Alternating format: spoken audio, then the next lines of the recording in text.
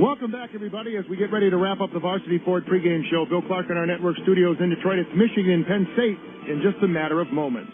Too busy to go to the post office? Request a free carrier pickup today at USPS.com/pickup. Your letter carrier will take your packages the next delivery day. And visit Buffalo Wild Wings today and try their new Naked Tenders. Fresh, tender, all-white meat chicken, skewered and grilled to perfection. Visit BuffaloWildWings.com for the location nearest you. 3 seconds to go in Columbus. Ohio State is going to defeat Michigan State 35-24. Also in the fourth quarter, Minnesota continues to lead Wisconsin 34-31.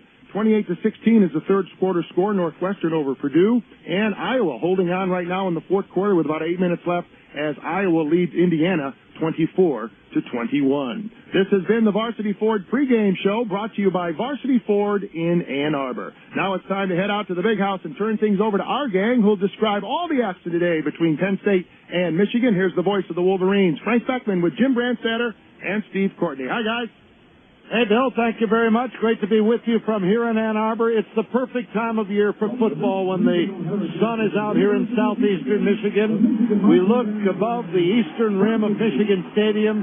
The trees are beginning to change color, and it just reminds you why it is such a special time at this portion of our year here in the state of Michigan to be in Ann Arbor. College football at its best, Michigan and Penn State, two legendary programs. The colorful crowd dressed in a whole lot of maize today, and they look like trees changing colors too, Jim, as we get set for action. Well, it's my favorite time of the year, the fall in the Midwest, particularly in the state of Michigan, where you have this great venue, Michigan Stadium, full of such history and full of such great memories for all of us. And you come in here, and here you go, you get the 2005 version of a great matchup between two spectacularly successful programs in Michigan and Penn State. And this game brings also with it, Frank, so much on the line. Michigan is 3-3. Its season, quote-unquote, on the brink. While Penn State comes in here nationally ranked after a great early run in the Big Ten Conference. So there's excitement abound and a great day, a great atmosphere, and a great place to watch a football game. Well, we're looking forward to the action. Joe Paterno is here in his 40th year as a head coach. Number 2 all-time in victories to Bobby Bowden right now. Bowden 7 ahead of him. Paterno looking for his 350th career win today as he faces the Wolverines, against whom he has lost the last 6 times the teams met.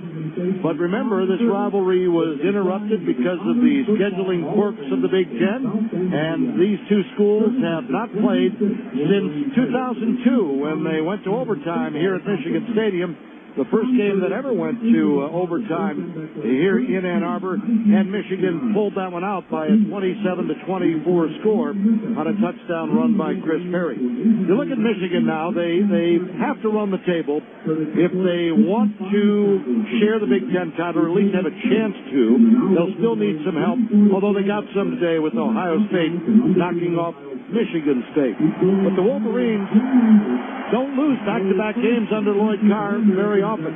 Not counting bowl games, it's happened only 3 times in Lloyd Carr's career that Michigan has lost back-to-back games during the regular season, and the last time it occurred was 1999 against Michigan State and Illinois. Michigan, also under Lloyd Carr, plays very well against top 10 competition. They have a 14-5 record. Penn State is 8th in one poll and 10th in another. So the numbers, the storyline, would seem to tell you that Michigan is due to bounce back today. But to do it, they have to stop a spread offense that is very, very dangerous in stretching you vertically down the field with Michael Robinson at quarterback and a lot of young talent at wide receiver. That's one of the biggest tests that they will face. A very talented Penn State offense with a quarterback that creates huge problems with his athleticism and his feet. The other big test they face is a defense, Frank, that has always been good, even during the down years of Joe Paterno. This year, because the offense has helped them out, the defense has seemingly gotten even better. So the Wolverine offense, which has struggled in the past, has got to pick it up today against a very quality defensive team. Well, as we take a look at our injury report presented by Nexium, we invite you to get to know the Purple Pill. The big problem in injury for the Wolverines now comes at the safety position. Both Brandon Engelman and Willis Behringer were hurt in the game last week. Neither one is expected to play today. We know Behringer won't play. Engelman is dressed, but it would be a surprise if he plays. That puts a lot of pressure on Jamar Adams at the one safety spot, and at the other safety spot, the pure freshman, Brandon Harrison. Down on the field, Frank, is another great moments that you talk about in the fall.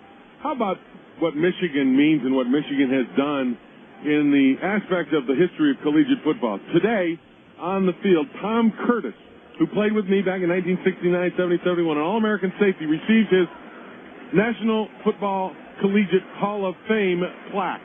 And he received it from this year's president of that organization, happens to be Michigan graduate Ron Johnson. Is that special? And what a great honor for Tom Curtis, and what a great moment for the president, Ron Johnson, to be awarding a Hall of Fame plaque to one of his teammates at Michigan as he acts now as the president of that organization. What a nice deal. When you have a school that is celebrating its 100th season of Big Ten football, that is all-time number one in victories, that has celebrated 42 conference championships and 11 national championships. There are some great people along the way who don the colors of the maize and blue and who carry that banner from generation to generation, from year to year, and that tradition is something that has never ebbed here at Michigan, even when a team struggles in the early going of a season. The long-standing tradition continues, and you know that you're just a week or two away, sometimes a season away, from turning it around and being right at the top of the heap once again. And it manifests itself with this crowd of over 100,000 again in here on a beautiful day to see college football, to enjoy the afternoon in the tailgate, and it manifests itself with Tom Curtis getting the Hall of Fame award from his teammate Ron Johnson. And now it manifests itself with the Wolverines, feeling all that loyalty and tradition as they head out onto the field and reach up and slap that Go Blue M Club banner at the 50-yard stripe.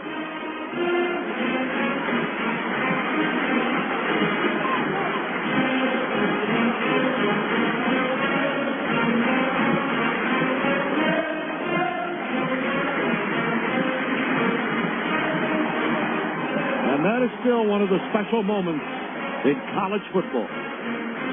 And in just a moment, the Penn State Nittany Lions, who do have their band here but today, by the way, for this big one in Ann Arbor, will be walking out of that eastern tunnel. And they'll come out and be led by their legendary 78-year-old coach, Joe Paterno, his 56th year at Penn State, 40th year as a head coach, and one of the legendary figures in college football history. You talk about tradition, and Joe Paterno represents that. His 40 years at Penn State as head coach now leave him 1 year short of the all-time record of 41 years at one institution. And I'm sure you know the answer to the trivia question, who's that? None other than a man who coached at the University of Chicago named Amos Alonzo Stagg.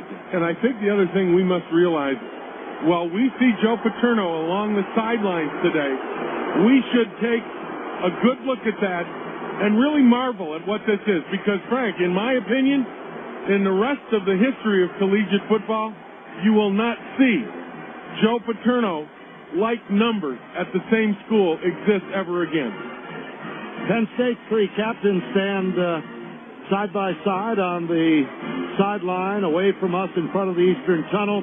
Paul Posluszny, who has been the Big Ten's Defensive Player of the Week 3 consecutive weeks coming to this ballgame. Nobody's ever been named Player of the Week in any capacity 3 straight times since they instituted the award. And now Posluszny has. He's over 70 tackles on the year. Quarterback Michael Robinson is over there, and so is the defensive back Alan Zamaitis, one of 4 senior defensive backs who started in that secondary for Penn State, and that's another reason their defense is so stout. The fellas at the defensive ends, Jim, Chamba Hali and Matthew Rice. Michigan's worried, especially about Hali lining up that left end spot against Reuben Riley, who's been playing through injury, trying to fill in for Jake Long and Mike Koloje over there. That's a matchup that really bears watching today, keeping Holly out of the backfield. Holly has great speed and quickness, and that gives the Michigan offensive coaches really a lot of pause because he can create problems in your backfield with that quickness. Well, the Michigan Wolverines will send out Pat Massey and Jason Avant for the coin toss in a moment. Right now, the color guard is poised to hoist the colors, and we enjoy our national anthem.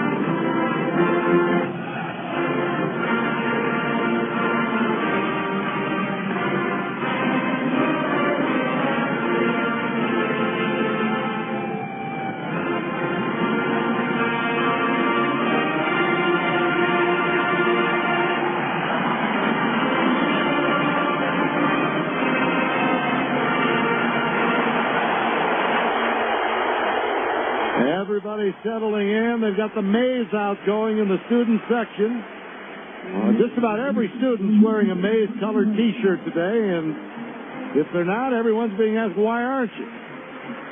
The ones that aren't, Jim, all seem to be wearing Michigan jerseys of one fashion or another. A lot of Chad Henne jerseys down there. I see a Mike Hart jersey or two as well. And this crowd is anticipating a comeback by the Michigan offense against one of the better defenses in the Big Ten and in the country.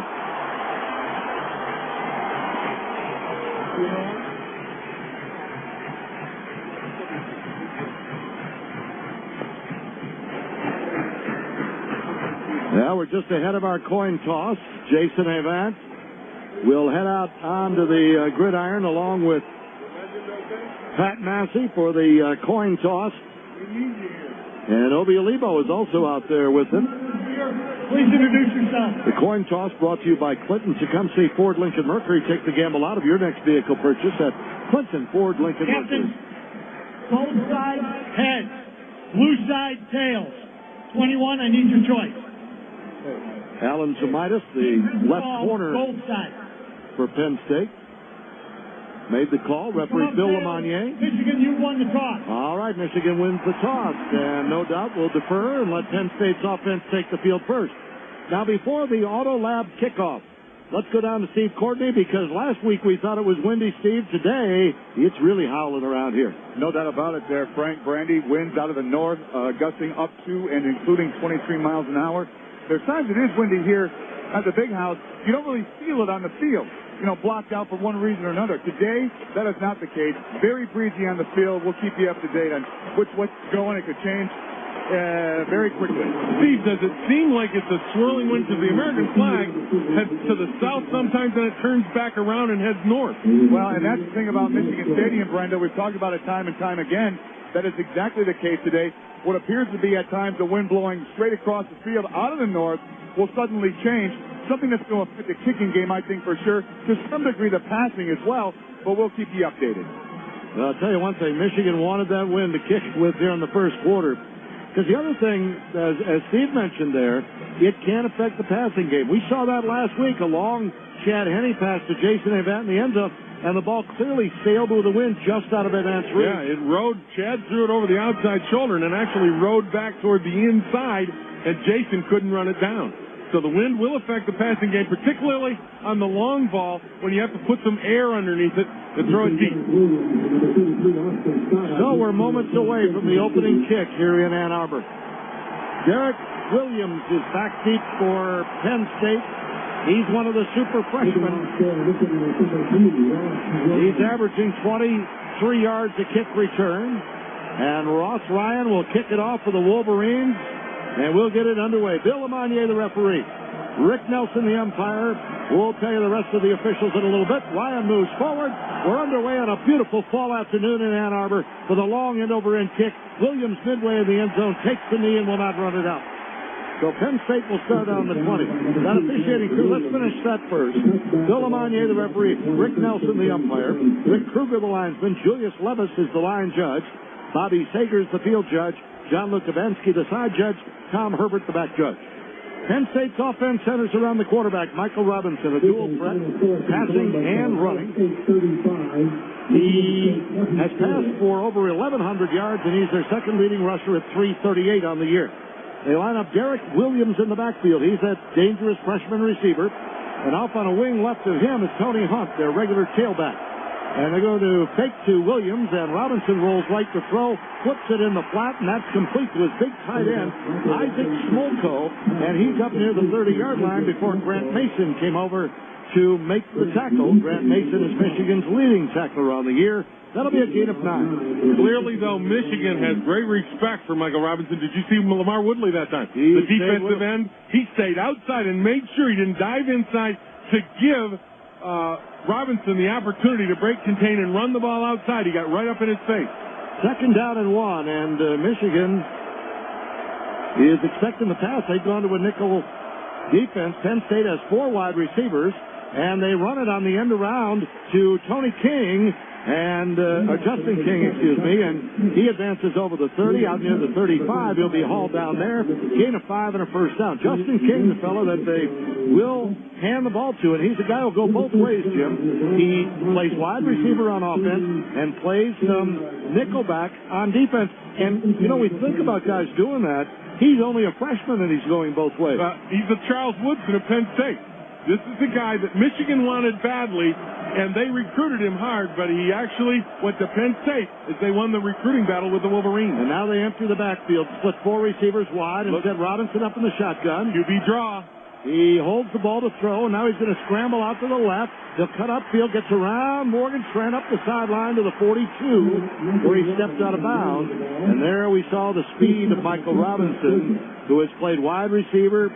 He's played running back. And this year they have settled on him strictly as a quarterback. His first career start was right here on this field 3 years ago in 2002 against Michigan, and he started at tailback that day against the Wolverines. And he is dangerous with his feet. That time Lamar Woodley got caught inside as the defensive end and let contain be broken to give Robinson the big run. 2nd and 2 at the 42, an I formation. And here's Tony Hunt, the tailback. He makes a nifty cut to his right off tackle, and he's up to midfield before he is wrestled down by Jamar Adams, filling in at strong safety for Brandon Engelman. That's another first down for Penn State. A gain of 8 as Hunt carries for the first time. And Hunt is a big, tough running back. He's got 225 pounds. He's 6'2", very hard to bring down. You will not take him with an arm tackle. Michigan, when Hunt's got the ball, must get helmets and shoulder pads on him, or he will break tackles. Michigan going with a 3-man front. Woodley, Watson, and Allen Branch. Prescott Burgess, Graham, and Harris at linebacker. Here's a toss. Derek Williams, the wide receiver in the backfield, coming around the left side on a counter play. What a great move he put on Massey and Trent. Gets up the sideline to the 40, and he's banged out of bounds by Adams at the Michigan 39-yard line. That's 11 yards for Derek Williams. This is such a versatile offense for Penn State. There you see a wide receiver in the backfield getting a pitch on an option, a counter option look, Jim, and boy, has he got moved. Well, he made Prescott Burgess look silly. He gave him a little bit of an inside move and just bounded outside. And that's where, if you're a defender, you got to come up in control of your body, or he will make you look silly. He did to Prescott Burgess there. Brandon Snow is the fullback in front of Tony Hunt in the eye now from the Michigan 39. And here's the handoff to that big fullback, and Lamar Woodley drills Snow right at the line of scrimmage and hauls him down for no gain. Boy, good fake, too, by Robinson. They run the fullback up the middle. The tailback looks like he's going right on a sweep. Robinson hands the ball to the fullback and then fakes the pitch, Jim, to try to influence the defense, but Woodley was not fooled. It's almost a misdirection. Even though it's a fullback dive up the middle, all that action that you're referring to, the pitch and all the action going wide, is almost a misdirection look when you give it to the fullback trying to bust it up over the middle. Jim, look who's in the game at right defensive end. Jeremy Van Alstine is finally back from injury. Here's the option right. Robinson will keep it upfield, and he'll get to the 36, and he is stood up right there by the gang tackling Wolverines. I see Jamar Adams in the pile, and he's the man who made the initial contact. It'll be 3rd down and 7. Good play by the sophomore safety filling in for Brandon Engelman. You've got Brandon Harrison, the freshman, filling in for the injured Willis Behringer at free safety. Grant Mason, Leon Hall at the corners. And you know the rest of the team up there. Dave Harris at one linebacker, Chris Graham and Prescott Burgess. And now Michigan goes to the nickel look with 3 wide receivers on 3rd down and 7 at the Wolverine 36. Robinson in the gun, sets to throw. The blitz coming. They pick it up. Pass over the middle is complete. And the receiver, Derek Williams, is nailed immediately by Jamar Adams at the 30. A yard or so shy of a first down. It'll be 4th down for Penn State. And this is a green light go for it for Joe Paterno, in my opinion, although he's coming in with a kicking team. Isn't he? Or is that, I believe they're going to try a field goal. I got to tell you, I'm surprised at that. I thought Joe would certainly go to an option look and use Michael Robinson's feet on a 4th down to try to get a first down here. Kevin Kelly is their field goal kicker, and he will try one into the wind. It'll be about 47 yards.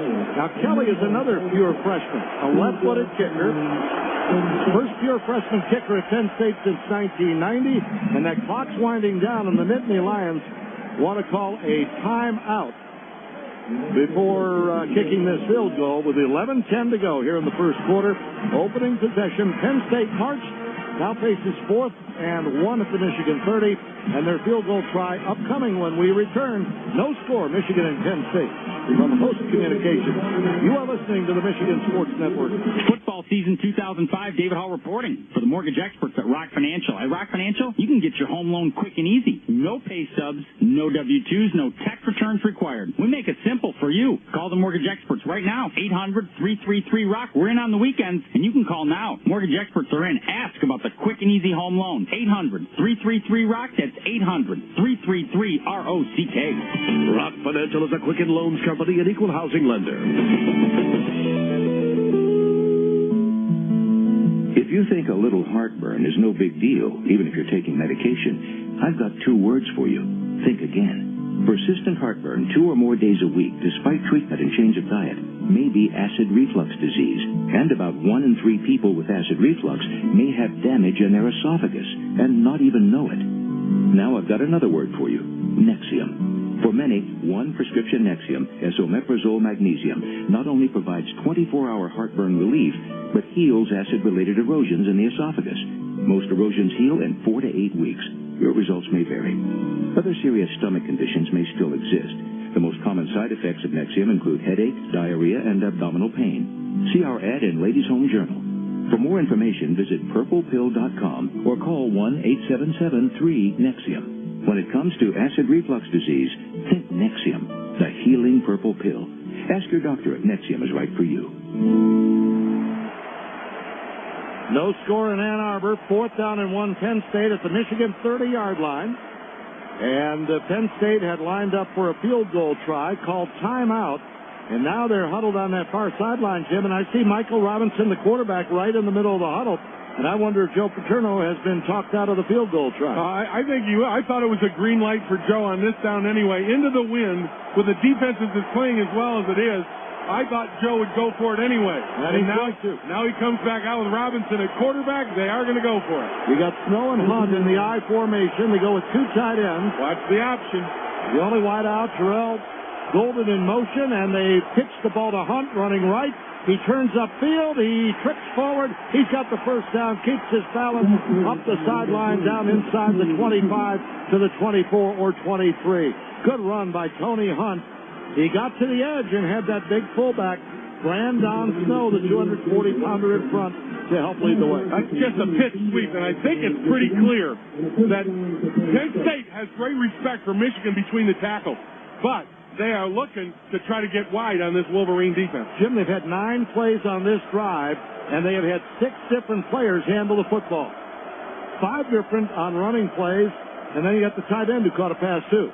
Here's Robinson to throw. Pumps once, now scrambles right, gets away from Woodley, makes a move on Burgess, gets inside the 20, and is tackled at the 19 by Morgan Trent, the nickelback. Boy, they've got some speed, don't they? They sure do. The one thing that Michigan did that time, Leon Hall took away the deep route. He looked left, and he pumped, and he wanted to go to that stop-and-go route to one of his speedy freshmen. It looked as though it was Derek Williams, but Leon Hall had it taken away. And it forced Robinson to pull the ball down and scramble out. Michigan football brought to you in part by the 3,800 CarQuest Auto Parts stores across North America. You'll find it at CarQuest Auto Parts. I formation, check that, in the shotgun now, and the inside handoff to Tony Hunt from the 18-yard line, and he dives off left tackle down to the 15. Graham and Harris, the two linebackers, made the stop. 3rd and 2 coming up for Penn State. You know, a lot of teams and a lot of people talk about Penn State and their spread offense. Look, I think in watching film of them that they get a lot of their scoring plays from regular sets, from the I formation and from two tight end looks. It's not always the spread that is the most dangerous set for this Penn State offense. 9:30 to go first quarter. This opening drive has been time-consuming. Penn State usually uses a lot less time. Now Robinson up under center with 3 receivers split wide, and Michigan wants a timeout. We have 12 men on the field, Jim. Yep. And that's a great job by Grant Mason, who noticed it and came running over to explain to Lloyd Carr why he called timeout. Well, that's very alert. Absolutely, because you're looking at 3rd and 3, and a penalty like that, if you stop Penn State, gives Penn State a free first down. Down in your red zone, you can't afford it. Penn State has had 17 scoring drives that have taken less than 2 minutes. Only 11 scoring drives over 3 minutes on the year. They've held the ball 5:38 on this opening possession. They're threatening. 3rd and 2 at the Michigan 15. Timeout. No score. You're listening to Michigan football. Sports Talk 1050. Bellavino Marketplace, the art of fine wine and food. Your next meal will be succulent with the area's finest meat. On the grill, in the oven, your family will truly enjoy the highest quality of premium meat. And you'll love the selection of cuts found at Bellavino Marketplace, located in the Plymouth Road Mall just west of US 23. You're hungry and you want something good for in your neighborhood.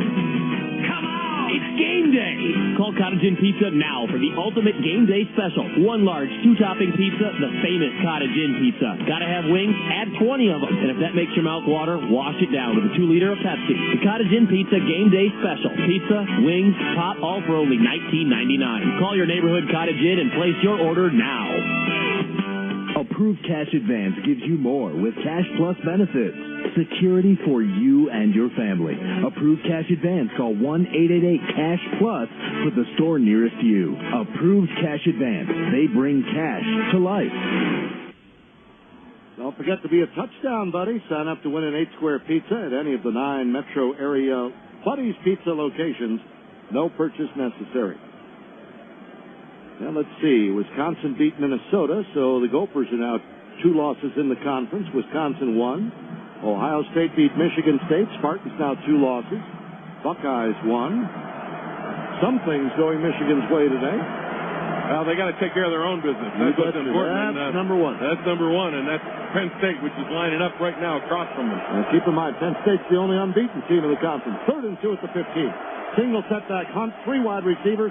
Robinson against the big blitz is hit by Branch in the backfield. Can't pull away entirely. He goes down at the 14. He winds up with a 1-yard gain, but it'll be 4th down again for Penn State, which converted the last time it had 4th and 1. But this time they're in a little closer, Jim, and Joe Paterno wants to make sure he gets on the scoreboard. You're in a game that's a tight one. You're on the road.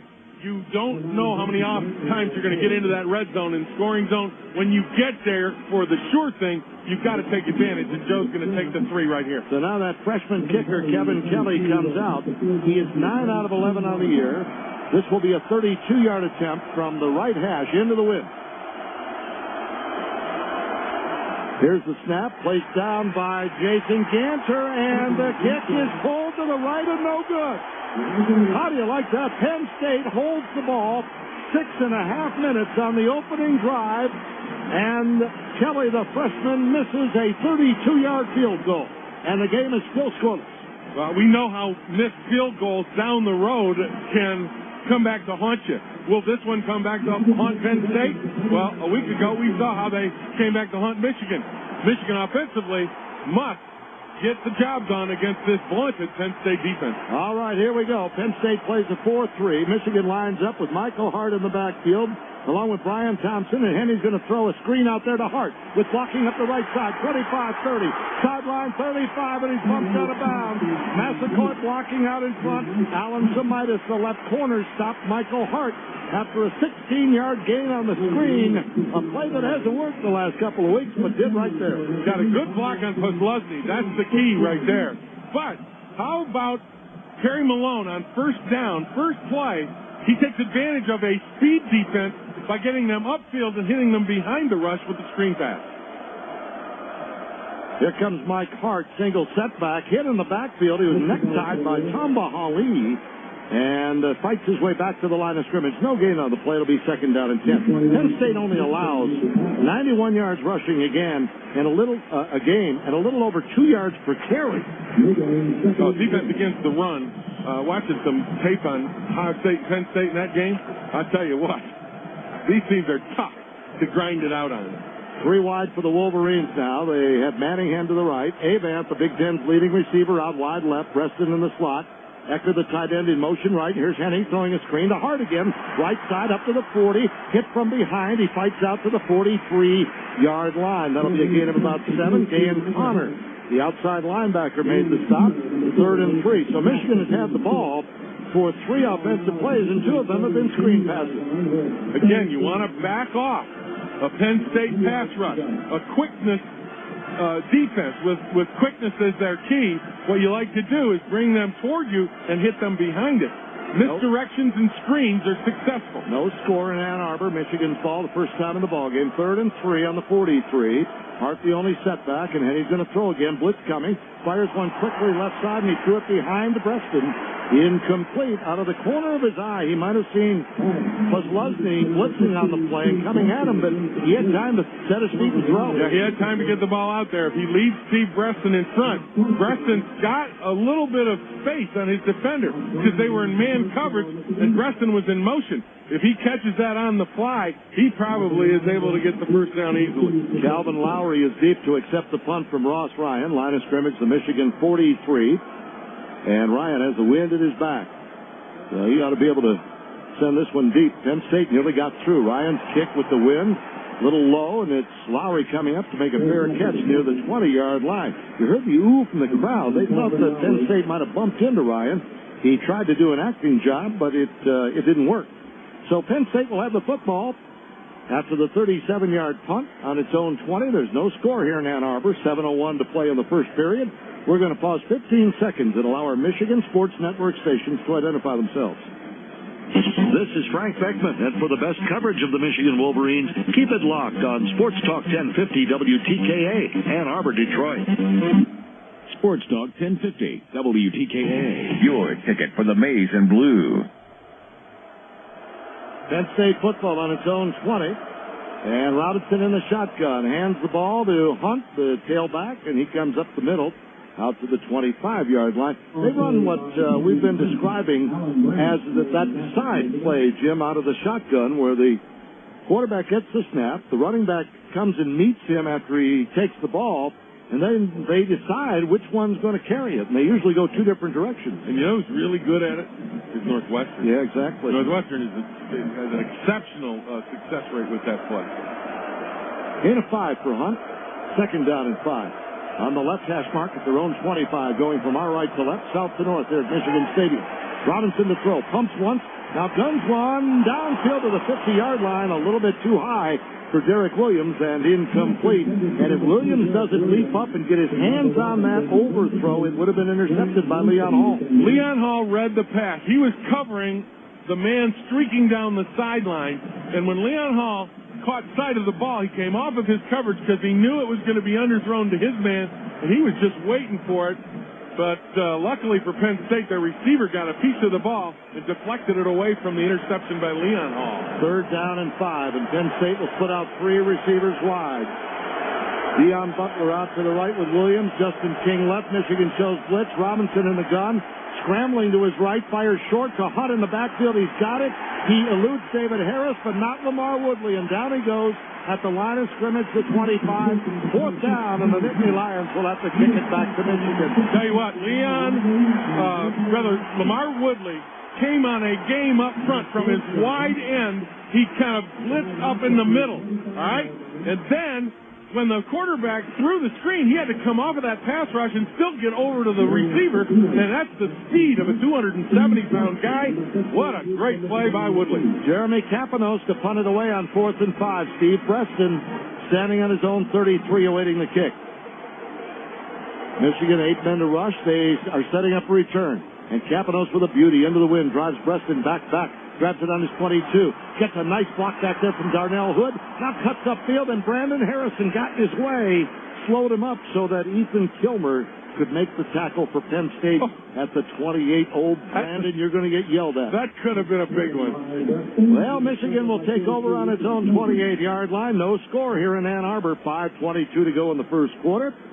From Host Communications, you are listening to the Michigan Sports Network. I look at it like this.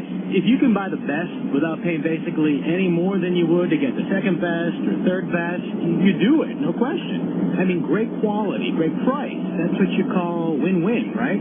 So why did I go with auto insurance through AAA? That's an easy question. They're the best out there, which you know because more people trust AAA for their insurance.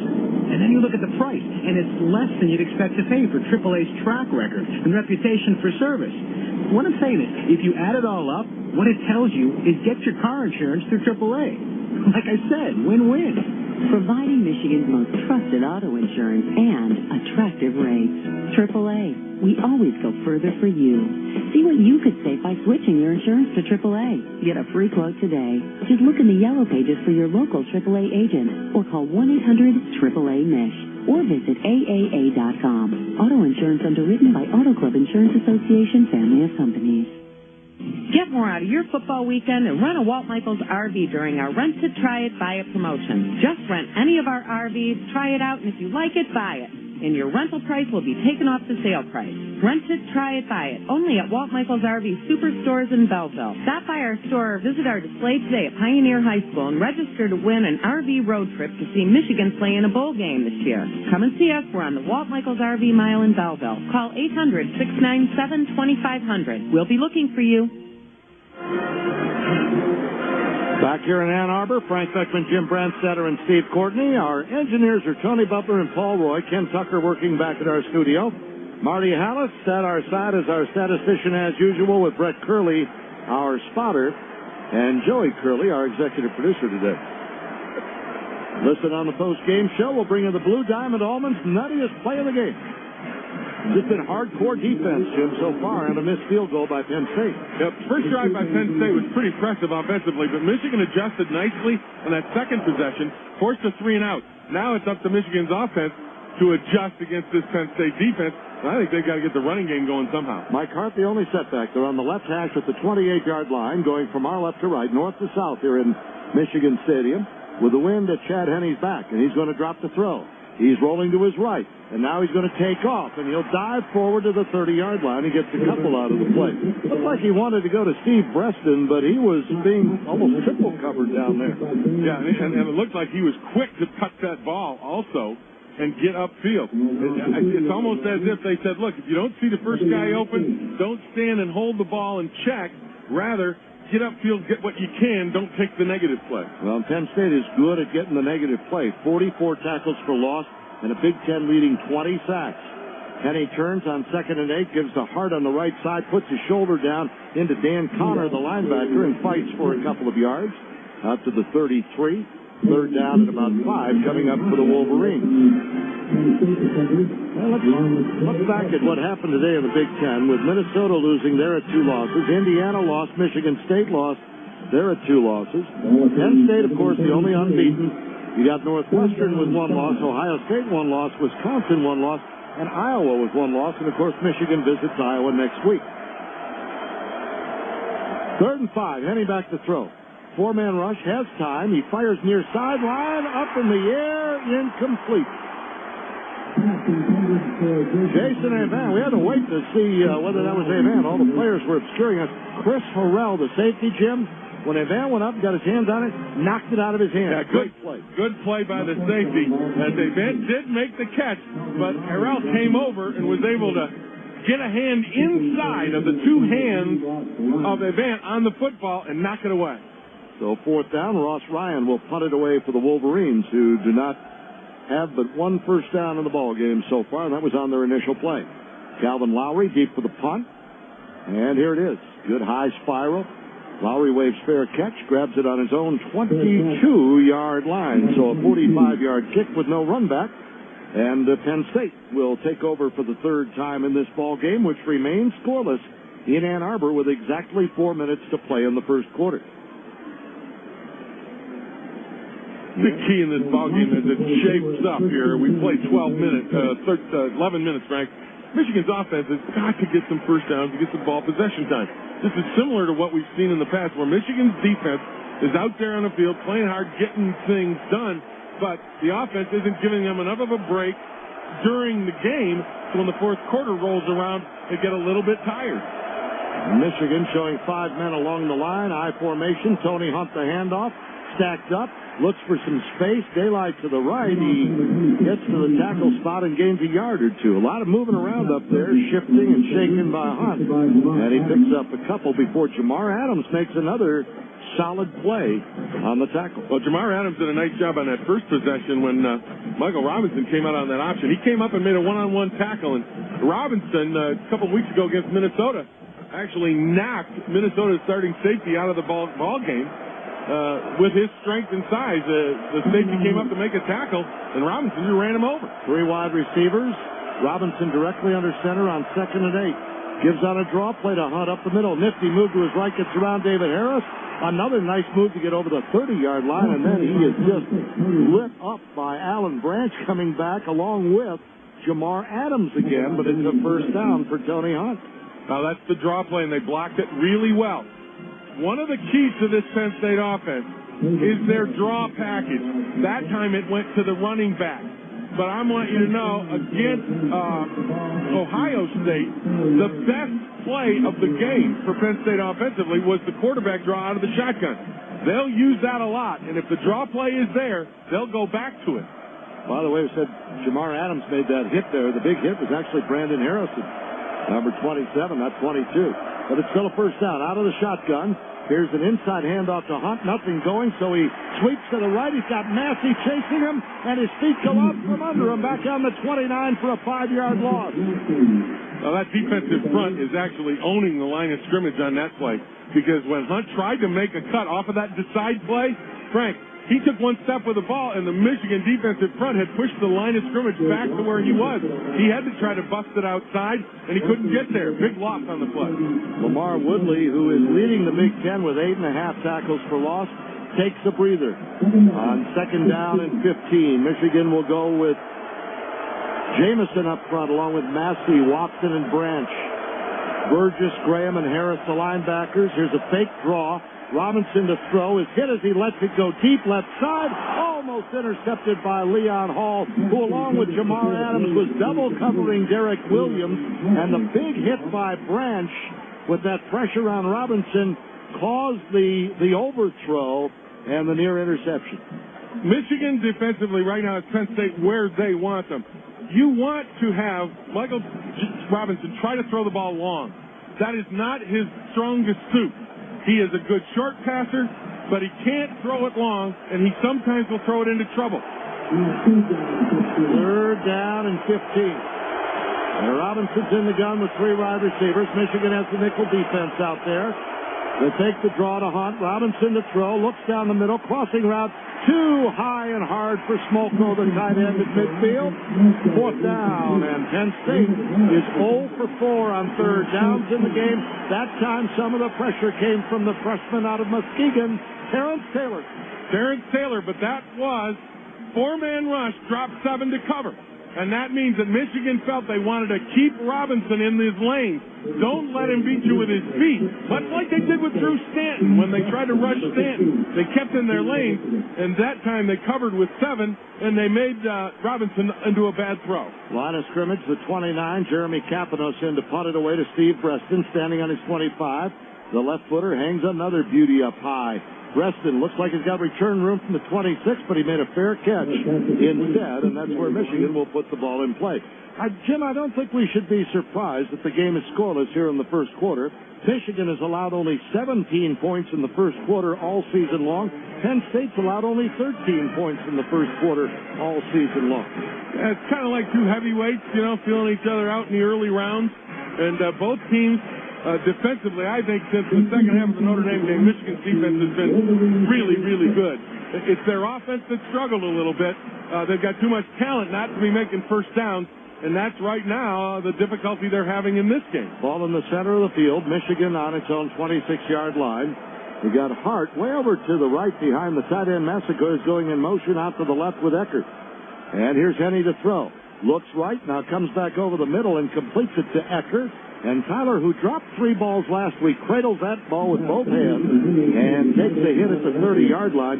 The middle linebacker, Kim Shaw, out of Livonia Clarenceville High School, made the stop. Shaw's an interesting story. He was a record-setting tailback in high school. Wanted to play running back. Michigan recruited him some. Penn State did too. But Michigan's Lloyd Carr said, look, we see you as a fullback. He wanted to play tailback, went to Penn State, started out on special teams. They moved him to fullback, and eventually he became the starting middle linebacker.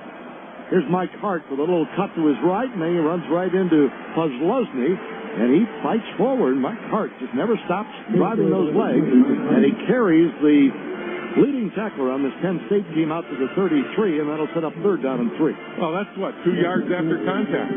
That's a good run by Mike Hart. Well, Michigan last week, 3 out of 14 on 3rd downs. They're 0 for 2 in this one so far. But Penn State hasn't converted either. They converted a 4th down, but no 3rd down. 3 wide receivers now for Michigan. They've got Avant and Breston out to the left, Manningham, the freshman, to the right. And Henny's going to give on a delay to Hart up the middle. High steps it over one man. A neat cut to his left to avoid Connor, the linebacker. A first down and more out over the 40-yard line. Nice run by Mike Hart. He got 7 yards on what may be the final play of the first quarter. 16 seconds to play. Clock stops while the chains are moved. Maybe we'll get one more snap. We'll see. Well, Michigan, maybe I take one crack at throwing deep with that wind, huh? No, I think they're going to let this go. Yep. Chad Henne calling the play in the huddle, but the clock's winding down, and he notices it now and says, let's switch in. So, good defensive first quarter. No score. Michigan and Penn State. The Nittany Lions missed a field goal after a long opening possession. We'll watch the teams change ends. Michigan will head from south to north and have it 1st and 10 on their own 40 when second quarter play begins. Michigan nothing, Penn State nothing. You're listening to Michigan football. Sports Talk 1050 WTKA. Your ticket for the maize and blue. Whether you're a homeowner, developer, business owner, or plant manager, when it's time to have electrical work done in your home or business, it's not the time to cut corners. The safety of your family and customers is too important. Be safe. Be sure with experienced union electricians. Call 734-424-0978. That's 734-424-0978 for your union contractors and electricians in Washtenaw County. IBEW Local 252. Your home is more than walls, floors, and windows. It's your space. Bridgewater helps you sculpt your space into beautiful, organized rooms using Marilat Masterpiece. This is Marilat's finest line of built-to-own, semi-custom cabinetry with more door styles, more stains, more glazes, more options. Take an extra 10% off through the month of October. Find the artist within yourself and the masterpiece within your cabinetry. From Marilat Masterpiece at Bridgewater Lumber, 600 East Michigan Avenue in Saline. Call 734-429-5494 or find them on the web at bridgewaterlumber.net. Frank Beckton, along with Jim Brandstetter and Steve Courtney back here in Ann Arbor. Michigan and Penn State are scoreless after one quarter. Tony Butler and Paul Roy, our engineers here. Ken Tucker at our studios. Marty Hallis, our statistician. Brett Curley's our spotter. Down on the sideline, Steve Courtney standing by with a man who's got a bye with the Arizona Cardinals of the NFL. Former Michigan quarterback John Navarre towering over Courtney on the sideline. October 12th, 2002, the last time Joe Paterno had the Nittany Lions in the Big House. 27-24 win in overtime for the Wolverines. Johnny Navarre, you threw for 2 touchdowns. Actually had your first rushing career touchdown. There was some game. Yeah, it was a special game. To be in overtime against a great team, and they played us tough. And I remember, at the end of the game, it started getting dark, and it was just a special feeling. And this one's, is starting up to be like that, and I'm glad to be here. That one in 2002, a special game, a special run for you here in Michigan. You were saying earlier, kind of a surreal experience for you being back at the Big House. It is. It's my first time being back and being a spectator, and it's something different. And I'm just trying to absorb it and take it all in and enjoy the game. All right, John. Appreciate your time. Great seeing you again, as always. We're keeping track of you there in Arizona. The best of luck to you in your NFL career. Thank you. It's good being here. All right, there you have it, John Navarre. Boy, what a career he did have. Very silently here in Ann Arbor, fellas, but when his picture was on the big board before the game, got a great ovation. Most underrated quarterback, I think, in the last 25 years. How here. good did that have to feel after some of the booing he had to take during his career? Exactly. Ted Henne calling signals under center. Adam Krause out at the 40-yard line. First down, Michigan. Henne straight back in the hole to throw. Getting pressure, runs right, fires the ball. Caught by Massacoy. And he's knocked out of bounds at about the 42, just got a couple of yards. There's a flag on the play. Tim Massacoy this week, Jim, looks like he has got a little smaller wrap on that injured right hand. We've got holding against Michigan, so this one's coming back. Holding, 57 on the offense, 10 yards, previous spot, receive first down. So the call goes against Adam Krause, the center. I tell you, he's got a smaller pad. He had that broken hand. Well, that was a fine catch with his hands. I mean, it looked as though he didn't have that soft cast on. It's a little bit better or flexible protection for that wrist. And, boy, he made a fine catch with his hands on that play. First and 20 now, back on the 30. Penn State has had the ball for 10 minutes, 24 seconds in the first quarter. Michigan 4:36. There's a handoff inside to Kevin Grady, who checked in at tailback there, and he gets out to the 33 for a pickup of 3. They just tried to fool him with that quick hitter and the inside handoff. Yeah, I tried to spread him out a little bit and get Penn State thinking Michigan with a long yardage is going to go back and pass and get a big pass rush upfield and sneak Kevin Grady in there behind it. But instead, Penn State was ready. Decent gain on the play, but still, holding call to come back from. At least it happened on an early down, so you got 3 downs to try to make it up. Mike Hart and Will Paul both in the game. Paul is on a wing right. Ecker, the tight end, on the left. Carl Tabb is split left. Avan out to the right. Now Paul splits out to the left. Here's Henne to throw. Under pressure back there. Runs up the middle. He'll be sacked back on the 31 for a loss of 2. By Tamba Hali, and that'll be his Big Ten leading 6th sack of the year. You must protect the quarterback better than that. I mean, Chad did not have much time to get anything going in there. Just one of those things where the offensive line has got to be wary of games that Penn State will play up front. That time, a little zone blitz look. Well, Hali actually didn't rush him that time. It was Scott Paxson who came through and flushed Henne out of the pocket, and Hali was waiting for him to get the sack. 3rd down for Michigan, 19 to go from their own 31. They got to get to the 50-yard strike. 3 wide, and Henne to throw. He's going to set up a quick screen to Ecker, and he drops it at the 31-yard line. Well, he had Mike Hart going over there, too. There was a tight end and a running back going in the same area for that screen pass. And normally you only have one guy over there, and it looked like Henne wanted to go to Tyler Ecker.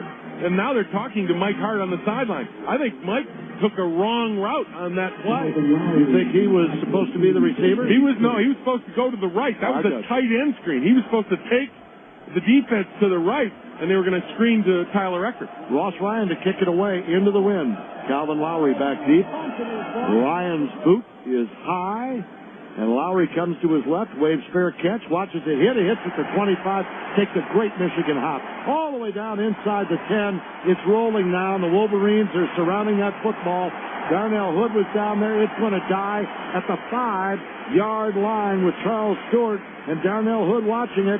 A 64-yard punt for Ross Ryan, and the Wolverines have pinned the Nittany Lions back deep after Ryan's longest punt of the year. Timeout on the field. No score here in Ann Arbor. Michigan and Penn State. And from Host Communications, you're listening to the Michigan Sports Network. Football season 2005, David Hall reporting for the mortgage experts at Rock Financial. At Rock Financial, you can get your home loan quick and easy. No pay stubs, no W-2s, no tax returns required. We make it simple for you. Call the mortgage experts right now. 800-333-ROCK. We're in on the weekends, and you can call now. Mortgage experts are in. Ask about the quick and easy home loan. 800-333-ROCK. That's 800-333-ROCK. Rock Financial is a Quicken Loans company and equal housing lender. When we got married, suddenly we had two of everything. 2 dinette sets, 2 dogs. 2 car insurance companies. This is a true story about true savings from State Farm. We had to get rid of a few things. Where's my chair? He had State Farm. And she had the gecko. His agent helped us compare. There was no comparison. This time, one of his things stayed. Find an agent today in the SBC Yellow Pages or visit statefarm.com. Like a good neighbor, State Farm is there. Savings based on home and automobile discount.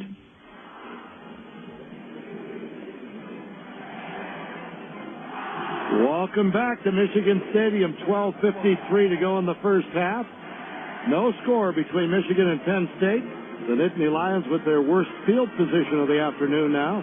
Back on their own 5-yard line after a great punt by Ross Ryan. Today's game is brought to you by the mortgage experts at Rock Financial. Call 1-800-333-ROCK. Tell you what's been impressive, who's been rocking some people out there, is Jamar Adams. You know, we've talked so often, and it's a cliche, really, Frank, but, you know, when somebody gets hurt, you know, the coaches say, hey, all this does is give another young man a great opportunity. Well, in this instance, look at what we've talked about. Jamar Adams getting an opportunity because of the injuries to Behringer and Engelman at safety. Here's Jamar Adams getting an opportunity and making the best of it, because we've called his name a couple of times on some really good plays. He played in 8 games last year. He's a sophomore out of Charlotte, North Carolina. And he's been in a lot of nickel situations this year. And now he's starting for the first time as a Wolverine. Penn State comes out to the left hash mark at their own 5 down at that north end of the field. That's the student end, and they're making some noise. I formation, Tony Hunt behind Brandon Snow in the backfield. Michael Robinson calls signals, brings Derek Williams, the receiver, in motion. He cut up There's a fumble early, but the handoff went to Hunt, and that ball did come out at the 6-yard line. It looks like Penn State got it back. Prescott Burgess is the man who caused the bobble, but down at the bottom of the pile, the tight end Isaac Smolko recovered. Now, we do have a flag, Jim. I thought they didn't call it. Derek Williams, number 2, was illegally in motion. He was running back to the line, and he started cutting upfield before the snap. And I thought they had missed it, but there's that flag down below, and they did call it. You give them the 2-yard gain, or you send them back? I think you take the down. Make it 2nd down and 8? Or 1st down and 12? I take it 2nd and 8. I don't think Lloyd Carr realized there was a flag either. And now they're coming over to explain it to him. It's the field judge, Bobby Sager, saying, Coach, we got a penalty there.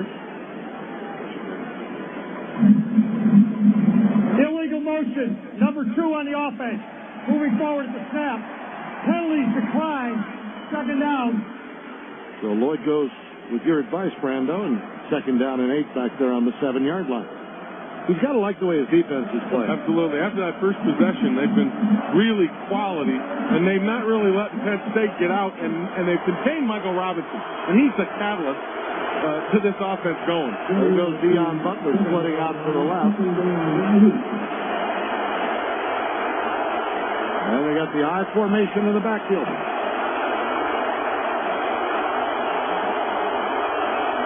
Long snap count here for Robinson. He turns, gives to Tony Hunt up the middle, fighting out to the 10, busts the tackle, cuts left out to the 14. And from behind, Lamar Woodley hauled him down. Good run of 6 yards, 3rd and 1 coming up. Yeah, this is a fellow you mentioned earlier. He's big, 6'2", 224, and you got to wrap him up. If you don't wrap him up, he's going to get yardage because he's a big, strong back. He's coming out of the game. I think he got bell rung a little bit on that run. That's Michigan's leading tackler.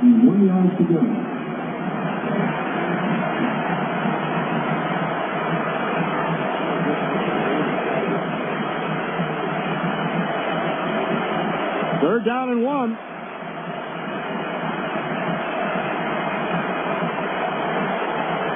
Penn State huddling back there inside the 10. The line of scrimmage is a 14. Well, this is where the crowd comes into it, because if they make a huge amount of noise and you get a false start call against the offense, you can get them into a 3rd and 6. Morgan Trent in the ball game for Grant Mason at that corner.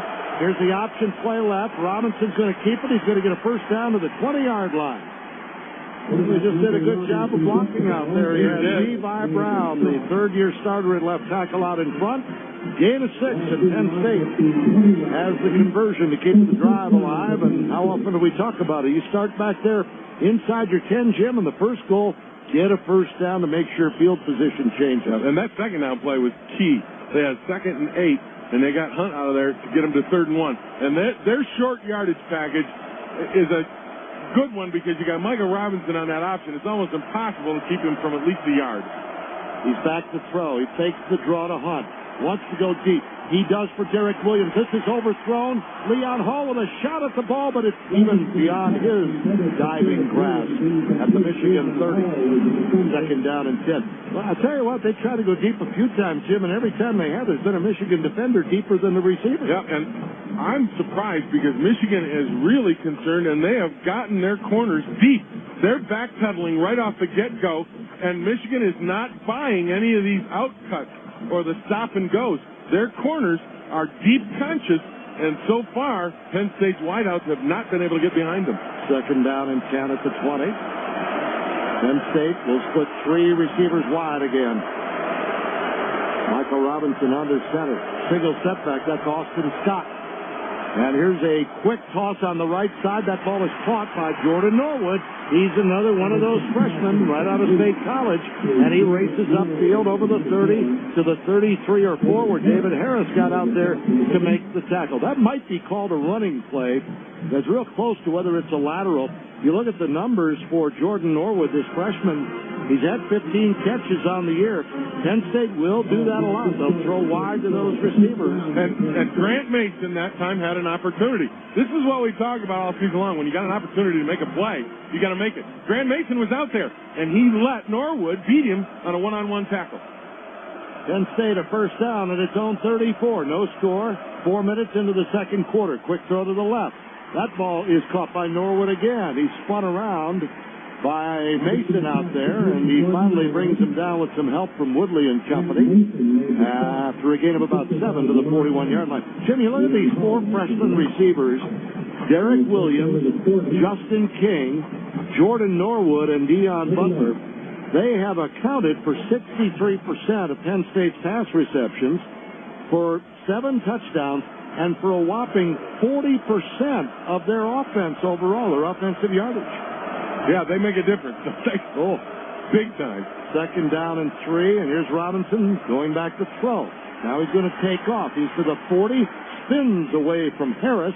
Massey wraps him up. He's close to a first down at the 43. Later on during halftime, we'll bring you scores from around the country, presented by the U.S. Postal Service.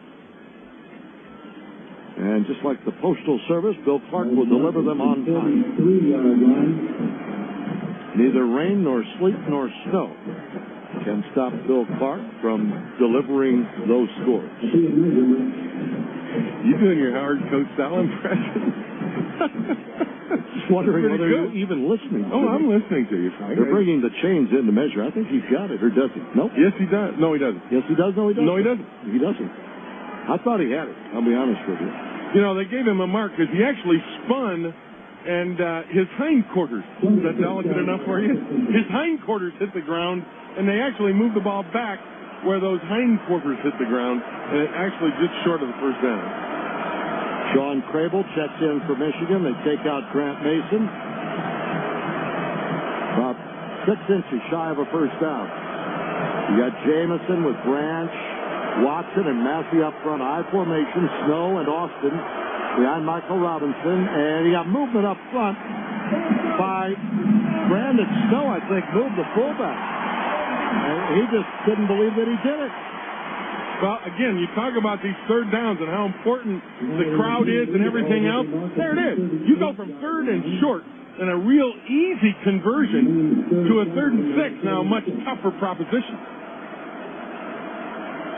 I thought I saw the right tackle, Andrew Richardson, move. Actually, I think they called it on him because the umpire threw the flag, didn't he? Well, they'll split 4 receivers wide. Empty backfield. Now it's 3rd down and 6. Watch the 38. Watch the QB drop. Michigan with the 5 defensive backs. Richardson's going to throw. Left side. Gets Derek Williams on the flat. Breaks 2 tackles up the sideline. He's in the clear. Chased from behind by David Harris inside the Michigan 30, and he stepped out of bounds. They're going to mark him out back at the 37-yard line. That'll save Michigan 10 yards, but boy, they hit him on that quick toss out in the left flat while he was moving forward, and with that great speed, Derek Williams took off down the sideline for a gain of 25 yards and a first down. And you see a pattern developing, don't you, Frank, where Penn State's now trying to get the ball outside of this Michigan defense quickly with the quick hitch passes to their playmakers. And that's what they've done. They've gained good yardage on this drive with 3 of those plays. No score, 9:34 to go here in the first quarter. Penn State has moved from its own 5 to the Michigan 37. Toss sweep, Austin around the left side. Oh, is he drilled after he got a couple of yards. It was Prescott Burgess who came up and gave him a big old Michigan greeting with a bear hug and a stiff shoulder to the sternum. That came right out of the I formation. That's the pitch sweep to the short side of the field. And this time, Prescott Burgess did a great job of taking on the blocker, but keeping outside pressure. So that when the ball carrier tried to get out there, he's able to disengage from the blocker and make the play on the ball carrier. Well, that carry by Austin Scott. Penn State has now had 6 different players run the football today. Here's a blitz off the corner. Quick throw, left side. Caught by Deion Butler. He hit immediately and driven back by Leon Hall. Check that, Morgan Trent. And he'll be a couple yards shy of the first down. Michigan came with a corner blitz from Grant Mason, but with that quick 2-step or 3-step drop, they're never going to get to him, are they? No, they're not. They're coming from the field, too. The wide side of the field is where they're committing the extra back to get in there on the blitz, and Penn State's guessing right. But you know, Frank, Penn State hasn't been successful with the long ball. They've been successful with a short pass to the flat. And now they've got 3rd down and 2 at the Michigan 29. Single step back, and that's Derek Williams, the wide receiver. They're going to run an option left. Robinson wants to keep him. He's going to be swarmed, and it looks like he's a yard shy of the first down. Massey got right into the middle of it, and he made the first contact, but he had some company. Gabe Watson is down there at the bottom of the pile, and Jamar Adams, who seems to be on every play, and Prescott Burgess, too. It'll be 4th and 1. 3rd and short. Out of the eye. What do you expect? Option. And they've done it again. Michigan was able to stop it. Here's the key. Will Joe Pa here go with the green light, go for the first down, or bring the kicker in, try to get 3? And he's bringing in the kicker. Kevin Kelly, the freshman who missed his first field goal try at the other end of the first quarter from 32 yards, will try a 46-yarder with the win. His longest this year is 47 yards. He's 9 out of 12 counting his miss in this game. Isaac Smolko will snap it. Jason Gander puts it down. Kelly's kick is low and way short. It bounces in the end zone. It's no good again. And Michigan's defense does the job. 7:12 to go in the first half. Michigan nothing. Penn State nothing. The Wolverines will be taking over in a moment. You are listening to Michigan football. Sports Talk 1050. How would you describe a leader among leaders? We call them officers in the U.S. Army. If you're qualified, you can apply now to Officer Candidate School for the ultimate leadership training. Openings are limited. In Ann Arbor, call Army Sergeant David Spiker at 434-6772 to learn about opportunities in almost 50 career fields. Plus, how you can earn up to $65,000 to pay back qualified student loans. Stop by the Army office at 4695 Washington off between Carpenter and Gulfside and find out how you can become an Army of one. Paid for by the U.S. Army. Visit GoArmy.com for details. Beautiful night, isn't it? Yeah, the outdoor amphitheater is a great place. So what now? Well, what do you say we just head home? Can we walk down by the lake first? Sure. The falls are really beautiful this time of night. I love living at Hidden Lake. Live an extraordinary life in a community most only dream of. At Hidden Lake, Michigan's premier resort community. Choose a single-family home or live maintenance-free in a luxury condo. Relaxing, fun, and natural beauty invite you home. Just minutes from US 23 between Brighton and Ann Arbor. For details, visit HiddenLakeOnline.com. Make the dream home. All Everybody, this is Bill Clark back in our network studios with this scoreboard update being presented by KeyBank and McDonald Investments. Well, finals in the Big Ten. Wisconsin comes back, a block punt with 30 seconds to go. Jonathan Casillas recovers it in the end zone, and Wisconsin surprises Minnesota 38-34. And Ohio State comes back on Michigan State down in Columbus. The final down there 35-24, and Iowa defeats Indiana 38-21. Buddy's Pizza, Detroit's original square deep dish pizza, is giving all Wolverine ticket holders $1 off any 8-square pizza for every touchdown scored by the Wolverines this season. Offer must be redeemed during the week following the game. And now let's send it back out to the big house and Frank and Jim. Guys? Thank you, Bill. Welcome back to the game presented by AmericanMetalRoofs.com. How about that? Wisconsin blocks a punt in the last minute and recovers it in the end zone for the game-winning touchdown. Unbelievable, huh? You can never put it in the win column. No, you can't. Until it's over. Until it reads 000 on the scoreboard. Will Paul in the eye in front of Mike Hart. Henny, quick throw right to Avent. Got it. Fights upfield against the Midas corner and struggles for an extra yard or so. He got about 4. Page right out of the Penn State playbook, huh? Yeah. Throw it over there to your athlete in space and let him do something one-on-one. Michigan gets 5 out of that first down throw. Penn State with 4 seniors starting in the secondary. They're the only team in the Big Ten that can say that. And how unusual is it to have 4 seniors starting in your secondary? Only 4 schools in the country can brag about that. That's a lot of experience. Second down, Michigan, 6 to go on the 33. And now you got Antonio Bassett, quarterback in the shotgun. Takes the snap, races around the left side, 35, stiff arms an end, 40, over the 50, and all the way down to the Penn State 44-yard line. Chris Morrell knocks him out of bounds, and there is Michigan showing Penn State a little bit of versatility, lining up the freshman out of Jackson High School at quarterback in the gun and just running a pure sweep with him. Basic quarterback sweep, and that time Antonio Bass got a good block. The other thing that kind of gave it away is you had Will Paul out there split as a slot, and he sealed everybody inside to get Bass those 23 yards. What a move he put on Calvin Lowry with a stiff arm to keep it alive. Now Henny's back in at quarterback. First down on the Penn State 44, left hash. Both wideouts, Preston and Avent right. Henny, play action, fake the throw against the blitz. Fires right side. Avent breaking open, has it at the 25. Suttersmith can't get around Lowry. The safety knocks him out of bounds at the 23. A gain of 21, and give all the credit to the offensive line and Mike Hart for stopping the big blitz. That's why everybody in the secondary was in man coverage. Chad had to have the time, and he threw an absolutely perfect pass to Avent. But he doesn't have the time if Hart and the rest of that O-line doesn't do a good job picking up a blitz from Penn State B. When you protect Chad Henne, what a difference. What a great throw. He's 5 out of 8 for 52 yards in the game. Michigan on the move at the Penn State 23. Carl Tabb in motion left. 3 receivers wide. Here's a draw play to Hart. Up the middle. Shifting move to try to shake Harrell, the safety. Can't do it. And he cuts back to the left. A 2-yard gain to the 21. I got to tell you, know what that play is? That's right out of the Michigan State playbook. That's that counter. You kind of a what do they call it? A counter sprint draw. Sprint draw. Yeah, a sprint draw, but it's a counter. Where I knew you gave me 3 tries. I'd get the answer on that. Well, Henny takes the ball and actually goes like he's on a rollout, and Hart stays there. He hands it to Hart on a draw, and then he cuts back where Henny just left. Nice little play. Looked like Mike had more room than he finally ended up with. Well, that's because the strong safety Harrell stayed at home, did a great job. Here's Bass again at quarterback, and he's going to run the draw out of the shotgun and gets about 3 yards down to the 18. They split Chad Henne out with Bass in the lineup. He lines up in the gun, and Jim, he can throw, too. I mean, that's for everybody who doesn't know. He was a quarterback in high school. That's the thing that Penn State has to be careful of. If they run Antonio Bass every time he's in there, Penn State pretty soon is going to say, run, watch the sweep, watch this.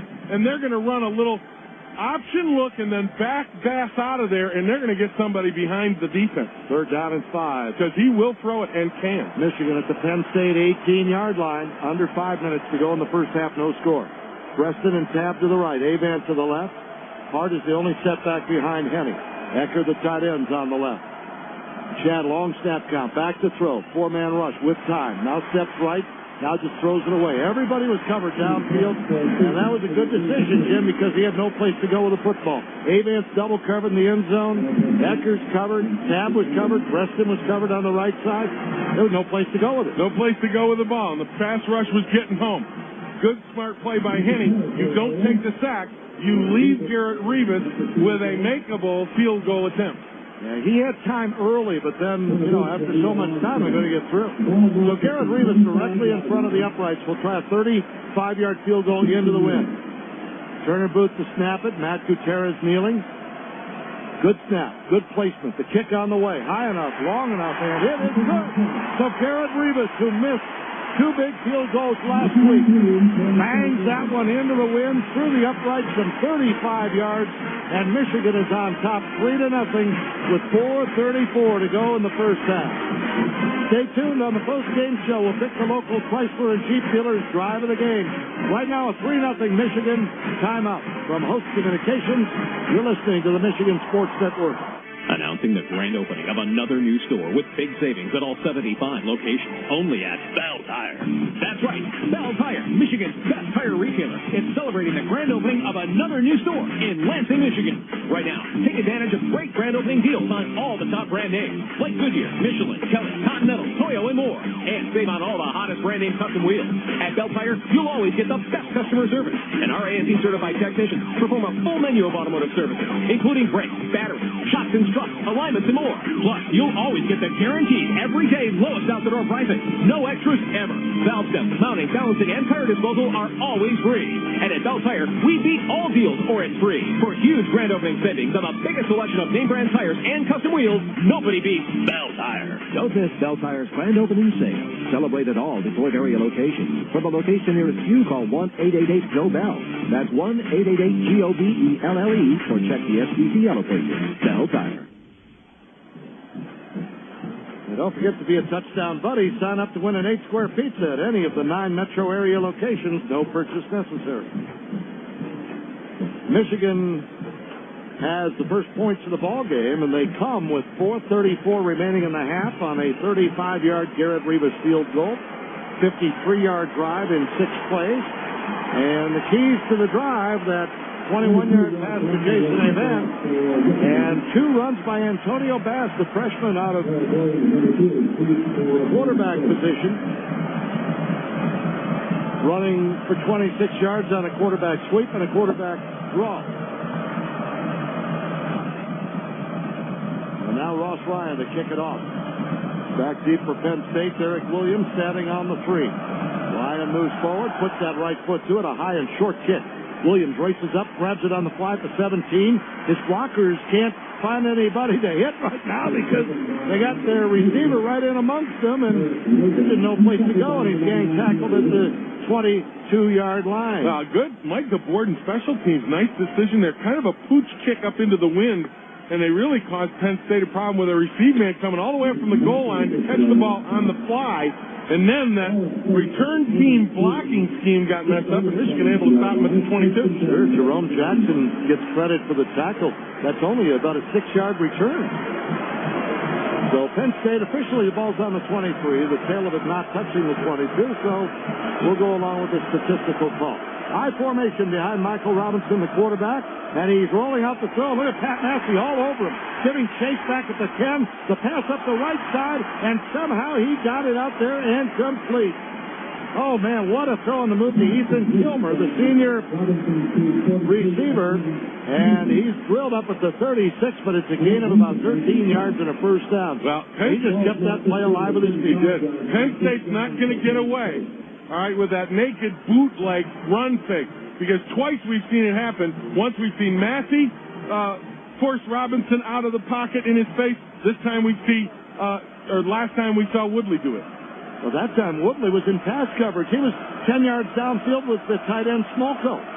First down, Penn State on the 36. And off a play-action fake, here's a quick throw on a slant. That is complete to Jordan Norwood. And he's up near midfield, tumbling to the ground with that grab. And Penn State very quickly on 2 throws by Michael Robinson has picked up 27 yards, and we get a flag down at the end of the play. Play's over, and we get a flag. Sideline warning issued to Michigan. First warning. That means all the players are too excited and getting too close to the field. And you know, Lloyd Carr puts John Falk, the equipment manager, in charge of the sidelines and making sure the players are back. So John Falk is now walking up and down, literally screaming at everybody, telling them to stay back, stay back. Well, that's only because he's going to get yelled at. That's right. It's self-preservation for John. 4 wide receivers. Michael Robinson's in the gun at midfield. 3:45 to go in the half. 3-0 Michigan. 3-man line for the Wolverines. And we've got flags flying. The left tackle or the tight end over there moved him. Isaac Smolko or Levi Brown. I'm not sure which. I think it was Smolko. Ball start, 67. Offense, 5 yards. Levi. First down. About 6'5", 322. I guess he's once that body starts moving, he's hard to miss when he's moving. There's some kinetic energy there, pal. So the walk-off moves the ball back to the 45. Second penalty on Penn State for 10 yards in the game. Michigan's had 1 holding call for 10. First and 15. 4 wide, single setback, and Robinson directly under center from the right hash. Dropping in the hole to throw, looking left, fires sideline. Derek Williams goes up, makes a nice grab, then sets his feet, and will try to run upfield, but Grant Mason's got him after a gain of 5. Penn State now going to the short pass. You know, they have gone to a slant, and the other one was when Robinson rolled out of there and was able to hit his receiver Kilmer.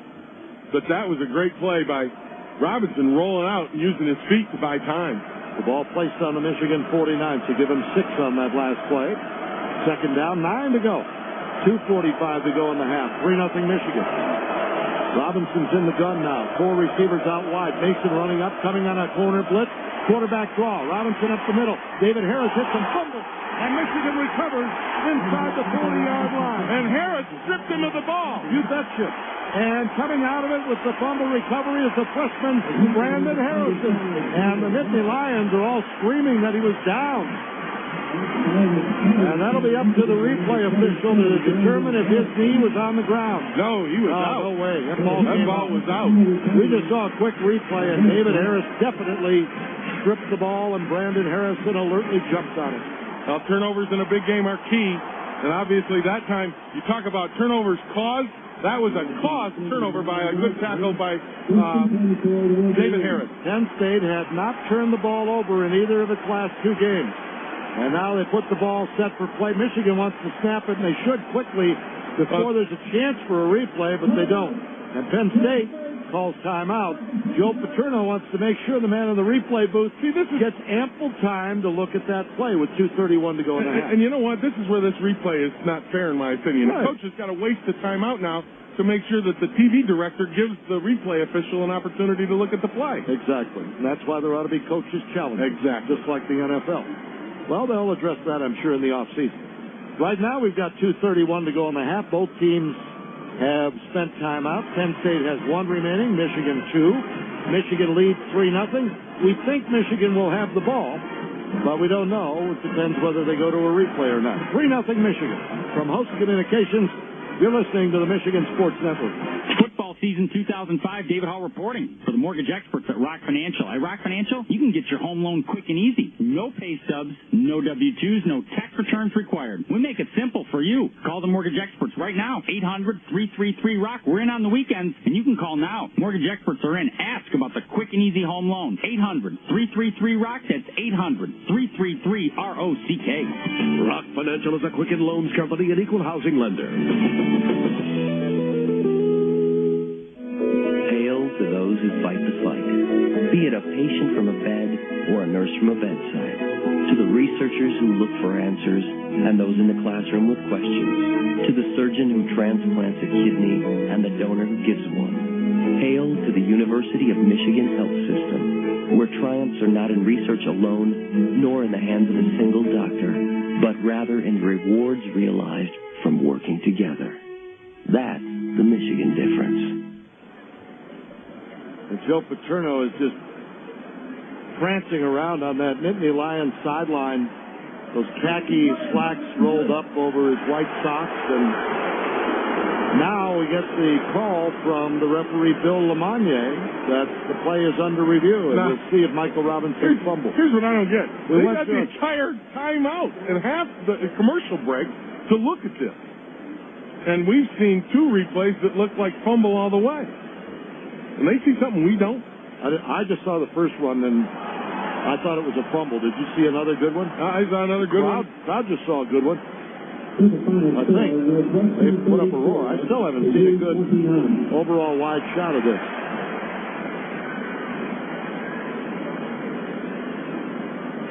Oh, there's clearly loss of control before the knee hit. Oh, the ball's out. Yeah. I agree. Here's the call. I mean, it's close. Following the review, the play stands as called. Fumble recovery, Michigan. First down. All right. First down at the 39 for the Wolverines now, and they have a chance to add to this lead. They lead 3-0 over Penn State. 2:31 to go in the half. 2 timeouts. Now, Bill Lemagne just said Penn State is charged with a team timeout. Of course they are. Yeah, they took it. They took it. Yeah, of course they are. Bill must be warming up for Sundays next year. Or what? Maybe. You never know. Maybe he got a new job next year we haven't heard about? No, maybe there's a recruiter from the NFL that just sent him a letter. Single setback, Mike Hart at the 39. Henny's going to throw quickly, left side. That ball's deflected, and racing out to get it, Avance, because it might be ruled a lateral. Matthew Rice deflected it. The ball bounced out of bounds. It'll be an incomplete pass, however, but a heads-up play by Jason. Yeah, he's doing a nice job, and Matthew Rice did a nice job by Penn State that time. As he came on the pass rush, he got his head up, saw Henny in a short pass rush, or a short pass set, and then he just got his hands up. Never bothered to rush the passer, just got his hands up to knock it down. Second down and 10 from the right hash on the 39. 2:28 remaining in the half. 3-0 Michigan. Henny to throw. 4-man rush. Steps up, fires near sideline. Avan up, makes the grab at the 50, and it's shoved back from there by the nickelback Justin King. Look at that spot. Oh, they marked it 2 yards short of the 50. Man. At the 48. And that's short of a first down. I know. I thought he had the ball at midfield. That ought to be reviewed. Now it's 3rd down and 1 instead of a first down, and it's the 11-yard gain. Henny gives on a delay to Hart. Up the middle, squirms forward, and I think he got a first down. Well, that would have been an injustice if Michigan had not made it, because it was a real bad spot, I thought, on the pathway then. I did too, because when you said the 50, I figured, oh, good. I looked at the first down marker immediately to see if Jason had possession at the 50. He did. He did. And now we're getting a timeout. Are they going to bring in the chains? Yes. Yes, they are. It's close to, at first I thought said he had the first down, and it sure looks like he's got enough. The tip of the ball is nearly touching the 50-yard stripe. Right. I think he's got it by at least the length of the football. 1:58 remaining in the half. It is 3-0 Michigan. Well, I thought the spot on that previous play, though, was not a good spot. Look at Lloyd Carr. He's really upset. Michigan got it by 2 lengths of the football. And Lloyd's yelling, why are you measuring? You can't see that? And the other thing he's not bothered about is that they measured this one and the previous one where they don't spot it correctly. But all that's water under the bridge now. The players have got to get the job done with 1:58 left. First down at the 50-yard stripe. Henny will be in the shotgun now. Rustin out to the right. Pass in the slot that way. Massacoy and Avant left. Henny to throw. Looking left. Guns one to Avant. He's got it. He's slipped one tackle by Justin King, and then he's wrapped up by Dan Connor, the linebacker. Short gain of 3. Michigan lining up quickly. 1:40 left in the half. A lot of time. Second down. Call it 6 to go at the 46. Henny now under center. Hart behind him. Gets the hand up on a draw. Room to his left. Down to the 40. Cuts inside a block by Avant at the 35 to the 34. And Justin King just trips him up going by. It's a first down. A gain of 12. 1:26 to go in the half. 3-0 Michigan. And they got 2 timeouts. Well, Michael Hart has been making hay with the draw play this season, and that's another example of how he can get the draw play out there. Henny and the gun. They drew somebody. That's a free play. Offside. Throw it, Chad. Flag's down. Henny's going to run to the sideline and scamper out of bounds. I don't think he realized there was a flag. Oh, yeah, he couldn't have, because if I were Chad at that point, I'd throw the ball down there toward Antonio Bass and play jump ball. You might get an interference call, but he probably didn't realize that Penn State was offside. onside. That's Tamba Ali, the great pass rusher of Penn State. He's already got a sack in this ball game. With that hair trigger, that great pass rushers all come in a hurry. Oh, absolutely. They're off on the snap of the ball, and wham, they're in there. Nowadays, those defensive ends line up way wide, and they get in a sprinter stance, and they try to get upfield and turn that tackle's shoulder so they can get a run at the quarterback. First down and 5 at the Penn State 29 from the left hash.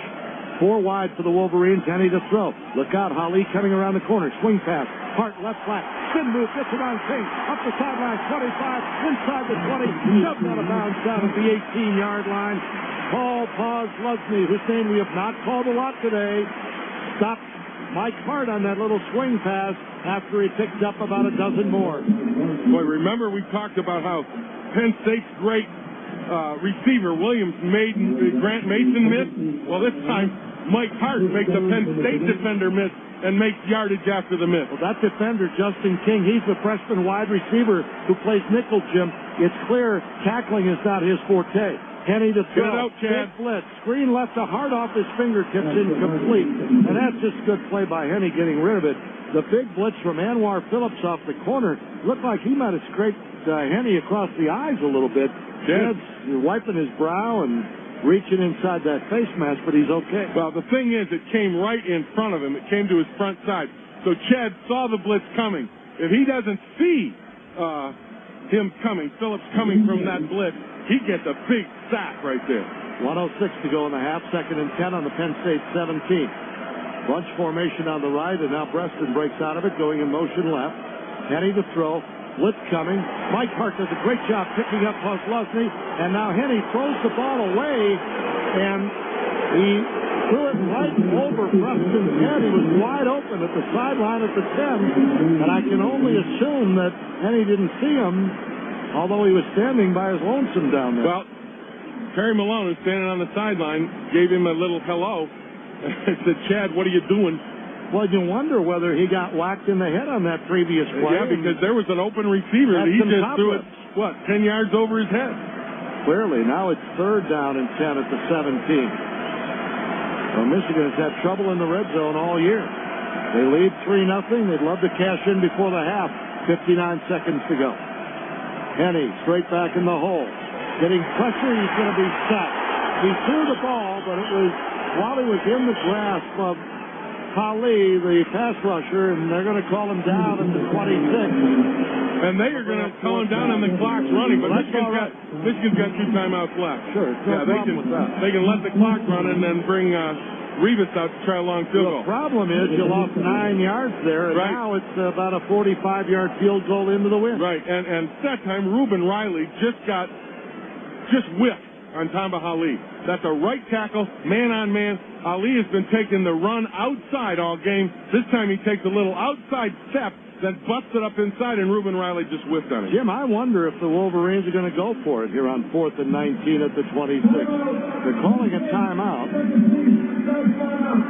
And let's see what they decide. With 14 seconds to go in the half, they lead 3-0. A 45-yard field goal would be the call, and they're going to roughly 45. Yeah, they're going to kick it because Chad Henne has come off the sideline, and he's now talking to Terry Malone on the sideline, the offensive coordinator, and around the huddle where the team that's going to take the field is Garrett Revis and the kick team. So Garrett Revis, who has accounted for the game's only points on a 35-yard field goal earlier in the second quarter, will try to make it a 6-0 lead. And the kick will be 44 or 45 yards. Garrett is 2 out of 4 from this distance. His long kick on the year is 47 yards. And Steve Courtney, he'll be kicking into that wind again, which continues to howl on the rim of the big house. You look down to the south end, the opposite end of the field, and those banners, those little flags they have at the top of the goalposts are really waving hard. Well, at times it is a stiff breeze going right into the face of Garrett Revis and his kick team. Unfortunately, there's a play clock because ideally what you want to do is just wait for it to die down like you do in golf, Frank, and then hit. No. Remember last week, Steve? Yeah, but I hope Garrett hits it a little straighter than I do. The Lee Trevino advice that I gave Frank. When it's breezy, swing easy. That'll be in your next book. The other Trevino phrase is the wind does not affect the well-struck shot. Same is true here. 44-yard field goal tried by Garrett Rivas. Just inside the left hash, and the kick is very, very low. And bounces down around the goal line and through the end zone, and looks like he might have tried to overcook that one a little bit. When it's breezy, swing easy, and I think you're right. He tried to overdo it, and he caught about the top half of the ball. I think if the snapper, Turner Booth, stood up, that ball might have hit him in the back of the helmet. It was that low. I'll tell you what, watching the replay, the hold by Matt Gutierrez didn't look to be particularly good. The ball was severely slanted back toward Rivas, so might not have been that good a hold that time. So Penn State will have 9 seconds on the clock, and Joe Paterno will just have Michael Robinson, his quarterback, take a knee, it appears. He does. And that'll be the end of a hard-fought first half, dominated by defense. Marty's stat sheet shows Penn State with 193 yards, Michigan with 126, and Michigan with a lead 3-0 on a 35-yard Rivas field goal late in that second quarter. Well, I think that if you look at this first half, you got to be pleased with the defense after the opening possession. Michigan really has done a great job. They've forced one. But offensively, once again, with 126 total yards in this first half, I know if you're a Michigan team with the kind of talent that's got out there, that's unacceptable. With 77 passing and just 49 on the ground, that's not the offense that you need to take with you to win big games. And that's where Michigan's got to do its work. Even though Penn State has 193 yards, the defense has played well enough to keep them in it. And more importantly, the all-important statistic is what's on the scoreboard. And that number for Penn State is a goose egg. Jim, Michigan's offense in that first half was rather stagnant until Antonio Bass came in the game and ran a couple plays at quarterback, ran a quarterback sweep, a quarterback draw, brought some real life to Michigan Stadium, and the Wolverines cashed in on those gains to kick a field goal. You look around the country now, you look at Penn State today with Michael Robinson, a quarterback who's got the wheels to run a little bit more and can also throw. Vince Young down at Texas, and you can go on and on. More teams seem to be going to a running-style quarterback. I wonder if we'll see more of this out of the Wolverines with Antonio Bass here down the stretch. You may see that down the road, but again, it all depends upon what kind of a quarterback you're going to recruit out there. If you get a quarterback like Chad Henne, who for the most part is a strict pocket drop-back passer, you're not going to be running a lot of spread offense where you force him to run the ball on sweeps or quarterback draws. My point is simply, will we see more of this out of Michigan this year with Antonio Bass? I think you've got to see it a little bit more, but again, you've got to pick your spot because you can't, run it in there all the time and try to make a 50-50 split with it. You still have to play your set offense and be successful with that set offense. With Michael Hart, Chad Henne dropping back and hitting receivers, and then you bring in Antonio Bass for a little change of pace maybe. But I think that's the way you go with it. You don't do it as a steady diet. So it's 3-0 Michigan at the half. Bill Clark standing by with our halftime show. Stay tuned to the postgame show. We'll take the local Chrysler and Jeep dealers drive of the game. Hey, Michigan fans, life comes at you fast. Do you have the best insurance in your game plan? Nationwide Insurance, auto, home, life, and financial. Nationwide Insurance on your side. All right, Bill Clark's got highlights and scores coming up next. At the half in Ann Arbor, Michigan 3, Penn State nothing.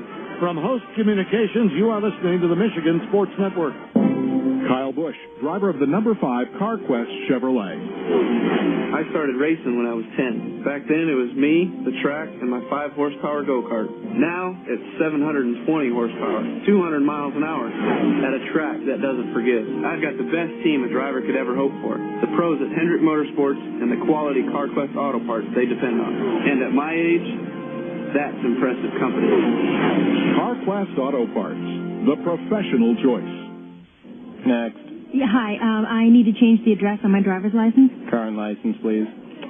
Your eyes are closed. Yeah, I know. And your hair is different. Yeah. You want a new picture? Oh, really? Yeah, we'll do a couple in case the first one doesn't turn out. You're kidding. No. Imagine getting more than you expect. At LaSalle Bank, we think more is precisely what you should expect. And with any luck, our philosophy will catch on everywhere. LaSalle Bank, making more possible. Hi, everybody, and welcome to your Neighborhood Michigan Ford Dealers Halftime Show. I'm Bill Clark in our network studios in Detroit. And at the half, a defensive struggle at the Big House. Michigan leads Penn State 3-0. Right now, let's pause 15 seconds to allow our Michigan Sports Network stations to identify themselves. The leaders and best for everything Michigan. Sports Talk 1050, WTKA, Ann Arbor, Detroit. Sports Talk 1050, WTKA. Your ticket for the maize and blue. Today's game is presented by AmericanMetalRoofs.com, and Michigan football is proudly sponsored by the Michigan Propane Gas Association. Use propane.com and see how you'll save by switching to propane. And Michigan football also sponsored by Bell Tire. Trust us, they'll make you happy you came in. That's a promise. Now let's check out the halftime scores from around the country, sponsored by the U.S. Postal Service.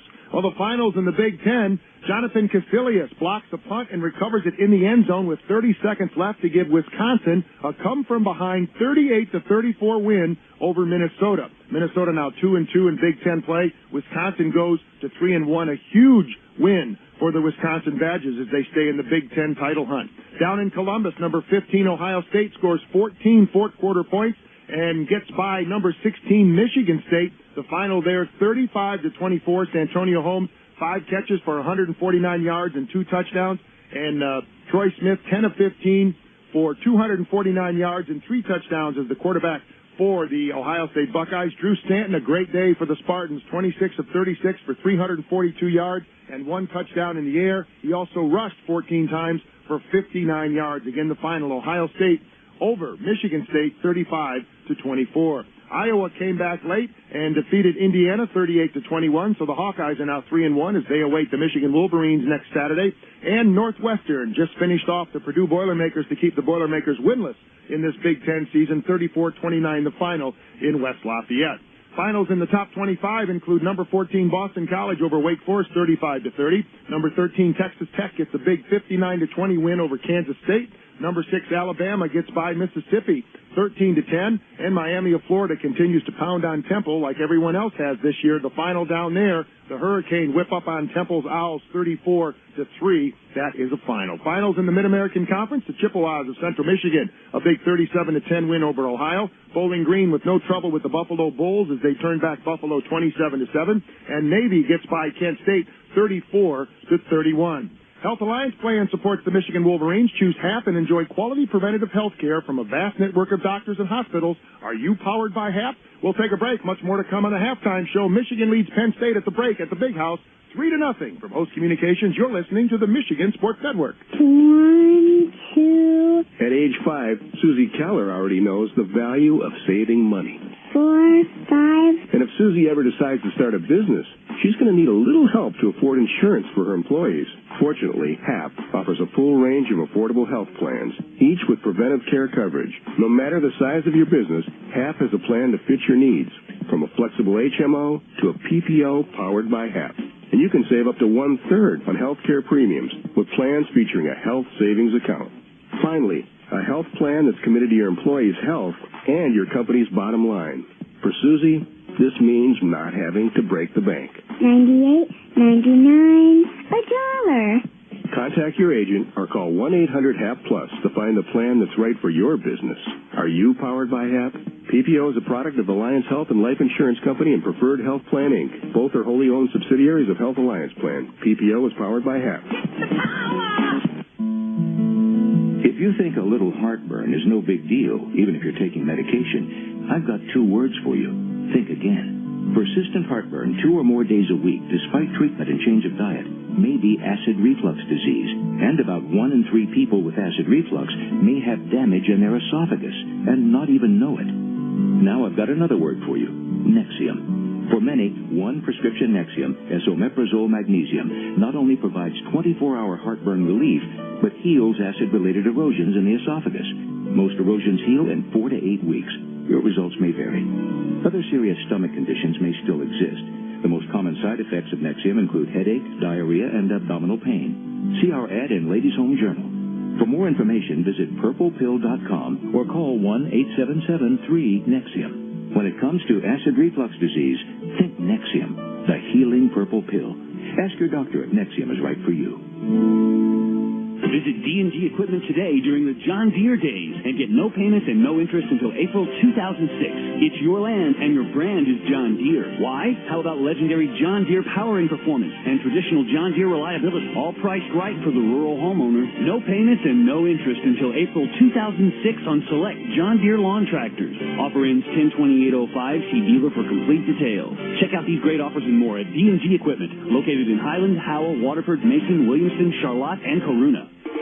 Welcome back, everybody. Your Neighborhood Michigan Ford Dealers halftime show rolls on from our network studios in Detroit. Bill Clark at the controls, and at the half, Michigan leads Penn State by a score of 3-0. Today's game is being presented by AmericanMetalRoofs.com. And LaSalle Bank is proud to support the University of Michigan football program. LaSalle Bank, making more possible. Well, now it's time for the State Farm Women's Report. Senior Teresa Feldkamp of the University of Michigan's women's cross-country team was named Big Ten Conference Runner of the Week after leading the Wolverines to a tie for first place in the 4,000-meter division of the Michigan Intercollegiate Athletic Meet. It is Feldkamp's first weekly honor of her career. Last year, Feldkamp helped the Wolverines to team titles at the Big Ten Championships and the NCAA Great Lakes Regional Championships, finishing 13th at the regional. She also earned academic All-Big Ten honors. Feldkamp and the Wolverines will travel to Terre Haute, Indiana today to participate in the NCAA Pre-Nationals. That's the State Farm Women's Report. Like a good neighbor, State Farm is there. And AmericanMetalRoofs.com, changing the way America roofs, one metal roof at a time. Let them install the last roof your home will ever need. AmericanMetalRoofs.com. At the intermission at the Big House, Michigan has a 3-0 lead over undefeated Penn State. We've got a break coming from Host Communications. You're listening to the Michigan Sports Network. Meet Dave. After eating at Buffalo Wild Wings, Dave's cheeks were so saturated with their 12 signature sauces, some thought he'd been moonlighting as a rodeo clown. Then Dave heard about Buffalo Wild Wings boneless wings. Juicy, delicious, all-white chicken that's easier to eat and less messy. So now people see the real Dave underneath. Boneless wings from Buffalo Wild Wings. We're not just changing wings, we're changing lives. Visit BuffaloWildWings.com for the location nearest you. Now's the time to own the RV of your dreams from A&S RV Center in Auburn Hills. Get tremendous savings on motorhomes, travel trailers, fifth wheels, and truck campers. A&S RV Center has a complete selection of top-selling brands like Pace, Aero, Discovery, Bounder, Revolution, Montana, Cougar, and many more. All priced to sell. Want to save even more? Start camping in a reconditioned, pre-owned RV. Sales, service, and rentals, their 45 years of experience sure to satisfy your needs. Visit A&S RV Center in Auburn Hills, just 2 miles north of the Silverdome. Call 248-373-5811 or click on asrvcenter.com. Executives, there's never been a better way to and from Metro Airport or your next business meeting or convention. All you need when you ride is Golden Limousine. Golden Limousine serves Southeast Michigan with professional chauffeurs and a wide selection of stretch limousines, SUVs, and party buses. Golden Limousine offers prompt personal service and always ready with the highest level of service available. Golden Limousine. Call 800-300-5151. 800-300-5151. Golden Limousine. Once a year, this Federated Insurance marketing representative goes behind closed doors after hours to ask her clients the tough what-if questions. Come on in. It's called the Financial Protection Review, and it's all about securing the future.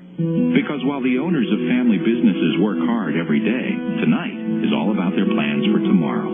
Federated Insurance, building our second 100 years of outworking the competition. Your Federated representative in Ann Arbor is Nate Goebel, and in Warren, call Matt Honan. Welcome back, everybody. Your Neighborhood Michigan Ford Dealers halftime show continues. I'm Bill Clark in our network studios in Detroit, and at the half at the Big House, Michigan leads Penn State 3-0. American Community, people who care, policies that protect. Call 877-AC-CARES for an agent near you. That's 877-AC-CARES for American Community. And Michigan football, proudly sponsored by Capital Mortgage Funding. They truly are the best mortgage banker. Call 1-800-LOW-RATE and by your local Chrysler and Jeep dealers. Well, in South Bend, in the second quarter, Notre Dame surprising number 1 Southern Cal 21-14. We'll update that score and others as we continue from our network studios in Detroit as this game progresses. This has been your Neighborhood Michigan Ford Dealers halftime show, proud to sponsor this broadcast of Wolverine football.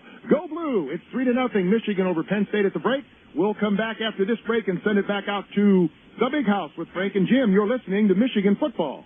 Sports Talk 1050 WTKA. You're hungry and you want something good. We're in your neighborhood.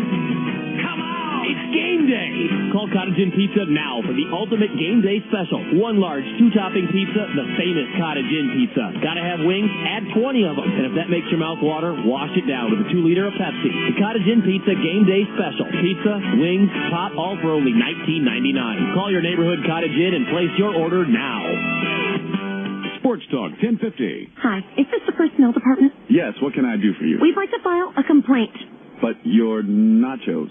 Nachos Bel Grande. I'm the new grilled chicken nachos Bel Grande. I'm grilled steak. And what would you like to complain about? Well, it's just weird crispy tortilla chips topped with nacho cheese sauce, sour cream, and in my case, grilled steak. You get a lot of looks. People leering. Well, grill marks are going to draw a lot of attention, and you smell delicious. Are you hitting on me? Introducing Taco Bell's new steak or chicken nachos Bel Grande. Grilled authentic carne asada steak or marinated all-white meat chicken give nachos Bel Grande that great flavor of the grill. For grilled taste that gets them every time. Think outside the bun. At participating locations for a limited time. All-white meat chicken available in the U.S. only. Craving a taste for late-night excitement?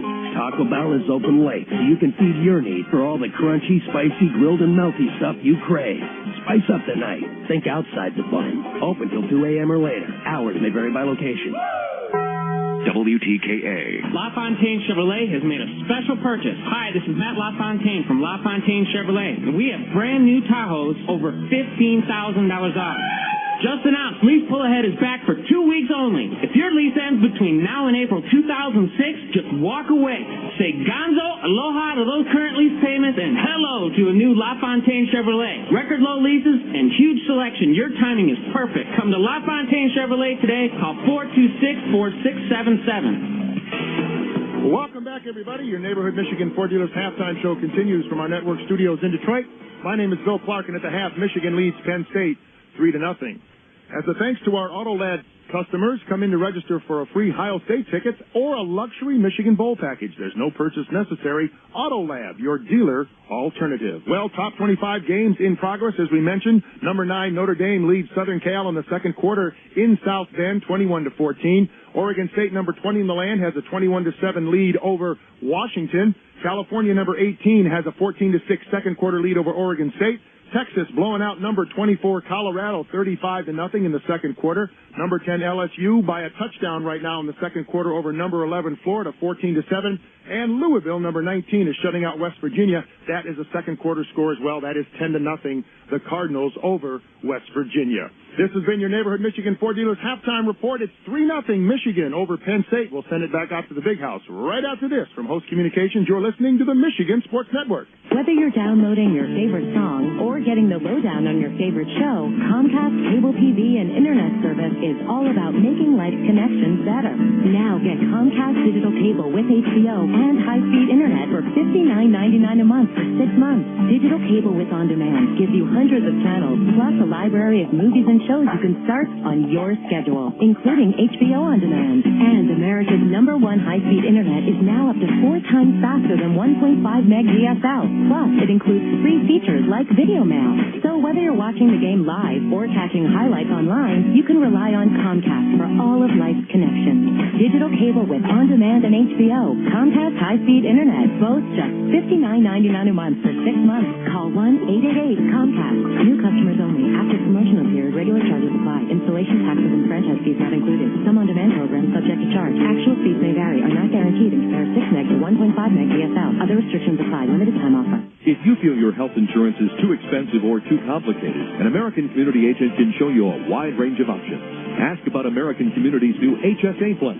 These affordable health products deliver flexible health insurance coverage with opportunities for tax savings and investment growth. They combine a qualified high-deductible health insurance plan with a health savings account fund to make insurance more affordable. American Community. People who care. Policies that protect. Call 877-AC-CARES for an agent near you. That's 877-AC-CARES. Frank Beckman along with Jim Brandstatter and Steve Courtney back here in Ann Arbor. Both teams are back out on the field now to begin play in the second half. Michigan leading it by a score of 3-0.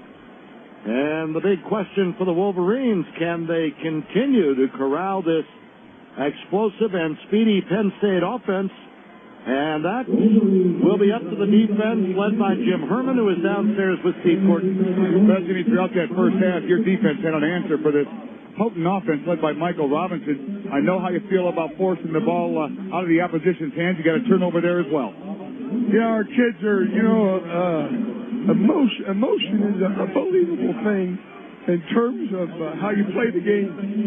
What we've got to do in this third and fourth quarter is to keep our emotion like we came out. We do that, we're going to be fine. All right, real good, Jimmy. Thank you very much. Good luck in the second half. Michigan with the ball offensively to start the third quarter. Back upstairs. I just hope Firms keeps his voice. Keep coaching those guys. You don't need a microphone, fellas, from field level, I can tell you that. I'm sure his defense hears it no matter how loud the big house or any other venue is. He gets his point across. Steve, I got to believe he's been doing a lot of coaching down there. Well, they're flying around right now, and, this defense, as we've discussed, fellas, from the second half of the Notre Dame game on, has played and put their team in a position to win most of these ball games. And like Jim said, he expects the same emotion here against an offense which you got to be very cautious with. You guys know that, and stay on top of things. Well, Penn State has been averaging over 400 yards a game in offense and better than 33 points.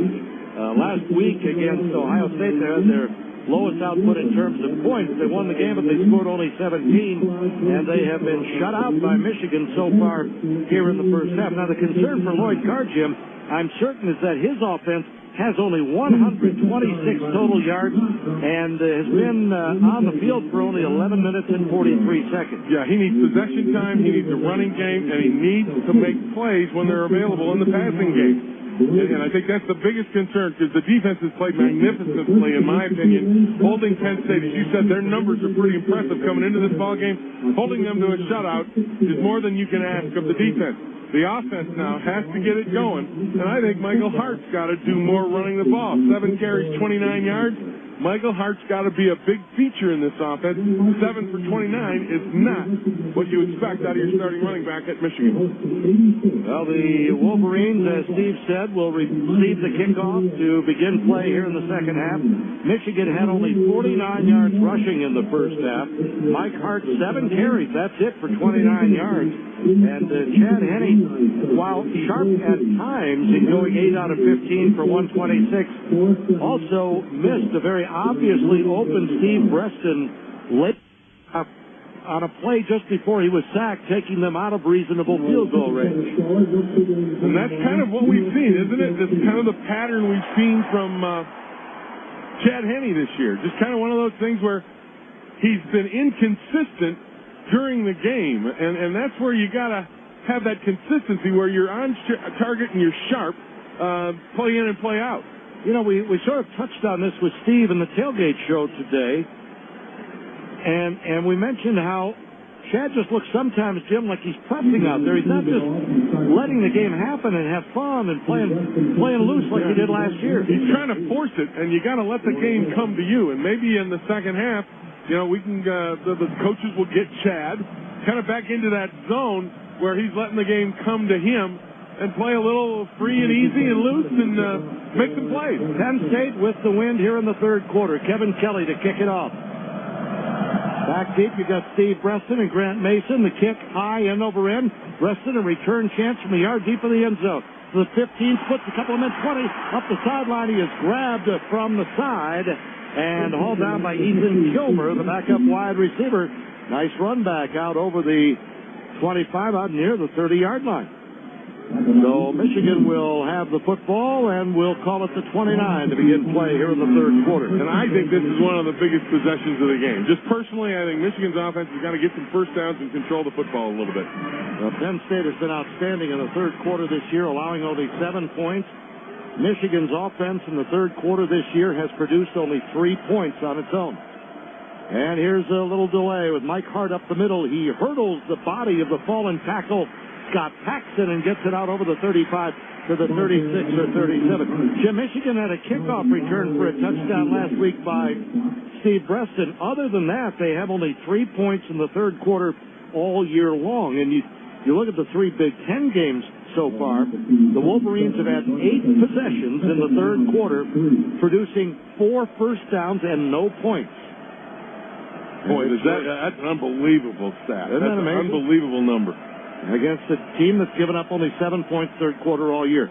Quick hitch right side, complete out there to Preston.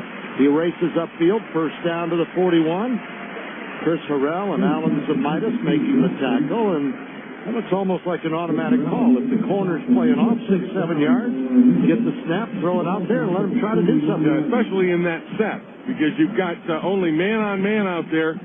The safety is back in over the middle of the field, so Preston's got some room. And I think Chad just automatically checks into it, and he and Preston know about it. How about this formation? Split backfield with Hart and Grady. And Henny's going to throw. He's looking down the middle. Fires one, almost intercepted. Intended for Preston down at the 40.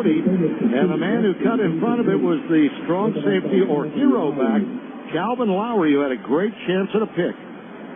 Well, he did, and actually, it looked like Preston should have probably run that ball and actually slipped it back to the sideline. Instead, he ran right into Lowry, right on the hash. In that case, might have been Preston who didn't see Lowry and not Henny. Right. Second down and 10. Manningham will deploy out to the right. Preston slot left. Avant wide left. Henny has Mike Hart behind him from the right hash to 41.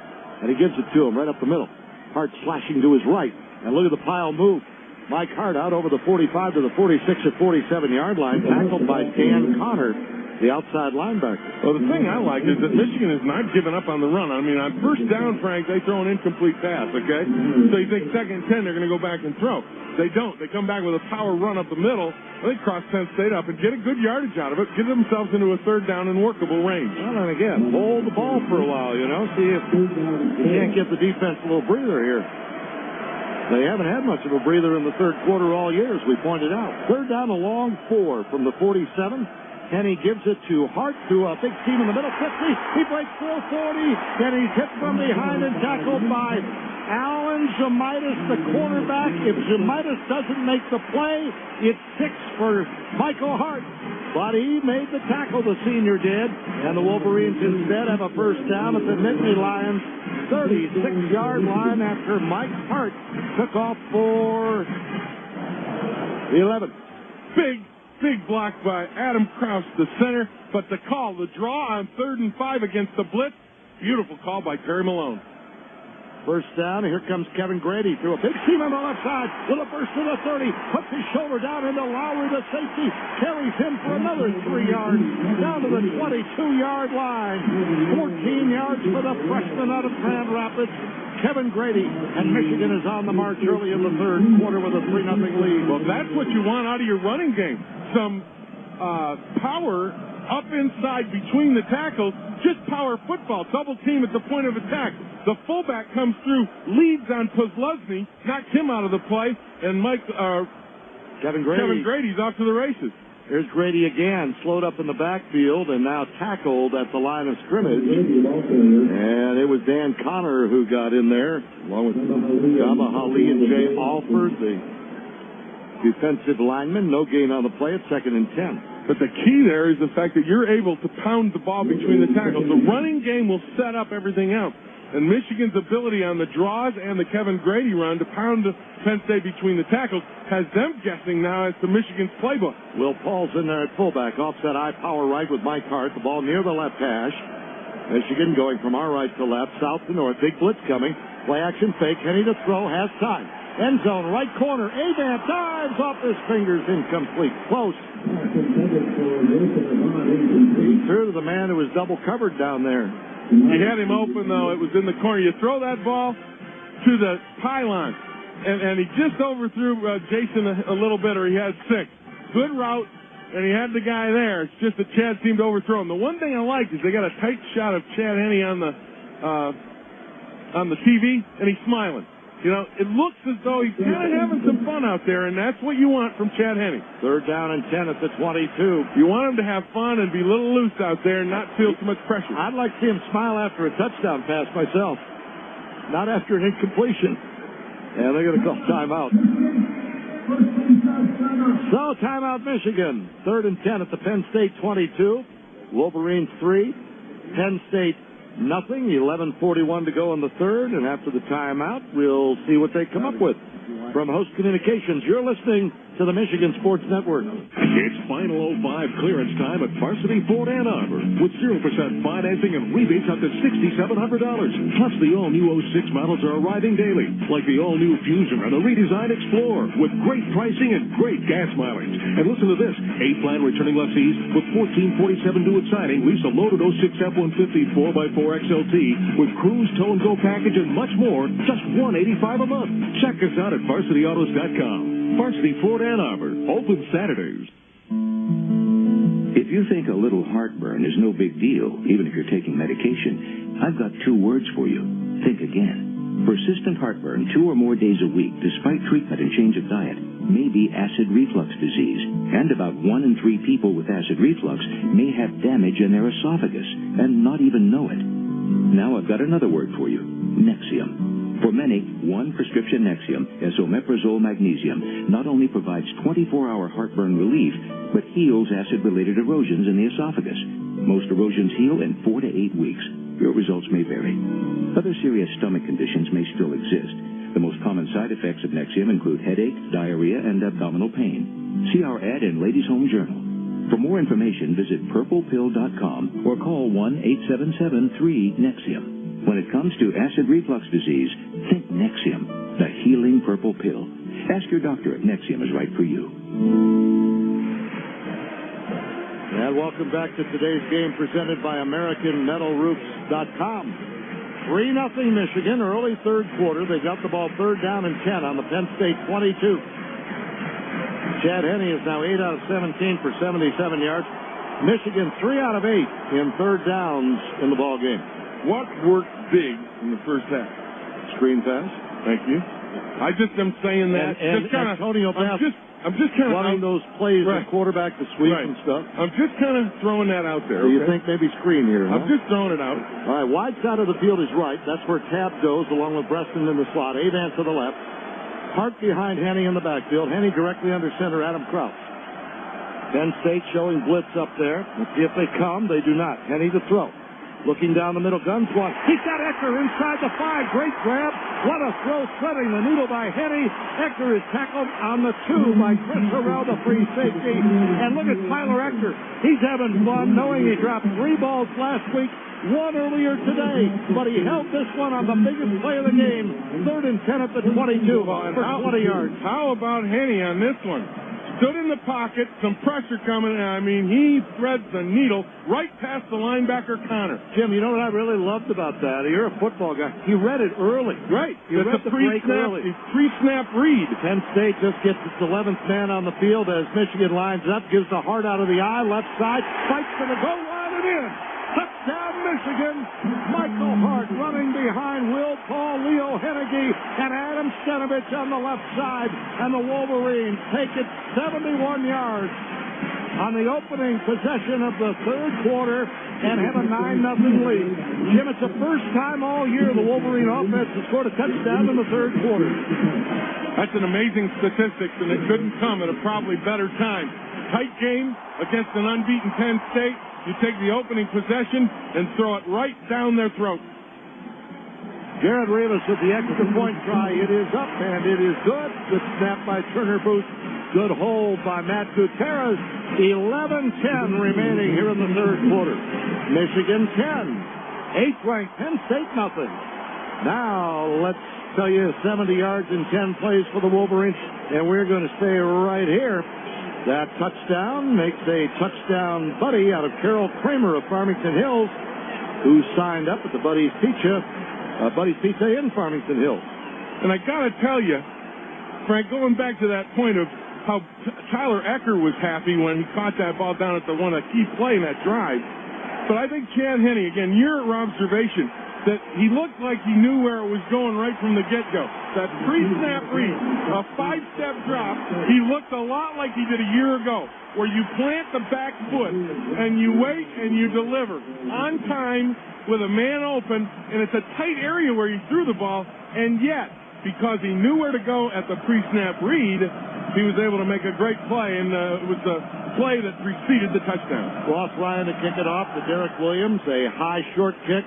Williams come running over, but he's going to watch the up man, Austin Scott, take it. at about the 15, and he's back over the 20, 25, and out to the 27 or 28. So again, Michigan kicks it high and short, this time to the backup tailback, and they keep Penn State pinned back inside their own 30-yard line. Pretty clear, Jim, they don't want Derek Williams with a head of speed racing upfield with the ball. And into the wind, this is a planned strategic play where they pooch it up, get some more hang time on it, kick it short, and let your coverage team do something against somebody other than number 2. Officially a 15-yard return to the 28. 11:05 to go in the third. I formation for Hunt and Brandon Snow from the right half. Michael Robinson to throw. Quick 2 steps, fires left to Williams.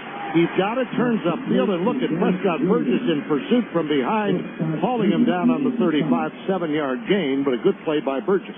Good play by Burgess because he saw that play in the first half, and Williams actually broke a tackle and made a big play out of it.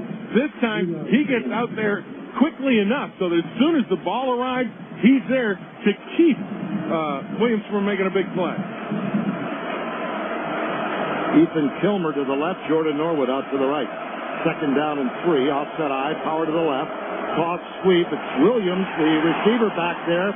He is spun around in the backfield by Branch, keeps his feet, and gets up over the 35-yard line for a gain of a yard. Did Alan Branch ever destroy the block? He was 4 yards deep, right in front of the tackle, just pushing him back upfield. And he was the guy that forced Williams, the ball carrier, to make a cut deep and didn't allow him to get to the corner. Third down and 2 for Penn State for the zone 36. Listen to this crowd. 3 wide receivers. Robinson in the gun. Gets the snap. He's running quarterback sweep to the left, and he's hemmed in. He puts his shoulder down into the pile. And I don't know if he got it or not. I can't tell you. There's too many bodies out there. Yeah, he got it. They gave him a good spot. It looked like he kind of got on top of the pile and actually rode the pile forward before his momentum forward progress stopped. They had Woodley and Watson and Massey out there and 3 pulling linemen out in front, and he has the first down just over the 38 to the 39. In fact, that play, you could characterize that one as the old student body left. Well, you betcha. Yep. First down, Penn State. 10-0 Michigan. 3 wide for the Nittany Lions. Robinson in the gun. He takes the ball to Hunt, fires right side, juggled and caught by Williams. Mason right there to make the tackle at the 45. He got about 6, and Robinson took a hit from Branch. They are not allowing Robinson out of there on that naked boot where you run that decide play fake, and then Robinson gets outside and breaks contain. Michigan's defensive ends have played very disciplined football today. Well, this is the prototypical bend but don't break defense today, isn't it? In a lot of ways. Yeah, they've been corners staying deep, not letting the receiver get behind them. They've given up some yardage, but what they haven't done is given the playmakers the big opportunities for big plays. 4 receivers split wide. Williams on an end around going left. He's going to be chased by David Harris, and he holds him down back around the 40 for a loss of about 5 yards. What a play by Harris, and boy, this defense is giving all of its effort out here today against the Nittany Lions. That's 1, great speed, but 2, very well coached, because Harris knew what play was coming. He got on his horse and he ran to its spot, and that's where the ball carrier Williams was trying to break upfield. Jim, if he wouldn't have made the play, you had Grant Mason, Lamar Woodley, and Chris Graham out there ready to do it for him. It's called team defense and getting 11 hats on the football. Third down and 9. Penn State with 3 receivers wide. Robinson in the gun, sweeping to the right. He's going to take off, and he'll be punished by Grant Mason and by Harris at the 46, 3 yards short of a first down. Penn State will send out the punt team, trailing 10-0 with 7:45 to go in the third. And this crowd is on its feet here in Ann Arbor. Listen to them.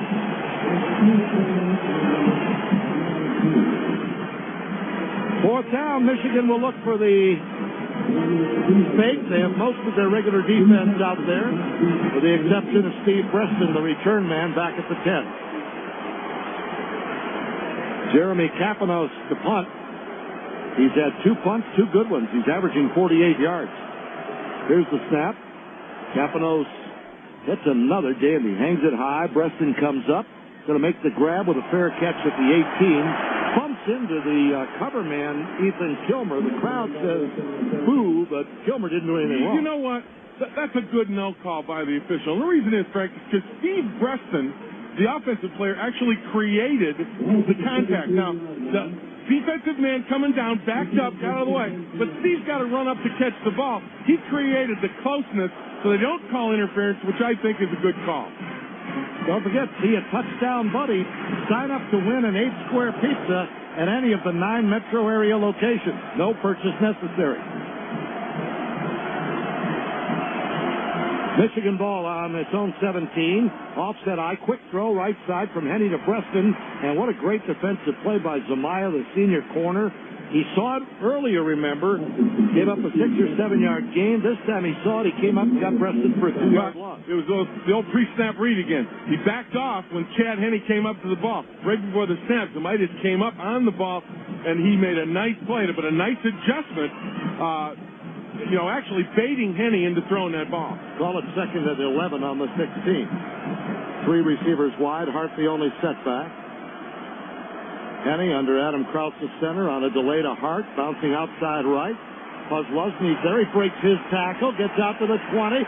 Still fighting over the 20 to the 23-yard line. I'll tell you what an effort by Mike Hart. Justin King will probably get credit for the tackle. What did he make, 5 yards after he was hit by the leading tackler on the team? Will you tell me how a 5'9", 190-pound back can make 5 or 6 guys miss and carry 3 guys with him? That's unbelievable. What a great run, and it was effort all the way. 3rd down and 4. That's the kind of play that inspires everybody else, too. And it inspired the crowd. Did you hear the round of applause he got? 3rd and 4. Breston going in motion right where Avant's set. Henne to throw. Looks, fires near side. Diving grab by Massaquoi. And did they give him a great spot. Oh, my goodness. They might give him a first down to the 27. He was at least a yard shy of that. And again, Jim, Chad Henne had Massaquoi on a hitch, wide open, and threw it at his feet. I'm telling you, a measurement. Maybe turnabout's fair play, because that spot in the first half that we complained about, the referees just gave us one there. Same official, by the way, Julius Levis down there. And if this is the first down, I mean, to tell you, that's a fortuitous spot. It's a gift, is what it is. You can tell by the crowd's reaction what it is, and what it is a first down. And give Massaquoi credit. That ball was thrown low and away. And if he doesn't make that play, Michigan's kicking the football. On a poorly thrown ball, Massaquoi made a catch. What do we talk about all year long? Guys making plays when it's there to be made. Tim that time made the play. That's 3 more downs Michigan has minimum with the offense on the field. Massaquoi's first catch officially, he made one in the first half, remember, wiped out by a penalty. Playing with a much smaller wrap on his formerly broken hand. Here's Hart up the middle, weaves his way between Adam Krause and Matt Lentz, and Jay Alford hits him and brings him down after a gain of about 4 out to the 32. Let's go downstairs and see what Steve Courtney is up to. Well, fellas, you're talking about Tim Massaquoi, and as it stands right now, his wrist area is heavily bandaged, but he's wearing regular gloves, so he's able to make these receptions we've seen today, unlike past games when he's been wearing boxing gloves. So it really helps out a lot. You betcha. Yeah, they've had to protect the wrist and hand before, but apparently it's healed enough now, so they only need to protect the wrist. Manningham out wide to the right, far side of the field with Preston in the slot. Avant to the left. Now Henne changing the play at the line, brings Hart back behind him. 2nd and 6. Henne goes back, gives to Hart on a delay. Hart spins away from the tackler at the line of scrimmage. Now he is met outside by the safety, Harrell, so he cuts to his right, and he is gang tackled at the 33, and he even takes a 1.5-yard gain, Jim, and makes it exciting. Yeah, he's something. He just won't go down when you hit him the first time. What a player. He is something special. And, again, we talked about it again in the Michigan State game, Frank. But he's one of those guys that's inspirational, too, to the rest of the team. When he gives you that kind of effort, it kind of picks everybody else up. Last week, Michigan 3 out of 14 on 3rd down. Today, 5 out of 10. They've got 3rd down and 5 to go from their own 33, and Henne's going to throw for it. Looking down the middle, looks, now runs to the right, in trouble. He puts his shoulder down. Ooh, and then he gets bent back over backwards after taking a hit at the 36, short of a first down. Hit in there by Shaw, the middle linebacker. And fourth down coming up, about a yard plus to go. The punt team will no doubt come out with 3:20 to go in the third quarter. And Michigan on top 10-0.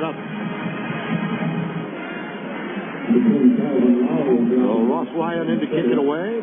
And back deep, you've got Calvin Lowry standing on the 25. Ryan, 3 punts for a 48-yard average, including a season-long 64-yarder. Here's the snap. Only a 4-man rush as they are wary of a possible fake. Good high punt. Fair catch by Lowry on the 25 for State. So that's where Penn State will go to work after a 38-yard kick into the wind. We've got timeout on the field. 2:52 remaining third quarter. It's Michigan 10, Penn State nothing. You're listening to Michigan football. Sports Talk 1050 WTKA. Nature's Garden is Washtenaw County's only full-service garden center. They carry large trees and shrubs for bigger properties. Create your own private Garden of Eden with Nature's Garden Center, where quality and service is in their nature. Located at 6400 East Michigan Avenue, 1 mile west of US 23. You'll find great savings now during Bridgewater Lumber's October Marillac Cabinetry Sale through October 31st. Marillac is a name you know and trust, and so is Bridgewater Lumber. Bridgewater supplies Marillac to home builders and homeowners. You can save an additional 10% off the retail price on quality Marillac cabinetry for your kitchen and bath in beautiful finishes of oak, hickory, maple, or cherry. Visit Bridgewater Lumber at 600 East Michigan Avenue in Saline, 734-429-5494, or go to bridgewaterlumber.net. Save on Marillac cabinetry all through October at Bridgewater Lumber. For a complete range of bicycles, kayaks, and fitness equipment, come to Aberdeen Bike and Fitness, serving Chelsea and all surrounding areas. October is Fitness Month, and they're offering free setup and delivery on all fitness purchases before October 31st. Visit them on the web at aberdeenbike.com or Main Street in Chelsea, half mile north of exit 159. Sports Talk 1050. Frank Beckman with Jim Brandstatter and Steve Courtney back here at Michigan Stadium. We've got the portable lighting system in place. The lights shining brightly at the four corners of the stadium. The field now enveloped in the shadow of the western grandstand and the press box. And once that sun goes down, it's going to get a little chilly for everybody. It'll be real football weather. We're brought to you in part by the 3,800 CarQuest Auto Parts stores across North America. You'll find it at CarQuest Auto Parts. All right, Jim, the rest of the Big Ten action complete today. So Penn State's still the only team without a loss in the conference. Michigan leads them 10-0 here. The teams with one loss after play today, Wisconsin, Iowa, Northwestern, and Ohio State. With two losses along with Michigan, you've got Minnesota, Indiana, Michigan State. Illinois, which is idle, is 0-3, and Purdue is 0-3, and who would have thought it? High formation behind Michael Robinson. He's dropping in the hole to throw. He swings it left flat to Tony Hunt, the tailback. Prescott Burgess is out there, man-to-man. Says, come on, big boy, I got you. And he does, right at the line of scrimmage. No gain. What a good job by Burgess. And you see how he came out and attacked Hunt? He was under control. He didn't get overextended, and he got his feet underneath him, so when Hunt made a move, Burgess was able to make the move and make the play on it.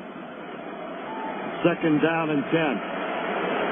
Penn State's offense is designed to get those speedy guys man-to-man somewhere, right, Jim? And make one player miss, and away we go. Robinson, the throw, gives on a draw play to Hunt up the middle.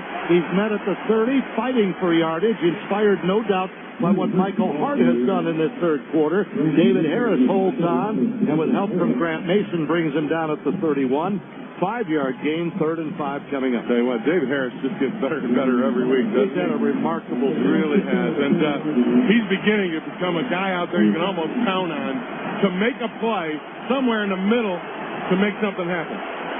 Massey comes out up front, so that leaves Woodley, Watson, and Branch. 3-man rush. Nickel defense. Morgan Trent is in the secondary. Michigan showing blitz. Mason bluffing up there, drops back out. Now they're jumping in the line. Now Mason's coming on the blitz. Fumbled snap in the gun. Robinson has to run. Branch can't handle him. Now Robinson throws down the right sideline, wide open. Terrell Golden in Michigan territory. He stiff arms Brandon Harrison at the 20. He's inside the 15. He's at the 13-yard line. There is a flag down back at the Penn State 31-yard line. Gabe Watson is slow to get up. Let's see what the flag's all about. What a big play that was. Robinson looked to be in big trouble. Michigan thought he was running, broke the coverage, and that left Terrell Golden open, only a third catch. 37 on the defense. That'll be tracked on half the distance to the goal. 1 minute, first down. Roughing the passer call on Chris Graham. That will move the football down to the Michigan 6-yard line. That broken play to Golden went for 56 yards. Well, Alan Branch had a piece of him, and he was able to get him out. I didn't see the roughing call, but how about Golden stiff-arming Brandon Harrison and just knocking him down? Well, I tell you this, that was a play made by Michael Robinson. Yeah. That was huge. First down and goal at the 7. In the shotgun, 3 wide receivers. Robinson gives the ball to Hunt, and Lamar Woodley comes firing it off the side and drills him in the backfield, and Terrence Taylor was there too. Well, that time it looked like Michael Robinson didn't want to keep it because he was the side play. He saw Woodley dive down inside, and Robinson instead gave it to his running back, which is right where Woodley was going. 10-0 Michigan, 30 seconds to go, third quarter. Penn State with the wind at its back, down at the south end. Fans are just alive. That's Robinson to throw. Lobs it in the end zone, and it's batted down by Jamal Adams. The pass was intended for the tight end Isaac Smolko, and Adams has had a remarkable game here in Ann Arbor in his first collegiate start. Prevented a touchdown. Got to tell you, a little surprised Penn State. Here they are in the red zone.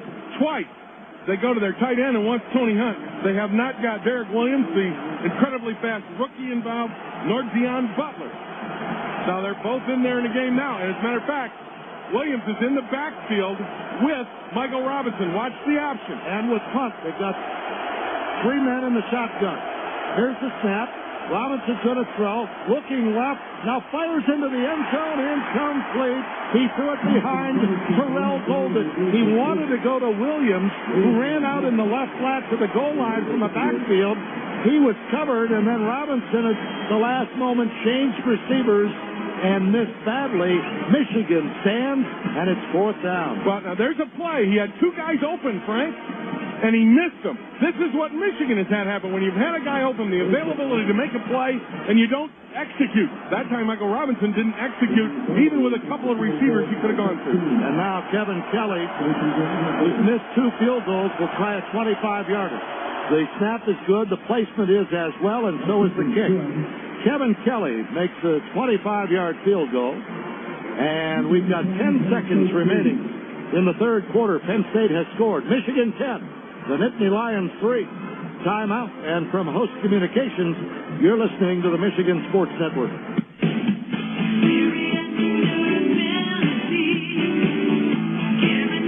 If you've never seen an American Metal roof, click on over to AmericanMetalRoofs.com. That's AmericanMetalRoofs with an S.com.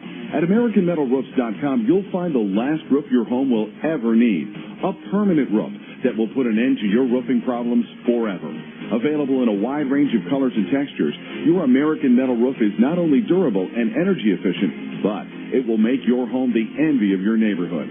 Visit AmericanMetalRoofs.com or call 800-287-0677. That's 800-287-0677. Here's our guarantee. If it's an American Metal roof, it will last a lifetime, and I guarantee it. I'm Frank Farmer, president of American Metal Roofs. Visit us online at AmericanMetalRoofs.com. The near miss. A chance to rethink your car insurance. Unless you have State Farm, the company that insures more drivers than any other, no one rethinks getting the right coverage at the right rate. Competitive, even discounted. When you get it all from an agent you can count on and a company you can trust, what's to think about? Rethink your car insurance. Look for a State Farm agent today in the SBC Yellow Pages listings or visit statefarm.com. Like a good neighbor, State Farm is there. Providing insurance and financial services. Well, if you're a Michigan fan, you got to be thrilled with what the defense just did. Penn State, first and goal at the 7. And they had to settle for a 25-yard field goal after the broken play for the 56-yard pass set them up. 10-3, Michigan leads. 10 seconds to go in the third. On the postgame show, we'll bring you the Lloyd Carr Show, brought to you by the mortgage experts at Rock Financial.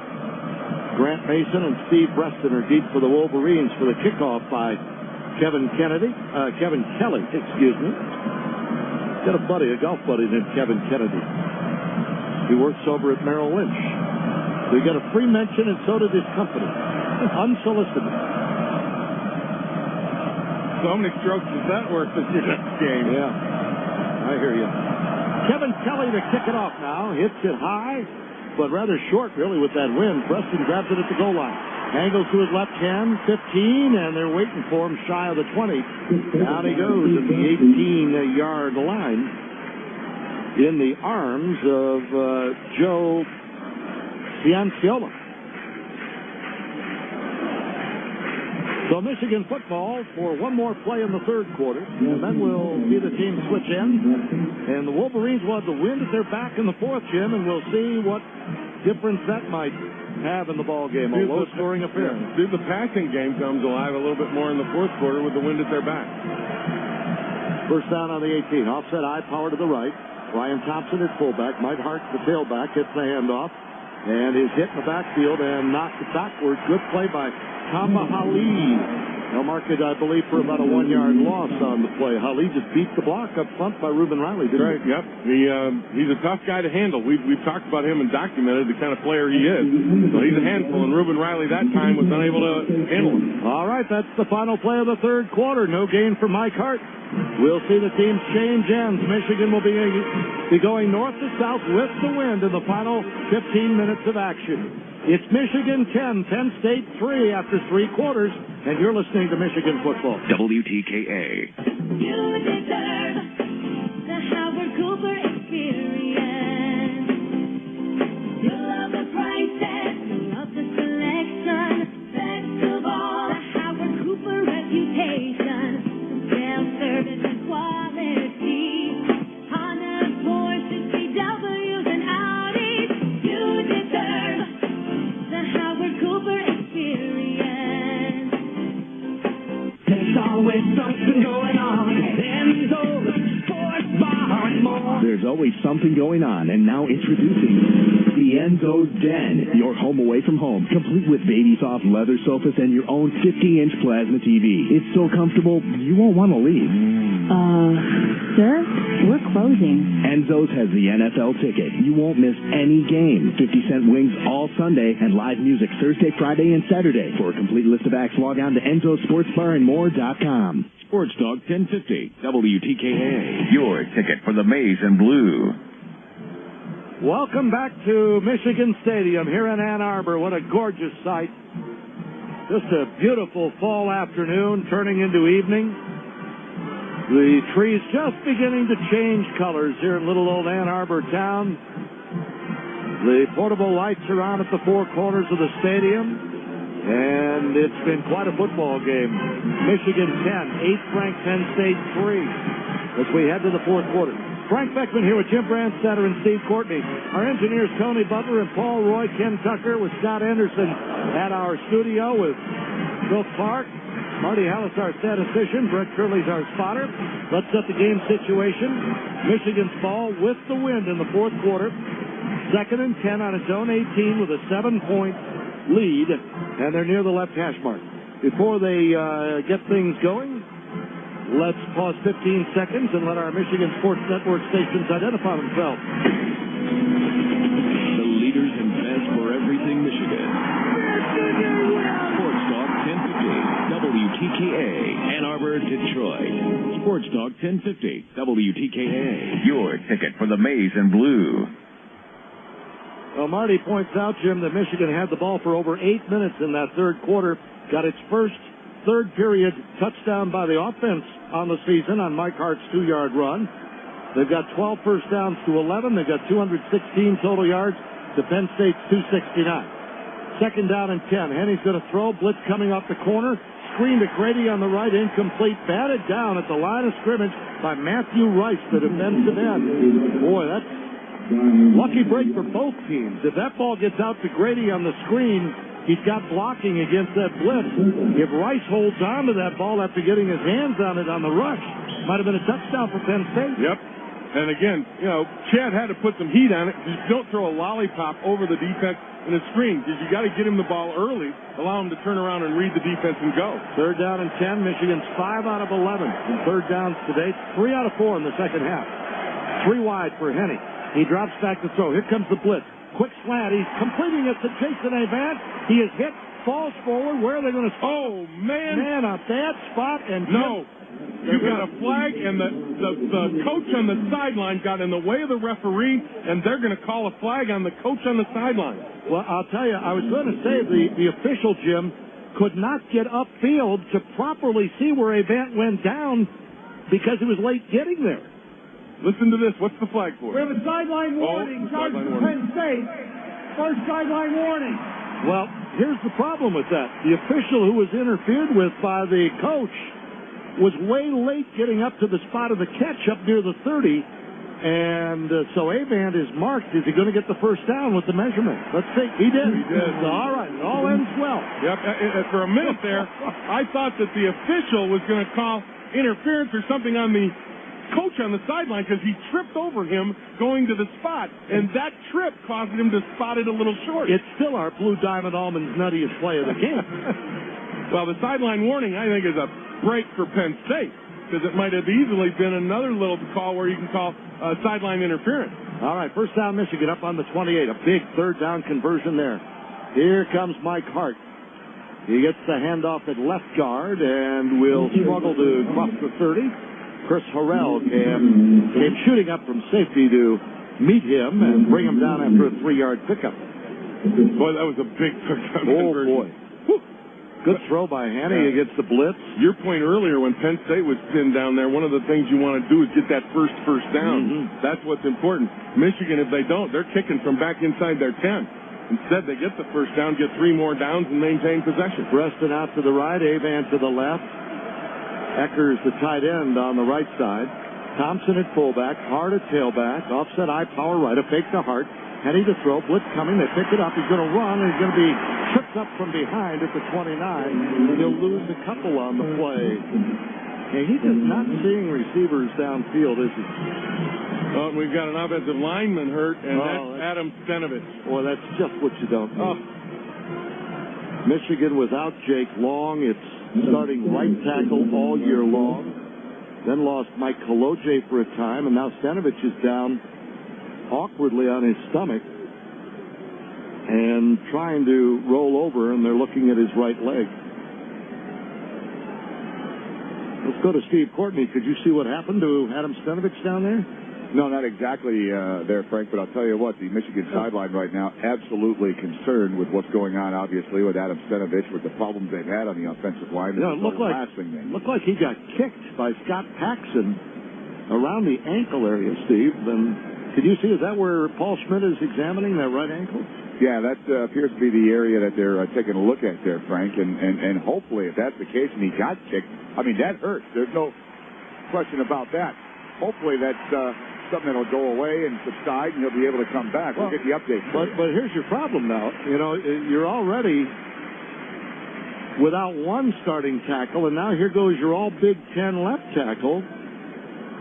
And Michigan's really got some shuffling to do. Let's see how they will set up the line. You've got Riley at right tackle, Lentz at right guard, Krause at center, Hennigy at left guard, and I can't see who's over at left tackle, if that's Koloje or not. Yeah, Koloje has come in to play the left tackle spot. He started the season at right tackle in place of Jake Long. Then he got hurt. Riley replaced him. Riley's been playing hurt. So now you got 2 injured tackles who are trying to fill in for 2 injured tackles. And you got third down and 9 on the 29. Passing situation, wouldn't you know it, against the best pass rush in the Big Ten. Henne back to throw. Maximum protect. They keep the tight end in. Henne pumps once, twice, fires right sideline over the head of Manningham. Incomplete and downfield. Steve Reston on a post is 7-8 yards behind the defense. Well, That time Chad had lots of time. He had all the time in the world to make a play downfield, to look over the field, to see the field, and to go with the ball. Because the offensive line did a tremendous job of protection. He just missed the receiver. Ross Ryan will kick it away to Calvin Lowry. It's still 10-3 Michigan with 13-14 to play in Ann Arbor. Fourth down on the 29. Looks like Penn State's going to try to rush here. No, they peel back. And Ross Ryan kicks it away. Good high spiral. Lowry back to grab it on the 26. Breaks to his right to the sideline. He's up over the 35 and out of bounds with David Harris closing quickly. And they'll spot him right around the 36. So the Penn State Nittany Lions will take over after that 45-yard punt. And a return of 10. And they'll have it around their own 36-yard line. 13:04 to go here in Ann Arbor. Michigan 10, Penn State 10. Timeout from Host Communications. You're listening to the Michigan Sports Network. I'm a food truck fan. That's all I drive. I ain't got no boundaries. I don't compromise. Ain't no doubt my king of the mountain built Ford truck. Truck season is on at your neighborhood Michigan Ford dealer, which means great deals on every built Ford Tough truck. And there's no compromising with Ford F-Series. In fact, right now, you can get 0% APR financing for 60 months on all 2005 F-Series trucks, including Super Crew and even Super Duty. That's no interest for 5 years on the best-selling line of trucks for 28 years in a row. You can't beat number one, brother. So get to your neighborhood Michigan Ford dealer today, because these deals can't last, and neither can truck season. Not all buyers will qualify. 60-month Ford credit APR financing at $16.67 per month per thousand finance with zero down. Residency restrictions apply. Take new delivery from dealer stock by 1306. See dealer for qualifications and complete details. Ain't no doubt my king of the mountain built Ford truck. I'm a Ford truck man. Everyone loves the original Honey Baked ham with that sweet, crunchy glaze. A Michigan tradition for almost 50 years. Honey Baked party trays or sandwich trays are perfect for your next Michigan tailgate party. And how about letting Honey Baked cater your next business luncheon? A variety of delicious executive box lunches can be delivered right to your office. And this holiday, give your employees and clients a gift they'll really appreciate. A gift certificate to the Honey Baked store. Just log on to honeybaked.com for details or the store nearest you. All right, Penn State football, 13:04 left. Michigan 10, Nittany Lions 3. Downstairs, Steve Courtney checking on Adam Stenovich. All right, as it appears, fellas, Adam Stenovich has undergone a left ankle injury. The good news is they got the rolls of tape out. They're taking care of business. Michigan medical staff telling me that once that is done, they will give him a chance to walk around a little bit. If all is good to go, he will be back in. Now, is that left or right? Left, right? The left. The left one, okay. Yes, sir. Left, right? Left. Thank you. Score big with Blue Diamond almonds. Enjoy that irresistible, fresh roasted flavor and all the action of Michigan football. Where would you rather be? Nowhere else. Right here. 6:10 on a Saturday afternoon in October. With 111,249 of our closest friends in a tight ball game between two of the greatest college football schools in history. And here comes Tony Hunt to a big hole on the right side. He breaks past Brandon Harrison down the right sideline, Michigan territory. 30, 25, 20, 15, 10, 5, and he'll be knocked out of bounds inside the 5 at the 2 by Leon Hall. That will look like a little track draw, Jim, and he went 61 yards. Well, they got through the line of scrimmage with nobody in his way. And once he got into the secondary, he made a little move inside and then out and got by Jamar Adams or Brandon Harrison, and that was all she wrote. He was down the sideline. Great touchdown-saving tackle by Leon Hall. That was a 61-yard run last week by Minnesota in the fourth quarter that proved decisive. Now Penn State trying to use this 61-yarder to tie it up. Here's Hunt tripped up in the backfield, and he'll be gang tackled and spun down for a loss back on the 4. Burgess was there. At the bottom of the pile is Lamar Woodley, who's always in the middle of a big play at the line, it seems. Alan Branch, who's had a good game, was hit on the stop for a 2-yard loss. I'm literally shocked at what Penn State's doing in short yardage. Their option play is almost automatic on these plays, and he tries to go power, which Michigan is able to stop. I'm shocked Hunt was still in there after running 61 yards on the previous play. Well, they're going with their big backfield. Same thing. But again, I look for them to go some option, get Michael Robinson the ball with his feet. High formation, and here's a fake. Robinson rolling right. Burgess is after him. He fires in the end zone. Intercepted by Brandon Harrison, but I think he was juggling it as he stepped out of bounds, and he was. Oh, my goodness. That would have been huge if he picked that one off, and it hit him right in the hand. He had done a great job of coverage. He was on his man, playing his assignment, and a tipped ball knocked right into Harrison's hands, and he just couldn't hold it. It was Chris Graham, Jim. It was 37. It was not 27. And Graham's playing with a big wrap on his left thumb. Well, this is the play right here. Great goal line stand so far, but they got one more down to try to get it. Well, they stopped them once after first and goal at the 7, and now it's this set up first and goal at the 2. It's third down from the 4. Watch 10-3 Michigan. Robinson directly under center, back to go. Quarterback draw. He's got room on the left side, and he's in for a touchdown. They just couldn't close up that hole over there. Gabe Watson and Woodley couldn't get to him. And Penn State is an extra point away from tying it up. And you sort of saw it coming, didn't you? Yeah, I wanted to call it. Make sure you look for Robinson with his feet to beat you. That's a quarterback draw or option. And because they spread out the defense with 3 wide, I kind of thought quarterback draw was going to be where they went, and that's where they went, and they got 6 out of it. Now the extra point try by Kevin Kelly to try to tie it with 11:56 to go. The snap is placed down, the kick on the way, and it's good. So Penn State ties the ball game. That 61-yard run by Tony Hunt set it up. And Michael Robinson with a 4-yard quarterback draw. It's 10-10 with 11:56 to play. Listen later on the post-game show. We'll bring you the Lloyd Carr Show, brought to you by the mortgage experts at Rock Financial. 63 yards, 4 plays, and 1 play really told the story, didn't it? Yeah, it was the quarterback draw on the third down. Michigan did a great job defensively, stuffing 2 plays. One was a rollout pass. Might have had an interception, but Chris Graham couldn't hold on, even though the ball hit him in the chest. And then Penn State went to what their bread and butter is, and that is put the ball in Michael Robinson's hands and let him make a decision. And they go to a quarterback draw. They spread the defense out with 3 wide receivers. And they basically block it and let Robinson read where the natural hole develops. That time it was over the left side of his offense, and he used his speed power to get into the end zone, and we got a tie game as a result. That is his 6th touchdown run of the year. He's had 9 touchdown passes. And it's... Now Kelly will kick it off into the wind. Preston deep along with Grant Mason. And it's a high, short end over end kick. It's going to be grabbed up there at the 21-yard line by Brian Thompson, the fullback. And he's going to get only to the 28 or so where he's getting tackled. Penn State takes a little page out of Michigan's kickoff book. Little pooch kick and keep it out of Preston's hands. And nice job keeping Michigan pinned up inside the 30, keeping Preston out of the chance to make a play.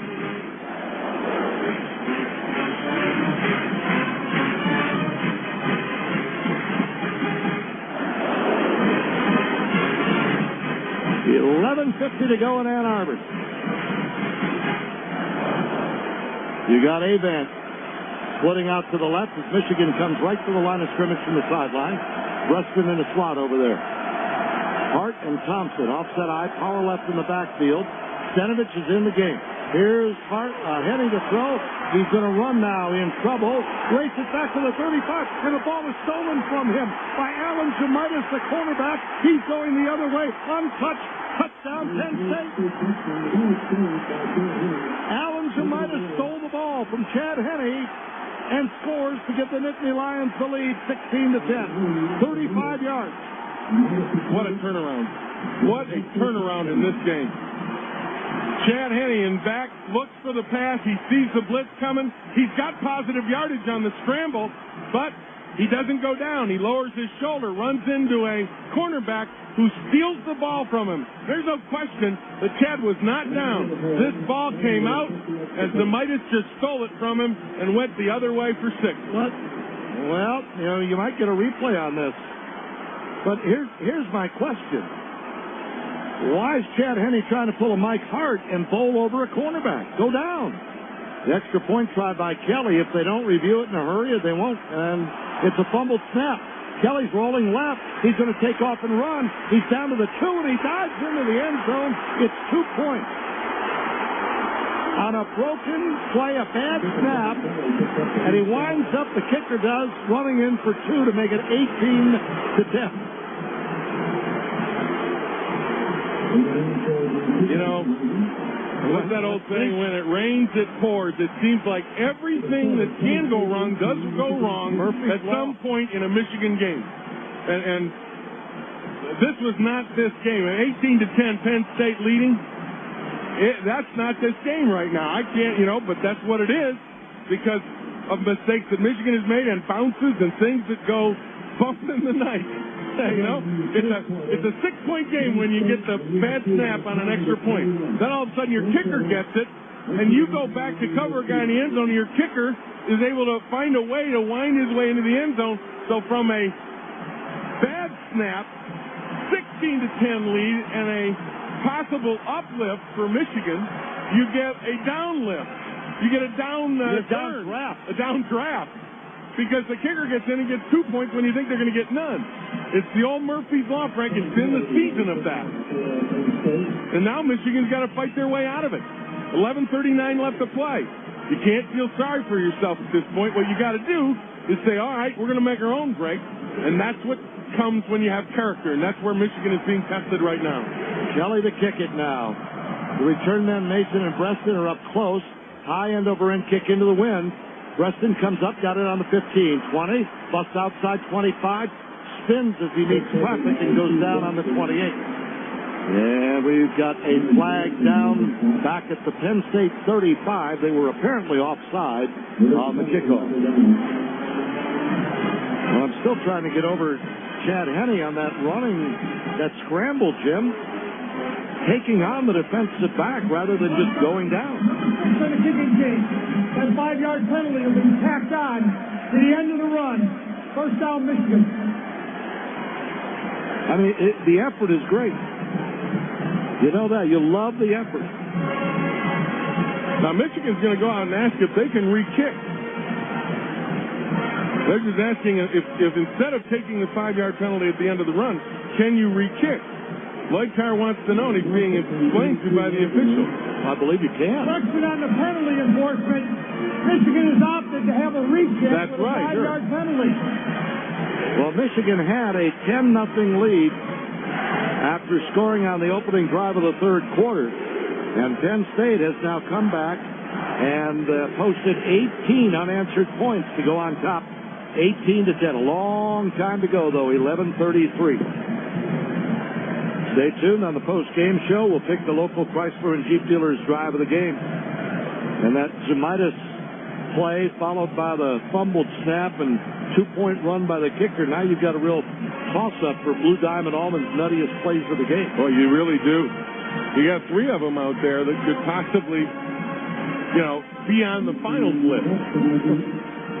All right, Kelly will kick it off. Once more, this time from the 30-yard line into the wind. Breston and Mason are up at the 15 awaiting the kick. Well, let's see if it makes a difference. They had it on the 33.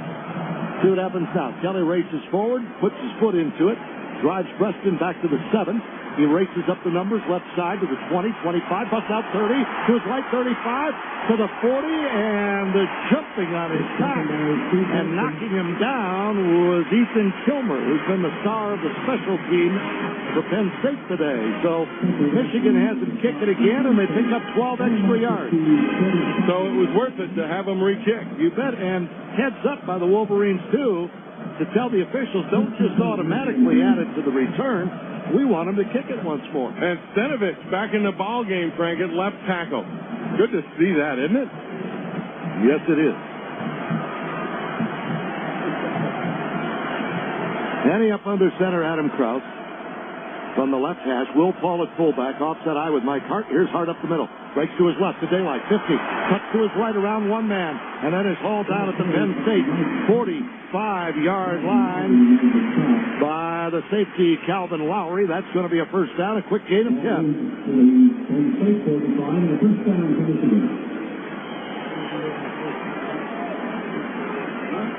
11:15 to play here in Ann Arbor.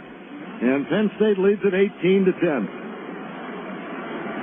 Tab out way to the right. That's the far side of the field. Closest to us at the press box. Rustin in the slot, and a handoff straight up the middle to Mike Hart. He's met in there by Scott Paxson, the tackle, and it'll be a gain of only a yard or so. Boy, Penn State on those it seems like the second run they make is a situation where they really load up with the run, and they bring the safety down on the ball. And I'll tell you, that's... TV has just shown a replay of Henny's fumble again. He is down. Okay, I couldn't believe that they didn't replay it or take a look at it before the extra point try down there. They just showed it again. He's on the ground. He's still got the ball. Henny, quick throw, right sideline. He flips it in there to Preston down at the 34 of Penn State. He falls out of bounds. Anwar Phillips can't believe that ball zipped past his fingertips and found Preston for a first down. You know, on that play, that's a perfect example of why there needs to be a revisiting of that rule. Exactly. Because the guy in the truck, who is the replay director, can decide and determine whether the guy up in the booth gets to see a play that's controversial like that. Well, Zimitis was trying to strip Henny as Henny was falling. Now, the replay, you can see Henny's legs on the ground. And he's still got the ball. They're both cradling it, but Henny still got it. Here's a quick hitter, Grady, at left guard. And he's in heavy traffic there. He'll get about 2 down to the Penn State 32 if they mark his progress. He'll be close to that. Second down and long coming up for the Wolverines. 10:05 remaining. The clock is running. It's 18-10, Penn State.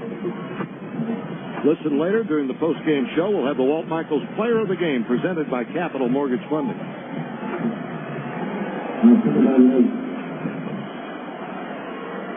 Manningham will split out to the left. He's been quiet today. Doesn't have a catch.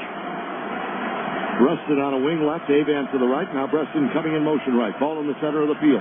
Hart the only setback. Henny to throw. Blitz coming. Hart picks it up. Henny lays it out. Left sideline. Manningham reaches out. He's got it. Touchdown. What a catch. While he was being interfered with down there by Anwar Phillips, he reached out with both hands and made the grab in his fingertips about thigh high for a score. How prophetic when you said Manningham was quiet. Up until now, Manningham has been quiet. And a great throw by Henny. Give him credit when credit's due. Henny put a beautiful throw on that ball. 33 yards, and again, Mike Hart picking up the blitz. And they'll go for 2 here with 9:32 to play. 18-16. Manningham hauling in a 33-yard touchdown pass. Perfect throw for Manningham's 4th TD of his freshman season. You get a receiver lined up in man coverage like that. Chad Henny read it. It was an out-and-up cut, and Manningham just used his speed to get by the corner. 3 receivers wide now for the 2-point try. Hart the only setback. Henny shouting something out to the receivers. 5 seconds on the play clock. Handoff. Hart up the middle. Cut left to a big team, and he's in for 2. And Michigan ties it up. It's 18-18. Frank, 9:32 to play. Very similar to the touchdown that Penn State scored on the 2-point conversion for Michigan, except Michigan spreads Penn State out with a 3 wide receiver set. They go in motion, and they then cut Mike Hart up the middle, where Penn State's a little weaker because of the 3 wide receiver set. And Mike Hart found a seam, cut it back, and gets into the end zone. So we go through 3 quarters of white-knuckle flight in this one. Everybody gripping onto the armrest. And you got the score at 10-3. And suddenly you got 3 touchdowns in 5 minutes and 28 seconds of the 4th quarter. 55 yards in 5 plays. Boy, what a catch, what a play by Manningham on that football. 18-18 with 9:32 left. And the kickoff now by Ross Ryan. And it's high and end over end. Derek Williams going back in the end zone. It's over his head and out of the field of play. And Penn State will have to start on the 20. That score by Manningham is the Buddy's Pizza touchdown, and Joshua Friedman is the new touchdown buddy. He signed up at the Auburn Hills Buddy. All right. Defense back to work now at 9:32 left. Penn State 332 yards. Michigan 288. We got Tony Hunt in the backfield along with Brandon Snow, the fullback, in front of him in the out. Michael Robinson up under center. Looks at 5 men along the line of scrimmage for Michigan. Drops the throw. Staring right. Fires sideline, and it is caught over there near the 30-yard line by Derek Williams. Leon Hall broke maybe a half a step late. He almost got there for a potential interception. He was in no man's land, really, because he wanted to jump the route and get in front of it, but he thought him too late, so he kind of backed off at the last second because he didn't want to let the big play happen behind him. Yeah, if he misses, it's so long. Yeah, 6 the other way. So it's a 9-yard gain. Chris Graham comes out at linebacker, playing with that wrapped-up thumb. Second and long. Morgan Trent, a fifth back, is in. I was going to say second and short, Frank. Is this one of those where you try to go deep, you waste the down? Well, we got 3 receivers out wide. Hunt, the only setback. Robinson. And we've got flags flying. I think the play clock ran out. Either the play clock or false start. And that's illegal procedure. Offside, 59 offense. 5-yard penalty. I wasn't watching the play clock, but after they whistled it, I looked up and it was at 0, so I didn't know. So illegal procedure, 5-yard walk-off back to the 24. For Penn State, 5 penalties, 25 yards. Michigan, 2 penalties, 16 yards. But instead of 2nd and 1, it's 2nd and 6. So that's big. Hunt the only setback. Robinson directly under center at the right hash. Dropping the throw. Fires short to Williams. He went down and trapped it. Grant Mason was there to make sure the officials got the call right. And it'll be 3rd down and 6. Poor throw right there. Yeah, he threw it in the dirt. Tried to get it to, again, Williams gets so much respect because of his speed. You're not going to get too many guys too tight on him, okay? And they run him in a little hook route right in front of the linebacker. It should be an easy pitch and catch, but the low throw caused the problem. 3rd down and 6. We got Watson up front with Woodley and Alan Branch. 3-man look. 5 defensive backs with Morgan Trent in there. And out of the gun, here's Robinson. The throw, incomplete. Interference will be called. Well, I'm not sure that ball was catchable by Deion Butler, Jim, but I also know that Leon Hall had an arm around his waist as he dove in front of him. He had his left arm around his waist, dove in front with the right arm, and that's just going to get called every time. He wasn't going to catch it, but Hall committed the foul, the pass interference that will give Penn State a first down and keep the drive alive. When you have your back to the official. Defense, number 29, 10-yard penalty, previous spot, automatic, first down. When you have your back to the official and they're running that slant cut and your arm gets on the waist of the receiver and he can see it, even if it's not a hold, even if it's, he's still going to call that play. And that's kind of what Leon Hall got caught in. So the penalty gives the Nittany Lions the first down on their own 34. 8:21 to go.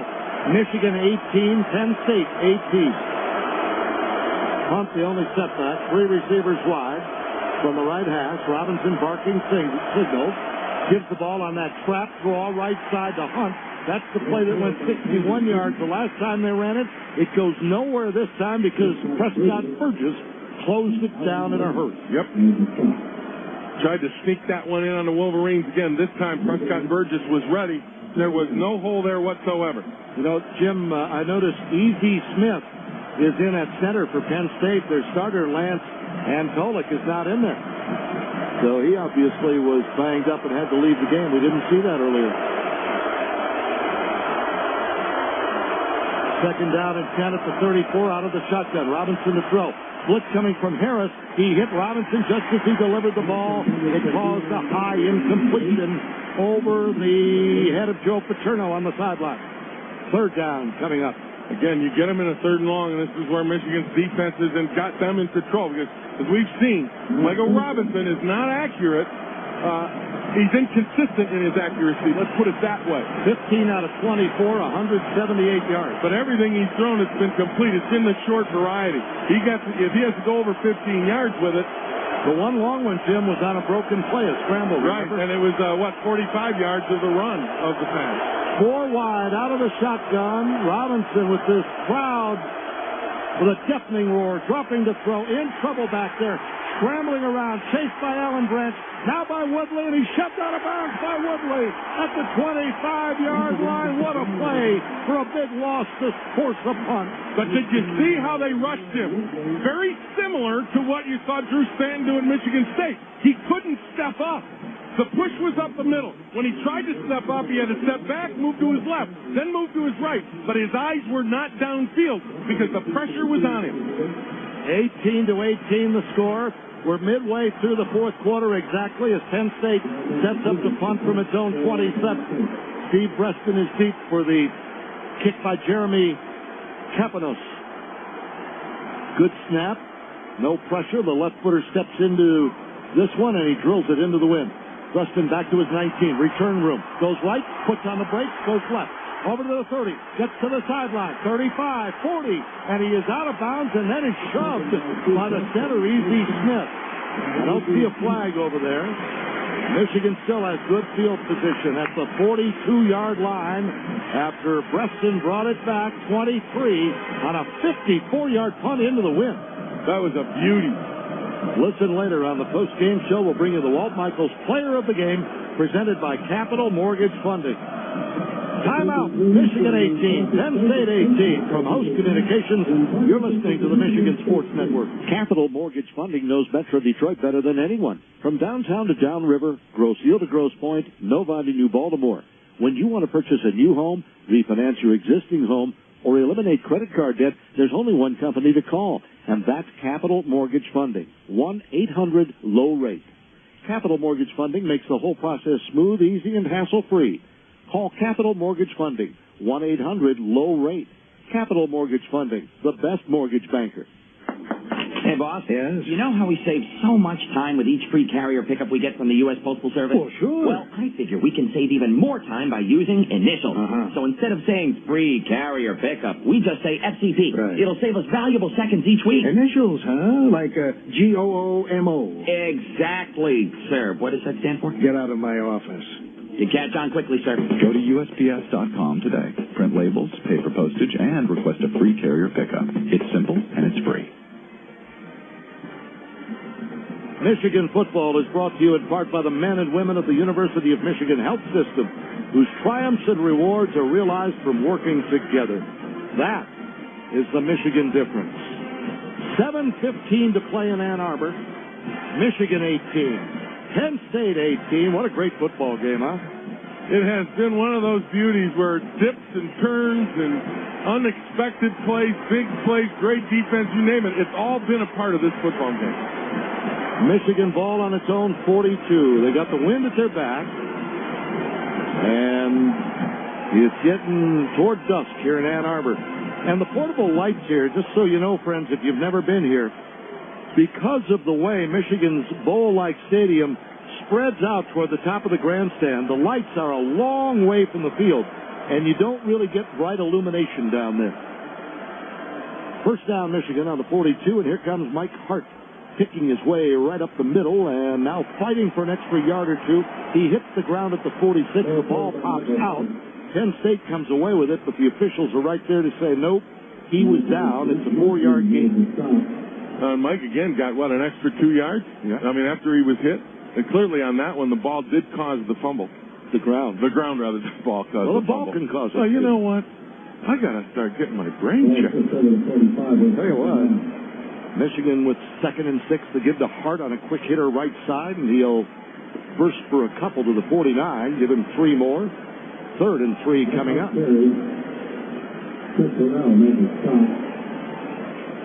Well, Mike almost had that fumble loss last week, remember. He probably should have. The replay was favorable to Michigan. He's got 20 carries for 96 yards.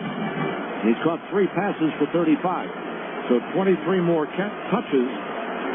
That's 376 now without a fumble. Unbelievable. 3rd down and 3. Henney is going to throw for it.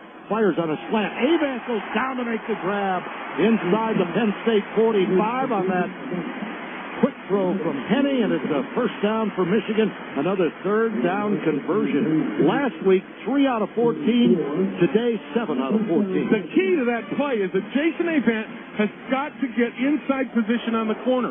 And on that play in press coverage, he gave him a real quick outside move, got the cornerback's hips turned, and then busted it back inside to get that inside position. Breston out to the left, Avant to the right. Ball on the right hash. Massacre, the tight end, in motion to the wide side of the field. Henny's going to throw again. Screen left to Hart, looking for a block. Nothing going. So with a shifty move, he eludes 2 men, turns a 3-yard loss into a gain of 4 or 5 yards inside the Penn State 40 to the 39. Kozlowski made the tackle. What a great play by Mike Hart. The ability there, again, to make a guy miss. I mean, literally, he stopped after probably a loss of 1 on that screen. But his quickness, his feet, get him in great position to make some positive yardage. He gets 5 on it. What is it Chris Berman's doing these days on ESPN when that happens? Whoop, whoop. That's what it is. Second down at 5:39. Kevin Grady's in for Hart at tailback. And he gets the handoff, trap, right side, shoulder down. Oh, look at him hit Kozlowski, the player of the week on defense the last 3 weeks here in the Big Ten. And he pushes him about 3 extra yards for a first down to the 33 of Penn State. Under 5 minutes to go. That's what leverage is, okay? That's leverage where you are able to get your pads, and Kevin Grady got his pads underneath the pad level of Kozlowski. And he was able to push him back because Kozlowski didn't have balance. Grady did and had power in his legs. Tab out to the left, Avant to the right. Offset eye power right. Hart and Will Paul in the backfield. Ball on the left hash. First down, Michigan. Henny turns, fakes to Hart, drops the throw against the blitz. Good protection. Outcut right sideline, well over the head of Avant and incomplete. Might have got his arm flipped a little as he threw that with the pocket starting to collapse. We got 4:35 to go. The game is tied 18-all. And you look at it right now with the wind at Garrett Rivas' back. He might be able to kick a field goal from this spot if he had to. Post-game show will bring you the Walt Michaels Player of the Game presented by Capital Mortgage Funding. Michigan going with a spread-out set. 3 wide and the single setback, that's Kevin Grady. And here's a quick throw out to Carl Tabb, right side. Tries to make the defender miss. Can't do it. He's got 3 yards down to the 30. Well, he just couldn't shake Zumaitis. He held on, and then Harrell, the safety, came over to finish him off, and it's 3rd down and 7. At this point now, you're looking at about a 47-yard field goal for Garrett Rivas, where the Wolverines are. And they would like, obviously, to get another first down and burn some more time on the clock. But clearly the most important thing is hold on to the football and gain some positive yardage. You got 3 receivers split wide. Ball on the right hash at the 30. 3rd down and 7. Under 4 minutes to go in a tie game. Blitz coming. Henny's going to go deep for Avant. Left side, and he can't get it. He couldn't catch up. They were going after the nickelback again, Justin King. And Avant, when he tried to get by him, sort of stumbled just a step or two. At that time, the ball was already in the air. Yep, that's a play. It's timing. And Jason cannot lose his footing or lose the rhythm of his stride. And he did that time, and that really was what causes the problem. So here comes Garrett Rivas, the hero at Michigan State, with that overtime field goal that won it. Garrett Rivas, longest field goal, 47 yards, and he'll try to equal it right here from the right hash. Turner Booth snaps it. Gutierrez has it down. The kick on the way with the wind. High enough, long enough, it's good with 3:45 to play. Michigan has taken the lead over Penn State, 21-18, as Garrett Rivas equals his career best with a 47-yard field goal. Timeout on the field. You're listening to Michigan football. Fingerly number. Our selection is simply the best. We'll help you get the job done. Dreaming of your dream home? Weather Shield offers beautiful window and door solutions for any building project. Fingerly Lumber is proud to offer them. See Weather Shield at the Fingerly Product Showcase in downtown Ann Arbor. Fingerly Lumber. We'll walk you through a project, not point you down the aisle. Fingerly Lumber. Sports Talk Talk 1050 WTKA. Honey, is the generator on? The food's going to spoil. No, dear. I still have to run the extension cords and fill it with... Oh, great. I have gas on my pants. Can I turn it on now? No, dear. The power's out. Would have been nice if it just came right back on. Gainesly Electric can install a new Guardian generator so you'll never be without power. It senses a power outage and turns on automatically. No cords, no gasoline, no hassles. Learn more at GainesleyElectric.com. Everything electric. Gainesly Electric. We'll keep the lights on for you. Sports Talk 1050. Hi, everybody. This is Bill Clark back in our network studios with this scoreboard update presented by KeyBank and McDonald Investments. Finals in the Big Ten: Ohio State over Michigan State, 35-24. Wisconsin comes back to beat Minnesota, 38-34. It was Northwestern over Purdue, 34-29, and Iowa gets a 38-21 win over Indiana. And in South Bend, the start of the fourth quarter, Notre Dame has just kicked a field goal and they lead Southern Cal 24-21 as the fourth quarter just gets underway. Buddy's Pizza, Detroit's original square deep dish pizza, is giving all Wolverine ticket holders $1 off any 8-square pizza for every touchdown scored by the Wolverines. The offer must be redeemed during the week following the game. Well, we got a nice one going in Ann Arbor. Let's send it back out to the big house. Here's Frank and Jim. Guys? Yeah, Billy, it's a lot nicer now. Michigan's back on top, 21-18, 3:45 to go. Phil, did you have a Texas score there? Did I miss it? I can get you that real quick, Frank. Texas right now, 42-10 in the fourth quarter, just starting the fourth quarter. Texas on top.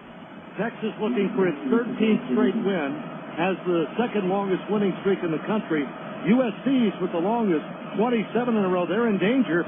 Penn State is third with 8 straight victories, third in the country, and they trail with 3:45 to go here in Ann Arbor.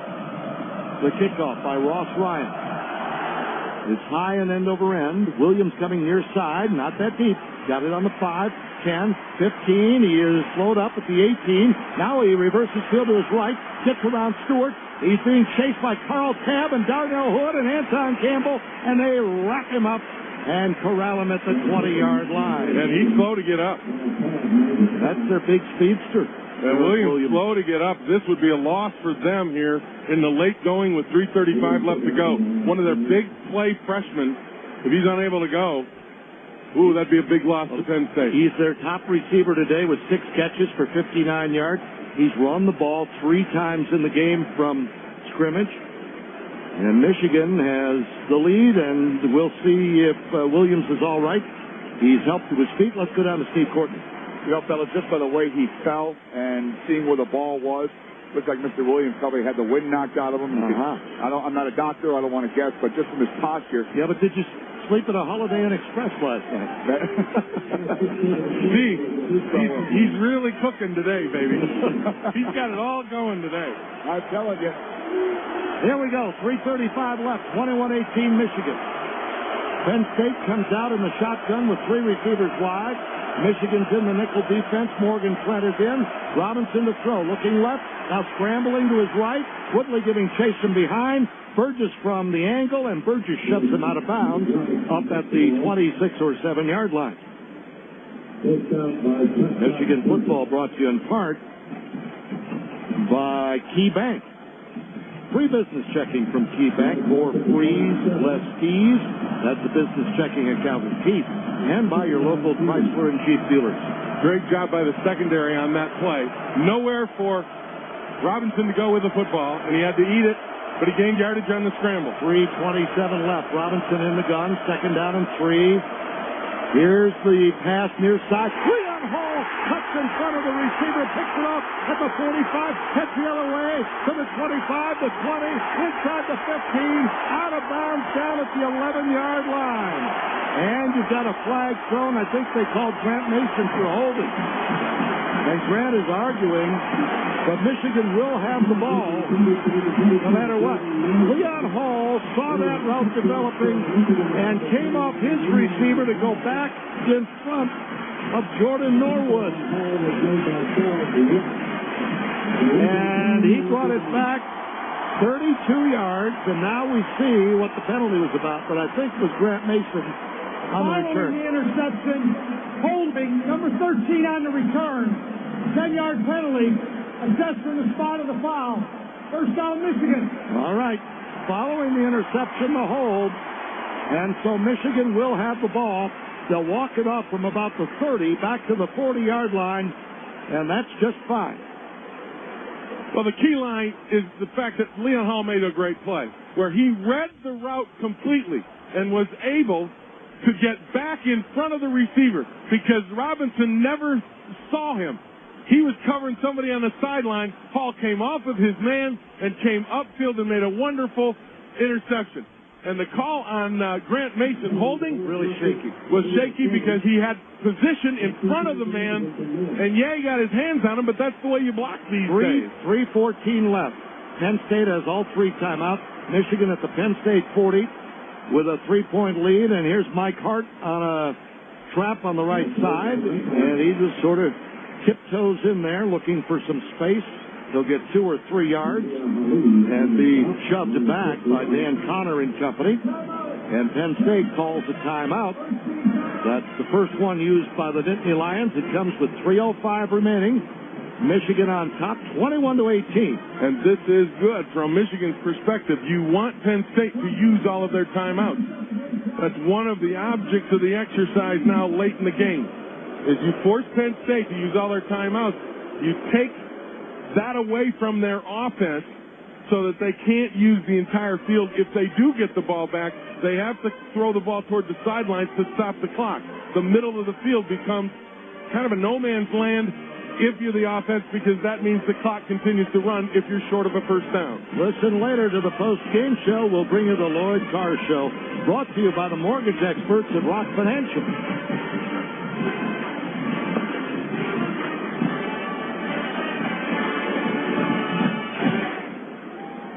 Joe Paterno and Penn State visiting Michigan Stadium.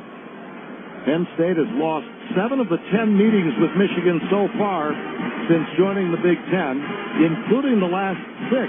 But 2 of their 3 wins have been here in Ann Arbor. Remember at the start, it was a visiting team series. Yeah, it was. I remember the first game between the two. Gary Moeller was the coach, went into Penn State, Happy Valley, the big underdog, and Michigan beat Penn State.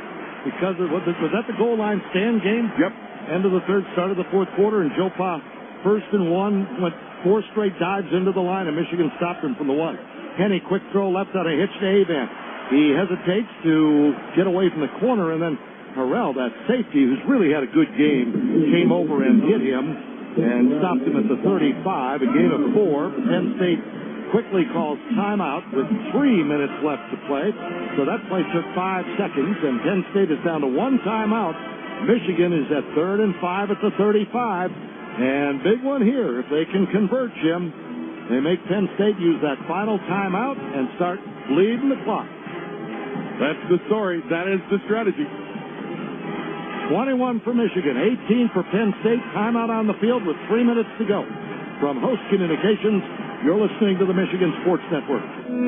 Hail to those who fight the fight, be it a patient from a bed or a nurse from a bedside, to the researchers who look for answers and those in the classroom with questions, to the surgeon who transplants a kidney and the donor who gives one. Hail to the University of Michigan Health System, where triumphs are not in research alone, nor in the hands of a single doctor, but rather in the rewards realized from working together. That's the Michigan difference. This one's a Boston Terrier. Oh, is he housebroken? Yep. Plus, he can roll over, play dead. Mm-hmm. Oh, and he likes to pick clothes up off the floor and put them in the laundry basket. Wow. He even separates lights and darks. Oh, good doggy. Imagine getting more than you expect. At LaSalle Bank, we think more is precisely what you should expect. And with any luck, our philosophy will catch on everywhere. LaSalle Bank, making more possible. Michigan football brought to you in part by John Deere. Nothing runs like a deer. Exactly 3 minutes to play in Ann Arbor. Michigan 21, Penn State 18. Michigan with 2 timeouts left. Penn State with only 1. And right now, big third down play. Michigan is 7 out of 15 on third downs in the ball game. And this is a Penn State defense that had been holding opponents to about 39% on the year on third down coming in. Ball's on the left hash. The only wide out is Avan to the right. 2 tight ends, Massacoy left, Ecker right. I formation for Hart and Will Paul. And here comes Hart up the middle. is plugged up. He cuts to his left, and he'll get a yard or two, and that's it. Well, Lusney got there to make the stop with Harrell. And now it'll be 4th down at the 33. Penn State uses its final timeout with 2:53 remaining. So the Wolverines could not get that crucial first down. Now, here's the question. Do you run Garrett Revis out there to try a 50-yarder with the win? Punt. I punt. Okay. I'm just saying that. You asked me. I know. Revis is in the huddle. But I agree with you. I would punt him down, and I would hit a high, short one, and try to put him down inside the 10-yard line. I mean, I'm talking real pooch punt. I'm with you, my friend. Well, we're going to get a timeout on the field. 2:53 to go, 21-18. Michigan leads Penn State. Let's take a break. You're listening to Michigan football. How you doing? I'm Ken. Nice to meet you, Ken. I'm Bob. Nice party, huh? You bet, Ken. Listen, what kind of garage door opener you got? Automatic? Right. See, I'm talking about things like safety, security features, quiet operation, and speed. You got me? I don't know. You know what the heaviest moving object in your home is, Ken? Be my mother-in-law. That's very funny, Ken. Thanks. This is important. It's actually your garage door. At Genie, garage door openers are all we think about. That's why we make such reliable openers and really lousy conversationalists. Look for Genie at your nearest home center or call your local Genie Pro dealer. Briarwood Ford, a locally owned Ford dealership, is proud to feature Ford Motor Company vehicles assembled in America by American workers using American-made parts. During Briarwood Ford's Buy American sale, lease a 2006 Ford F-150 XLT Super Cab 4x4, assembled in Dearborn, Michigan, with 90% North American parts as low as $149 per month on a 2-year lease. For a limited time, take advantage of Briarwood Ford's early lease termination offer. You may qualify to turn in your existing lease early. See Briarwood Ford for details. This is Tayshaun Prince. The best deals in the state of Michigan are at the corner of state of Michigan at Briarwood Ford. Sports Talk 1050. That'll go over the camera over there and out of bounds around the 20. So it just goes as a touchback. They lined him up in a field goal formation, snapped it right to Garrett, and he didn't kick it quite like he wanted to. He got it two going sideways. It gives the ball to the Nittany Lions on the 19. But again, you're in a position where you've got Michael Robinson doing what he doesn't necessarily do the best of, which is throw the ball along. Jim, here's the other thing. How big was the holding call on the interception return down to the 12-yard line? And that was a questionable call at best. Turns out huge. It turns out to be a very big one because Michigan probably gets a field goal out of that possession anyway. Now, just one field goal will tie this ball game up for Penn State. 4 wide receivers for Penn State, and Derek Williams is not in the game. In the shotgun, Robinson setting to throw. Here comes Branch with late pressure. The pass right side is caught by Golden. He's the guy who had the big play earlier. And he tries to get over to the sideline to get out of bounds, and he does before Leon Hall can tackle him. Out around the 29 or 30, that's first down. And the key there is Michigan must tackle guys in bounds. Right, that's no timeouts. That's right. There are no timeouts left, and that will help the clock move. Right now, the enemy for Michigan is the clock. Well, Derek Williams, Steve Courtney reported that he thought maybe he just fell on the football earlier, but maybe it's a little more severe. Biggest point of the game he's not in. 3 wide receivers. Robinson in the gun with Tony Hunt. Will drop the throw. Looking, now scrambling and running. To the 30, breaking toward the near sideline. He is hit, and he got out of bounds. Being chased over there by... Can't see who it was that got to him and tried to keep him in. Was that Mason? I think it was Leon Hall. Leon Hall? Yeah. Well, so at any rate, he got out of bounds to stop the clock. No gain. No gain, and that's the key there. Second down and 10 at the 30.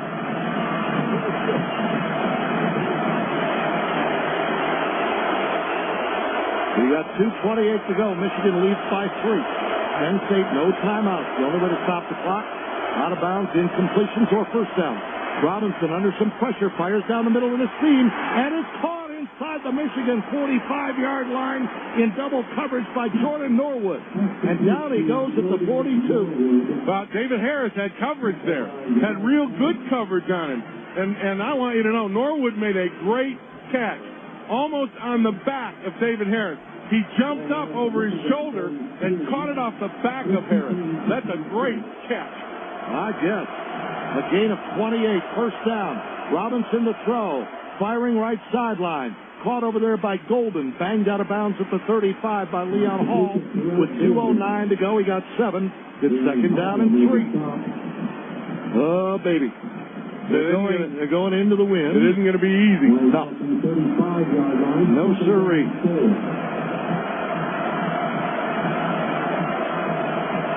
2:09 remaining. No timeouts. Penn State has used the sideline well. You have Deion Butler to the right. That's the short side. Norwood and Golden to the left. Hunt in the gun with Robinson. A fake. And Robinson's going to keep it. He runs by Woodley. Breaks the tackle by Watson. Inside the 25 down to the 20. 15 yards first down. However, there is a flag on the play. So hold on. It might be coming back and it is. Whoa. And Gabe Watson needs a rest, I think. Yeah. He looks gassed out there. Holding 77 offense. 10-yard spotting foul. Well, that's the center, Easy Smith. And maybe that's why Gabe missed the tackle. Easy was holding on to him. He's the backup center, remember, in there for Lance Antolik. So the ball's back on the 39. And it's second down. And about 8, fumbled snap. Robinson picks it up. Got time, fires left side, and he bounced it to Deion Butler, incomplete. Third down and 6 coming up. 3rd and 7, Megan. Big 21-18, Jim. 1:48 to go. You've mentioned the center a couple times. There's another situation where the center backup gets in there in the shotgun in a pressure situation, gets a low snap to Michael Robinson, causes a problem for the Penn State offense. Man, have you ever heard this place louder? No, this is something. The crowd's into it. 4 wide receivers, Robinson directly under center. And he'll drop the 12. He's firing right sideline and diving to the ground to grab it. Deion Butler, they really caught it at the 31. That's a first down. It'll stop the clock for the moment. Boy, that's a big first down conversion. Morgan Trent was playing out there, but Morgan Trent is not going to give up the play behind him. So he's going to give cushion. That ball hit the ground. But there's no replay. They're going to call the replay. All right. There's a break for Michigan. That is a Penn break. State took so long to snap the Play ball. is under review. That ball definitely hit the ground. I believe this one's going to be ruled an incompletion. Watch this replay. You can see it right here. Both hands are out. He dives. He juggles it between his arms. That ball is on the ground. On the ground. He does not have control. That ball hit the ground. This one will come back. And it's also going to make it 4th down now. And you know what? It's a good review for a couple of reasons from Michigan's standpoint. One, the play is going to be gives them time to kind of gather themselves and get a blow. Because they've been out there under some heavy pressure from Penn State in this final bit of a football game, and they need the little break. Well, the crowd just saw it on the replay, and I think they realized, too, that this one's going to be called incomplete. And if it's not, you're going to hear booing from our booth. They say no cheering in the press box, Jim. They don't say anything about booing. Right, they don't. Remember that. And believe me, I've seen games over the years where I've wanted to. Yeah. But again, we go back to the rule that the email we got from the Big Ten office is a couple. It's got to be indisputable video evidence. And I think we saw that ball out of control, bobbled, and hit the ground before the Penn State player rolled over with control. Stay tuned during the post-game show. We will pick the local Chrysler and Jeep dealers drive of the game. 1:39 to go. Michigan leads 21-18. We've got a pass for a first down by Penn State under review. We believe it's going to be overturned. It will bring up 4th down and 7 at the Michigan 39. But we're still waiting for Bill Lamonier to get off the phone over there. He's discussing it with the replay official. And what do they usually say when it takes this long? They're talking about going back and respotting where it goes. Right. So they're looking now at the game film to kind of respot where the ball was when the ball was thrown. And so they're looking for the spot of the ball for the 4th down play. Well, here's the other key on that attempted catch, is that his legs were still up in the air. They weren't on the ground. Following the review, we have indisputable video evidence. The pass is incomplete. You bet you did. So back we go to the 39. It'll be 4th down and 7. And for Penn State, this is the ballgame. They've got to convert or it's over. They've got no timeouts. 1:39 to go. Michigan leading it by 3, 21-18. And look at the Michigan players on the sideline. Will Johnson jumping up and down and trying to get this crowd totally into it. And they're complying with that request. Well, they're the 12th man. That's what you want if you're the home team. This is the home field advantage. Look who just went out there, who needed that rest, we said. Gabe Watson. 39-yard line, 4th and 7. 4th and 7. So you got Massey with Watson, Branch, and Woodley up front. Prescott, Burgess, Chris Graham, and David Harris, the linebackers. Grant Mason, Morgan Trent, Jamar Adams, Brandon Harrison, and Leon Hall. So somebody's got to come out and escape. So 5 defensive backs. Penn State is 1 for 1 on 4th down in the game. And they got 4th and 7 right here at the 39. Robinson in the gun. Michigan showing blitz. Here they come. Robinson has time. Looking down the middle. Now running out there to the left. He gets down to the 35, and he'll get the first down and out of bounds at the 30. What a run by Michael Robinson under pressure. David Harris forced him out, but he got 9 on 4th and 7. And Penn State is still alive with 1:32 to go. A quarterback that can run. That's the deal right now. The quarterback that can run on 4th down and 7. Nobody open in the receiving game. He has to run for it and is able to get it because of his speed. Ball at the left hash on Michigan's 30. 1:32 left. In the gun. Robinson to throw. Blitz coming. They pick it up. His pass near side. He's got a receiver open and overthrows Deion Butler, who made a move that shook Morgan Trent. Again, they're working the sideline, but Trent, again, he's a youngster out there, and he's not going to get beat deep. So he's going to make sure that receiver stays in front of him the whole time. And that's probably smart because you don't want to give up 6. And with the accuracy being inconsistent from Michael Robinson, that's probably a smart way to play defensive backfield. Lamar Woodley up front now with Tim Jamison, Gabe Watson, Prescott Burgess at a 3-point stand. In the gun, back to throw, blitz coming. Again, Penn State picks it up. Pass down the middle to Smoko, the tight end.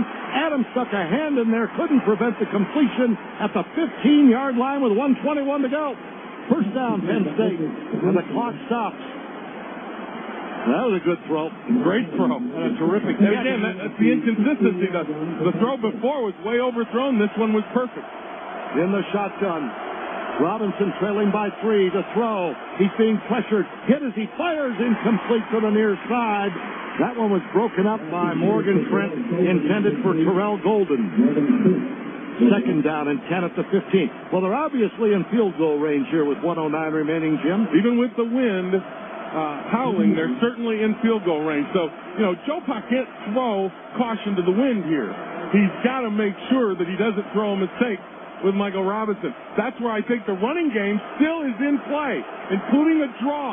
And you got a 4 wide receiver set. Look for the quarterback draw.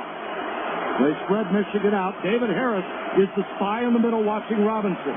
Low snap. He's got it now. He fires. His ball tipped in the air by Burgess, and it falls incomplete back at the 25. And David Harris was assigned, wasn't he, Jim, just to watch Michael Robinson and shadow him. The spy. You called it when you saw the defensive set. Robinson was, if he was thinking of draw, he was going to have to beat David Harris one-on-one. Third down, 10 to go at the Michigan 16, 1:04 on the clock. Wolverines 21, Penn State 18, and the kicker for the Nittany Lions, Kevin Kelly, pacing on the far sideline. 3 wide for Robinson. Punt in the backfield. David Harris showing blitz.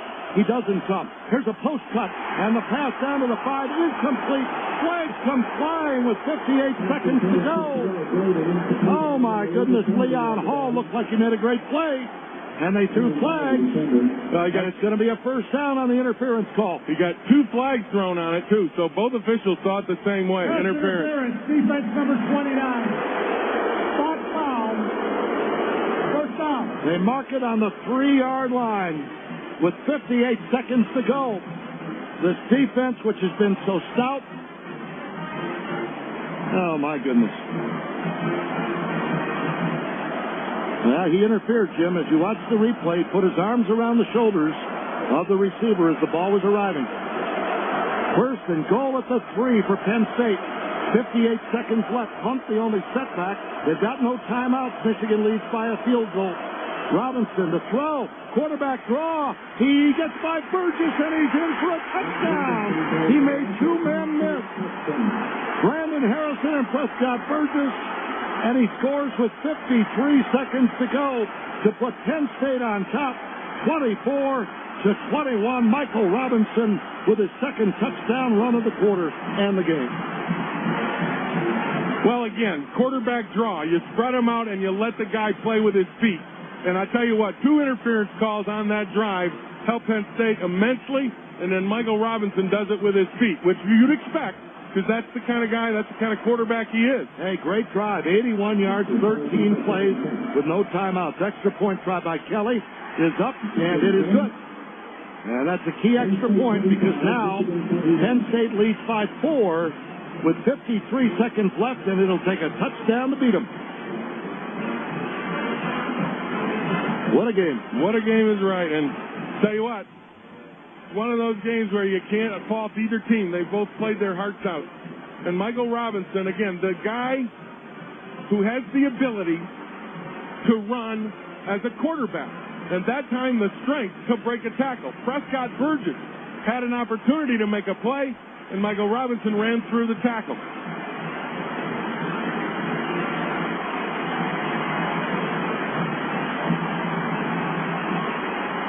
When you look at what's left, 53 seconds, Michigan does have the advantage of 2 timeouts. Now, does Penn State squib kick this, or do they let Steve Preston try to return it, or do you kick it out of bounds? What is your strategy? I think you squib kick it, try to get a bouncer that Michigan can't handle. Well, 53 seconds to go, so it's still a ball game, believe me, and Michigan has 2 timeouts. You got Preston and Mason back deep.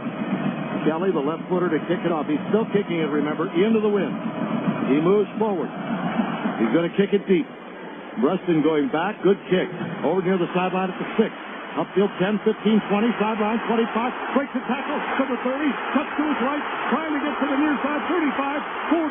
And Zemitis, the defensive back, finally catches up and knocks him down at the Michigan 47-yard line. A 39-yard return. And now you've got a short field with 42 seconds and 2 timeouts. That's what you needed to start this.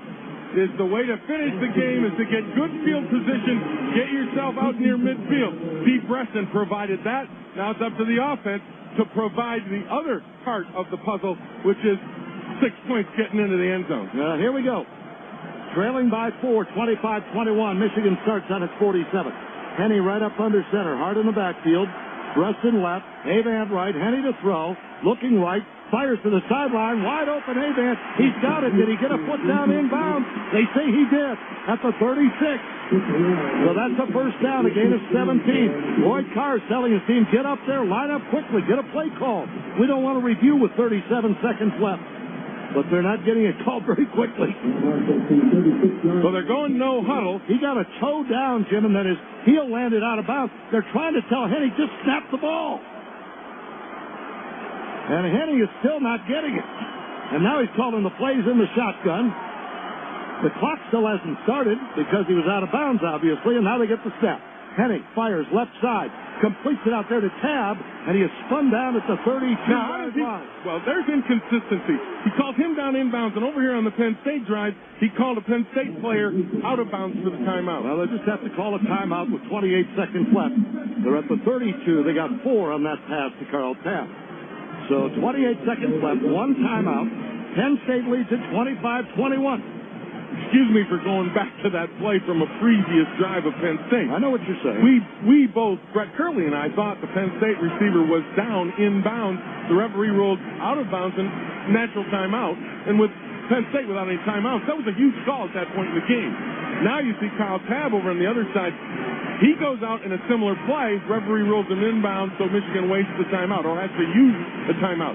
That's the inconsistency sometimes of officiating from one side to the other that can cost you. 28 seconds to play. Penn State 25, Michigan 21. We're brought to you in part by Federated Insurance Companies. It's our business to protect yours. And by Varsity Ford in Ann Arbor, open Saturdays. Let's listen to this 111,000 singing the victory.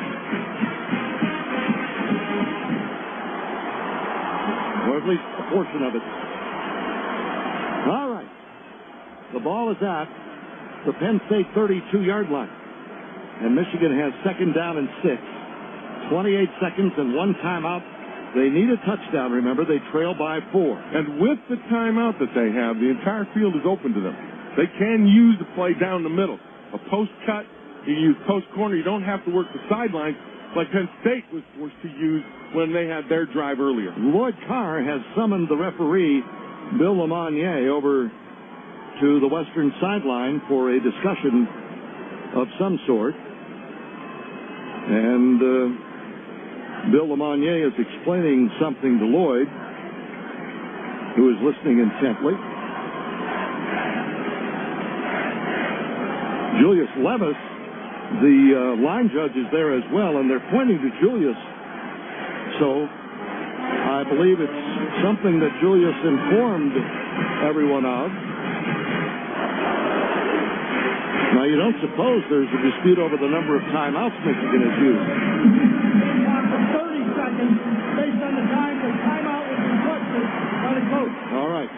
So that's what it was. They're setting the game clock, giving Michigan 2 more seconds because it was Lloyd Carr who called the timeout on the sideline. Yeah, and he can do that. He's allowed to do that in college football. And the official on this sideline, it took him 2 seconds to get the clock stopped over at the other side where the play was.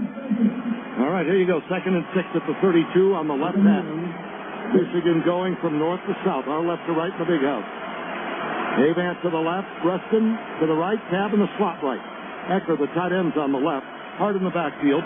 Henny up under center, Adam Krause dropping to throw. 3-man rush, looks left, fires sideline, caught. And out of bounds goes the tight end Ecker at the 27, a yard shy of the first down with 26 seconds left. It's 3rd and 1. Here comes Manningham into the ball game on a 3rd and 1. Do you go deep here? Try to get Manningham deep? How about you get a first down? Well, that's the other thing. You're thinking if you're going to go deep, you're thinking you're going to get the first down on the 4th down if you don't make this one. Manningham is out to the left against the nickelback Justin King, the freshman who plays both ways. It's a draw play to Hart, busting outside left 25 to the 20. King grabs him. He breaks his tackle. He's down to the 15 and is wrestled out of bounds with 18 seconds to play. First down, Michigan. The clock will stop. Well, that's a good play by Mike Hart. Just unbelievable power and intensity to get that first down, and then the smartness when he's in trouble to get out of bounds and save that one timeout. With about 3 guys in white jerseys all over him, he does that. They mark it at the 16. First down there, 18 seconds left. Michigan needs a touchdown. They trail 25-21. Avant to the left. Manningham out to the right. Preston doesn't know where to line up. Now he lines up on a wing right. There goes Avant in motion to the right. Andy under center gets the snap, drops the throw. Setting up, got time. Fires to the right flat to Preston. He's got it at the 15. He is shoved back out of bounds. They ruled it's an incomplete pass. Now we can't see down there by the bench, so obviously the ball came out. 12 seconds to go. Second down at the 16. I think you got to start taking shots in the end zone. Absolutely. I don't think the sideline is where you want to go right now. You got to start taking shots in the end zone. And Chad probably is going to get that message from the coaching staff. Avant out to the right. He's going up against Alan Zumaitis. Out to the left, you got Manningham. Preston slot right. Henny back to throw. Has some time. Look out. Pressure coming. Fires left sideline. Manningham's got it.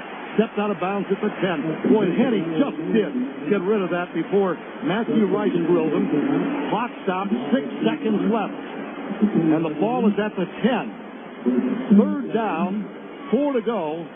The key right here is you want to throw quickly into the end zone. Can you get 2 plays out of it? Yeah, you sure hope so. You got to go in the gun, don't you? Yeah, you got to go in the gun, and I think if I were Michigan, I'd be looking at the slant cut somewhere and see if you can get your receiver inside position. Well, they got the receivers bunched in tight, so it's not going to be a slant.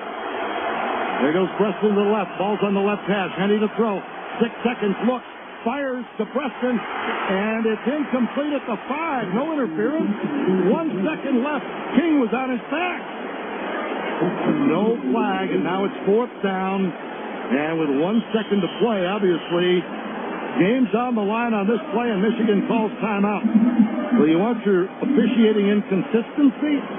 There it was right there. Henny comes over to Lloyd Carr, and Jim has got a smile on his face. Henny does? This last play of the Henny game. does? Good. I like that, man. That means he's having fun. You know what he's got to do? And everybody's got to say, look, Chad, and every receiver, your heels have to be on the end zone line when you catch the ball. If you catch it, you have got to get in the end zone. This is nothing that you can throw short.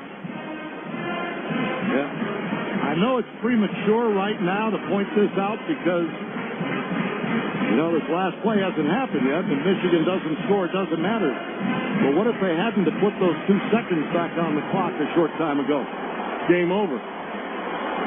There's 1 second to play. That's an observation of a true professional. That's why we got Brett Curley here to point those things out as the spotter. Let somebody here knows what they're doing. Here we go. Penn State's unbeaten season on the line. Michigan trying to upset them and keep its swim title hopes alive. 3 receivers wide. Last play of the game from the 10. Henny barks something out. Preston slot right, Manningham wide. Avance to the left. Henny dropping to throw. Looking right. Fires toward the end zone. Touchdown! Mario Manningham! Thrown it on the post, and Michigan will win. 27-25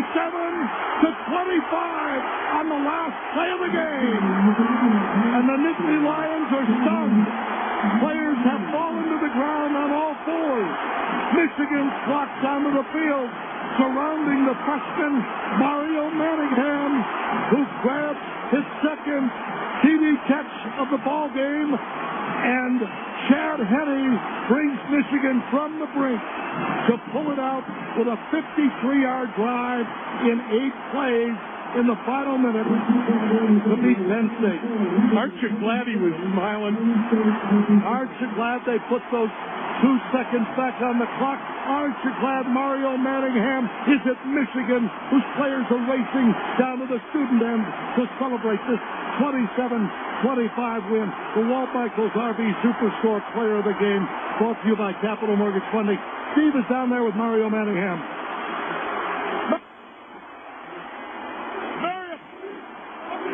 Well, Frank, I don't think Steve can hear us while you're getting to Steve. I just want to say to work with you. All right. Here we go, Manningham.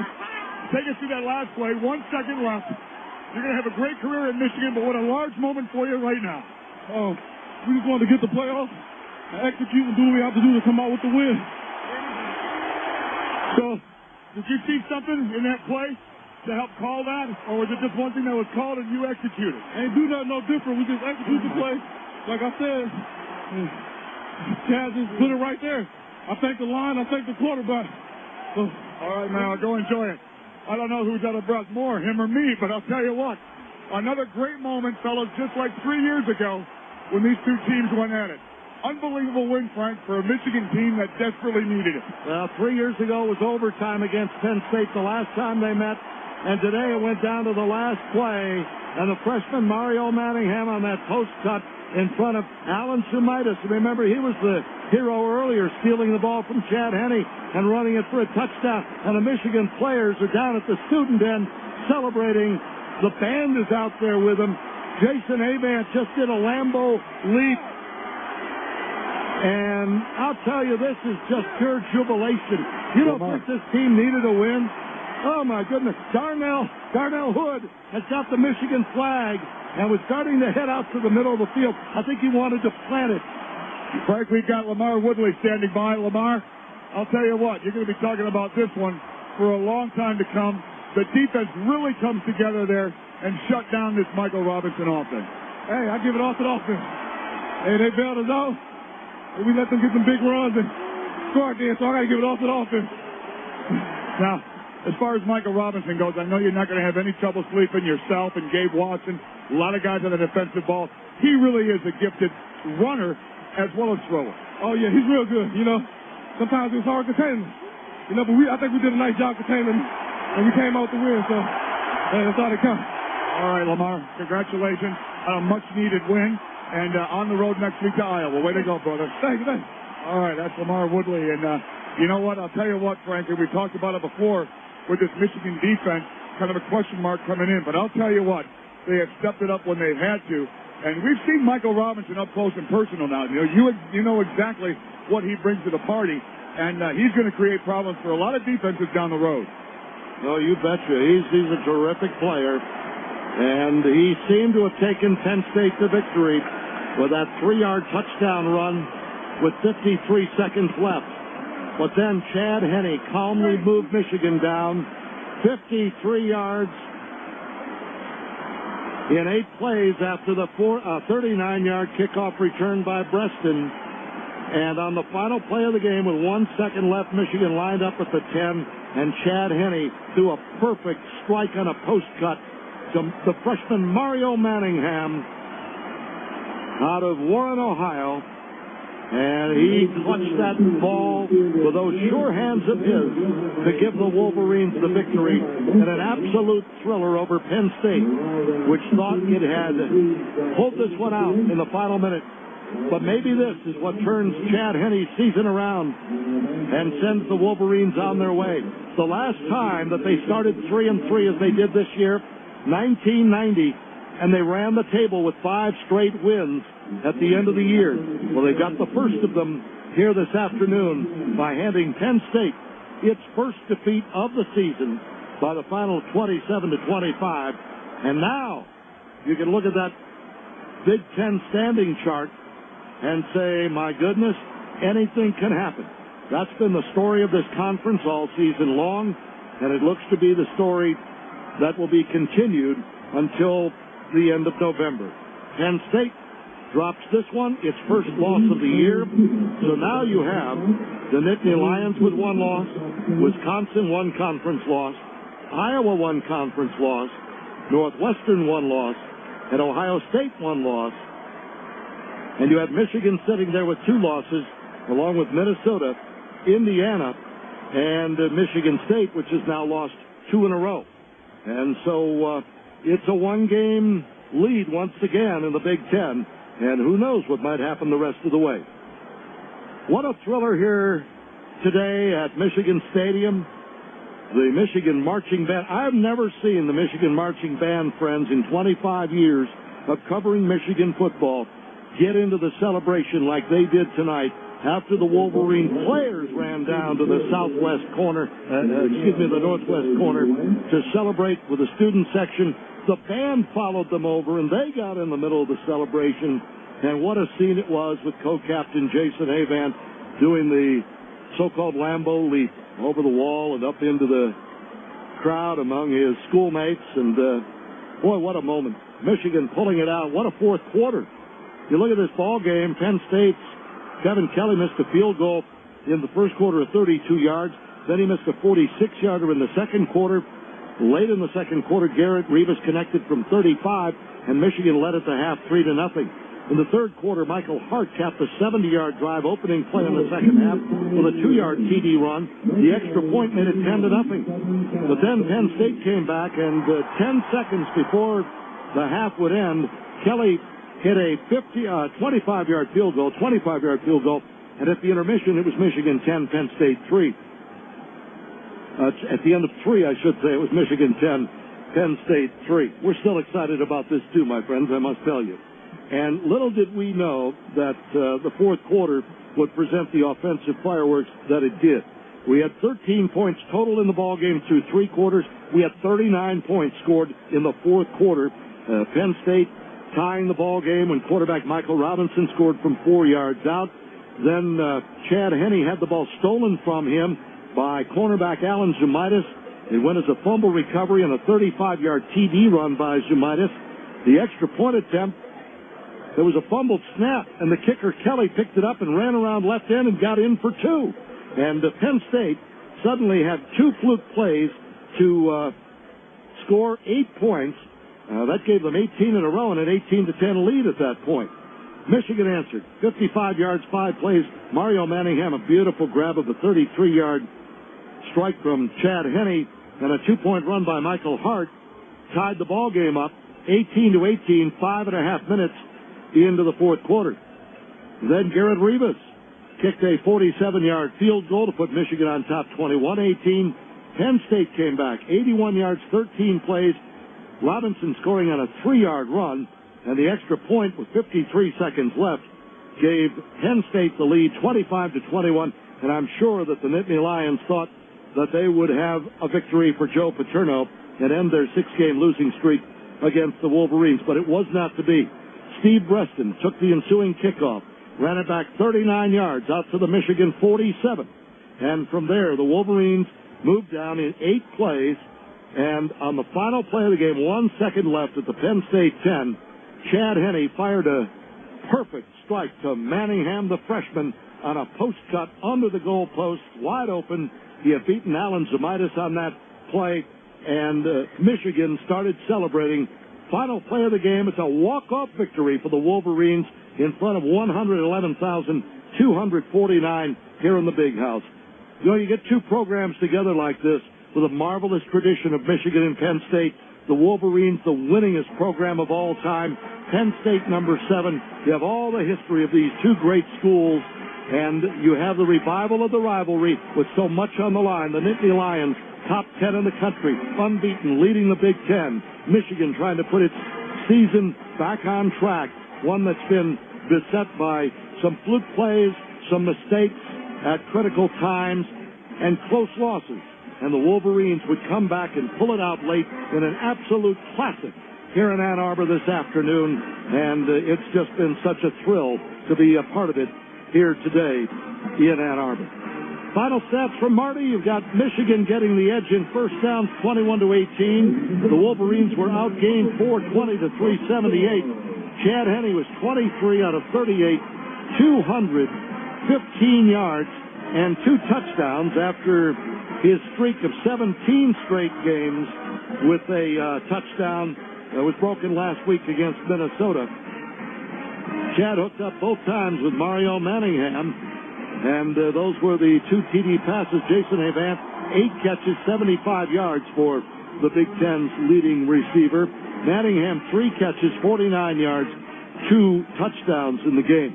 Michael Hart had 14 carries. Check that. Now, Michael Hart had 23 carries for 110 yards to lead Michigan's ground attack. And for Penn State, Michael Robinson, the quarterback, accounted for over 300 yards. He was 19 of 34 through the air for 239 yards, and he ran the ball 18 times for 65 yards, scored 2 touchdowns. His tailback, Tony Hunt, had 14 carries for 102 yards. Penn State came back late to take the lead with under a minute to go in Ann Arbor, and then Chad Henne, who has had that frustrating season, turned out to be the real hero as the Wolverines came from behind and won it on the last play of the game.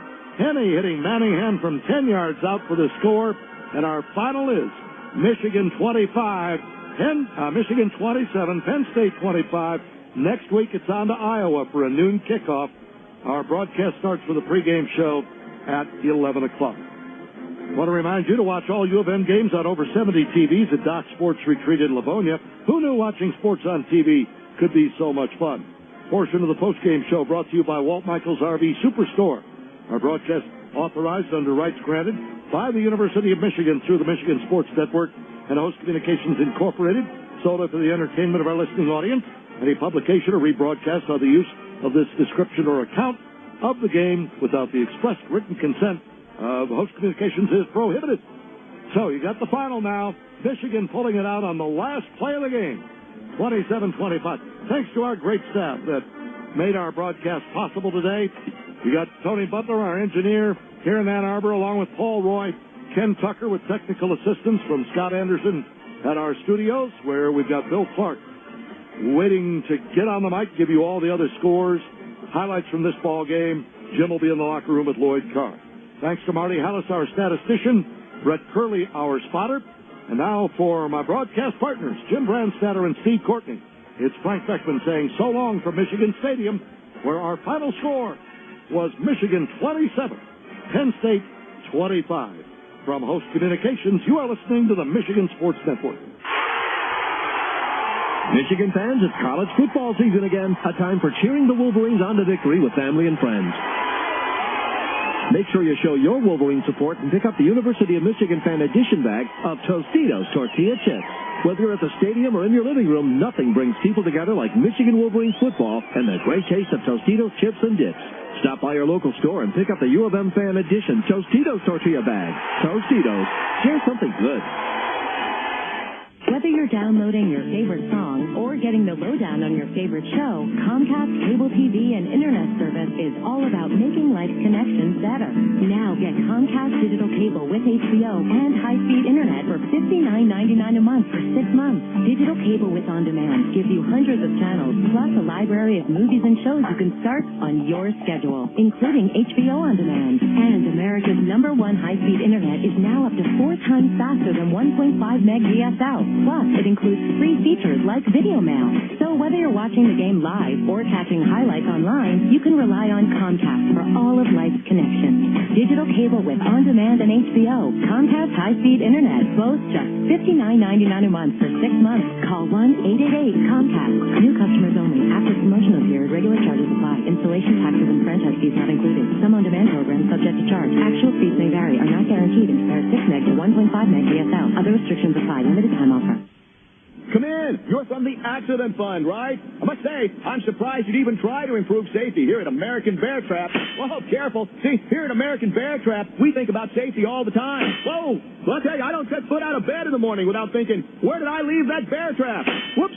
Yep, from the pre-production line all the way to our test lab. The name American Bear Trap is synonymous with safety. But if Accident Fund can make this place safer, hey, I'm all ears. Actually, one ear. Lost the other one in an accident last week. Sometimes it's hard. Sometimes it's easy. But we can always find ways to make your workplace safer. Ask your agent about Accident Fund Workers' Compensation Insurance. Keeping your workers safer and your costs lower. The Accident Fund Insurance Company of America.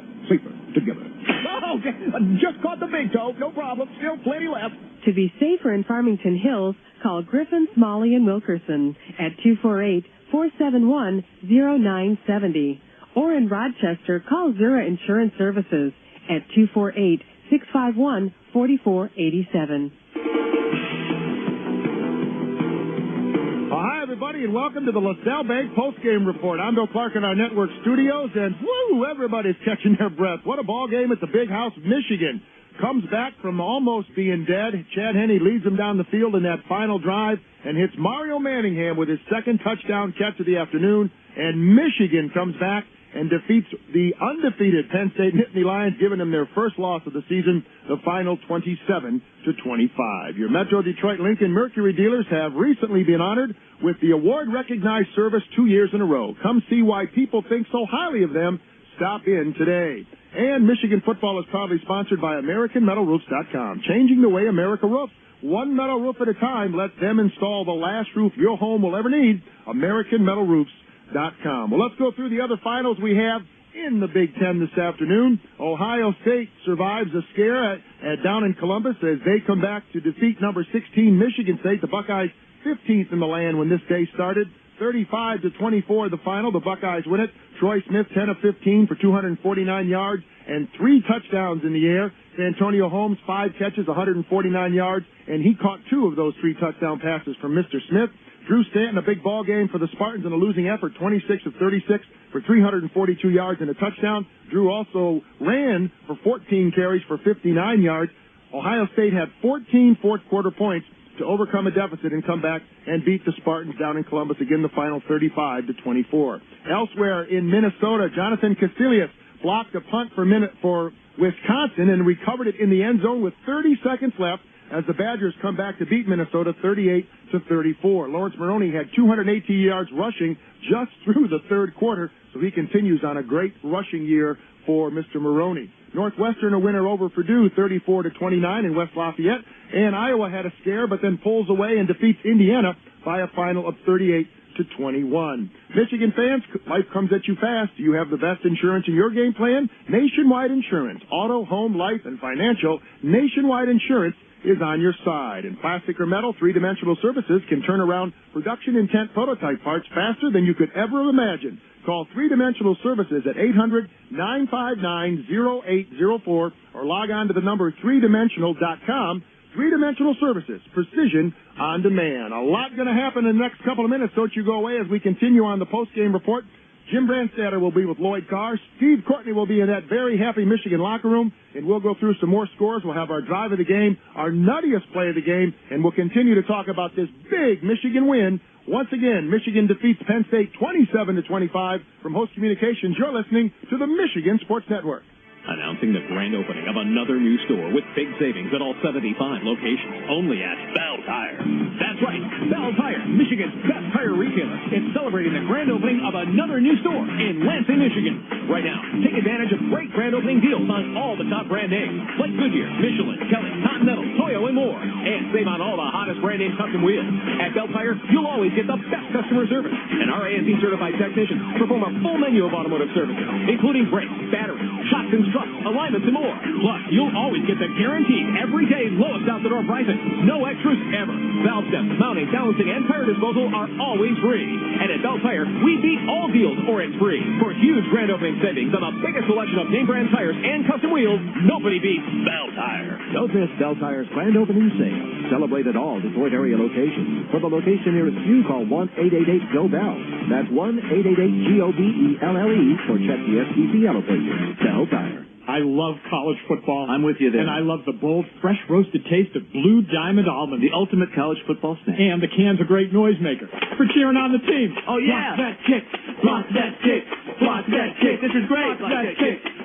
Root for your winning team with the winning snack, Blue Diamond Almonds. You can find Blue Diamond Almonds and all your shopping needs at Meijer. Meijer cares about quality. That's why their shelves are stocked with the finest products and their produce is always fresh. Stop by today, and don't forget the Blue Diamond Almonds. Do you put more thought into where you go on vacation than where you keep your money? You choose a destination based on service.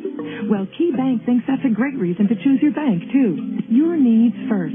Help in finding solutions. Quick response. Superior follow-through. Now, a first-class resort can't handle your finances, but we think it should feel that way. Visit your local Key Center or Key.com today. Key Bank. Achieve anything. Equal housing lender. Member FDIC. You want gas price relief? Go to any of Autolab's 24 complete automotive repair facilities right now to maximize your vehicle's performance. While you're there, experience the Autolab difference with a free fall fuel efficiency checkup. Relief!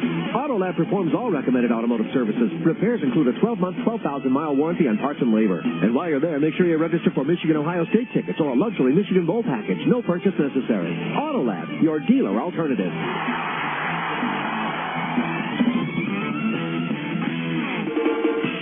Welcome back, everybody. The LaSalle Bank postgame report continues from our network studios in Detroit. My name is Bill Clark, proud to report that Michigan defeats Penn State, giving them their first loss of the season, 27-25 on the very last play of the ball game. Today's game is presented by AmericanMetalRoofs.com. And Michigan football is proudly sponsored by Grange Insurance. To find an agent, visit their website at GrangeInsurance.com, by your local Chrysler and Jeep dealers, and by Capital Mortgage Funding. They truly are the best mortgage banker. Call 1-800-LOW-RATE, and by State Farm, like a good neighbor, State Farm is there. Well, let's check out the finals in top 25 action. Boston College a winner over Wake Forest, 35-30. Texas Tech gets a big 59-20 win over Kansas State.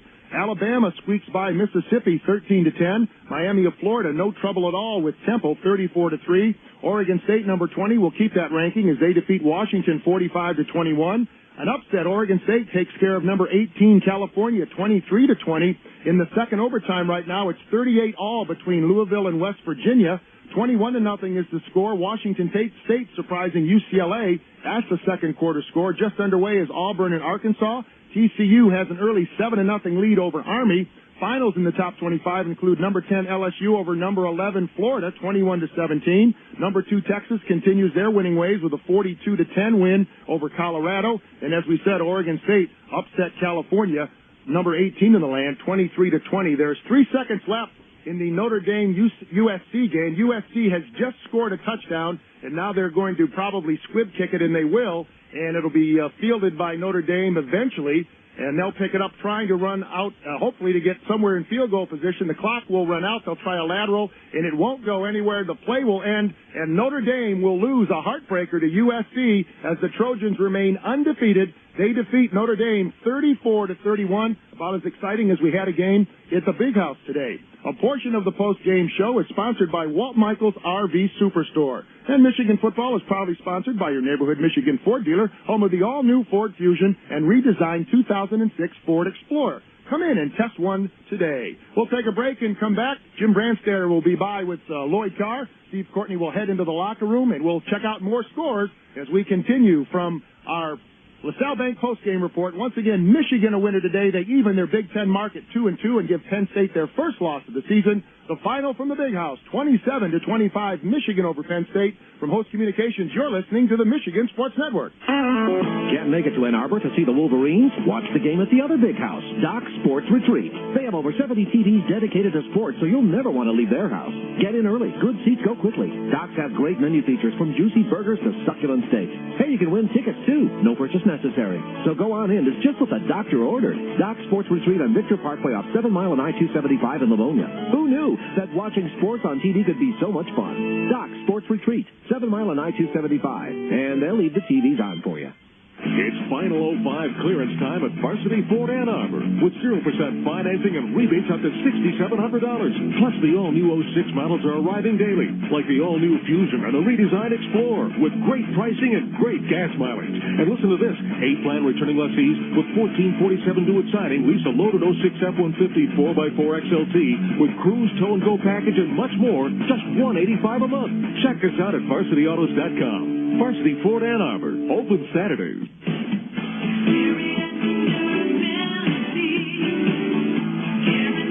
If you've never seen an American Metal roof, click on over to AmericanMetalRoofs.com. That's AmericanMetalRoofs with an S.com.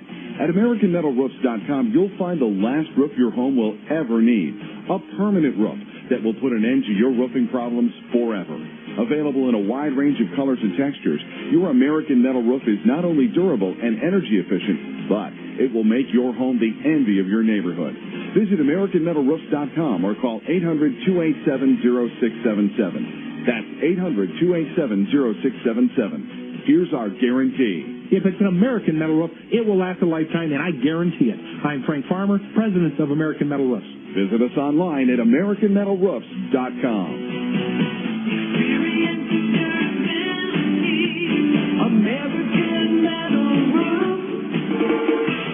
Welcome back, everybody. The LaSalle Bank postgame report continues from our network studios in Detroit. My name is Bill Clark. Glad to report Michigan writes their season to the moment as they even their Big Ten mark at 2-2 with a 27-25 big win over the Penn State Nittany Lions. And with all the excitement at the Big House at the end of the ballgame, Frank Beckman forgot to tell Andrea Reaver of the Bloomfield Hills Buddy that she is a Buddy's Pizza touchdown buddy on that last touchdown grab by Mario Manningham, that 10-yarder that won the game for the Michigan Wolverines. Now we're going to send it back out to the Big House. Jim Brandstatter is standing by with Lloyd Carr. Brando? Thanks so much, Bill. And it is a happy locker room. A little while to get to Lloyd Carr because of the celebration in the locker room after this great victory, 27-25. With no time left on the clock by Michigan over Penn State, this is the Lloyd Carr postgame show brought to you by the mortgage experts at Rock Financial. Call 1-800-333-ROCK. Well, there's never a doubt, right, Coach? I'll tell you, I've done a lot of wild games the last few years, but I don't think I've ever been in one wilder than that one. Now, Jim, think about they score on a play where Chad Henney's running for a first down. We're tied up, and they run it back in, and then they drop the snap on the PAT and run it in for 2 points. And you know the rest, but unbelievable. And I'm just happy to be around guys that love to play and never say die. I mean, that's the Michigan coaches, Michigan players, everybody in this program. And, Coach, the people at home don't really realize that the head coach probably has the worst seat in the house. Tell me, you didn't know who caught the last pass, did you, until the crowd? You didn't know until somebody came off the field. Well, I knew there was 1 second left, and I knew we had one play, and I knew the game was going to be over one way or the other. And I had been talking to the officials, so we took our last time out, and I was talking to officials. So by the time I got my headset on, I didn't know what the play was. But Terry Malone made a great play, and Henny made a great read, and of course this Manningham kid made a pretty good catch. So you threw it to him twice. He had 2 touchdown catches.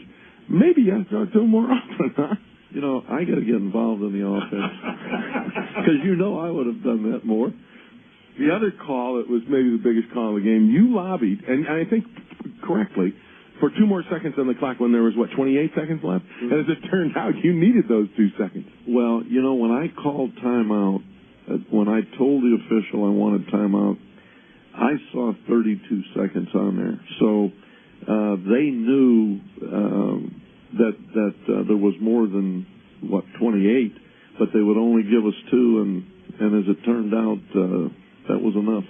Talk to me about now the ebb and flow of this football game. You did a little bit, but again, defensively, I thought this team played so well. Shutting them out in the first half was unbelievable.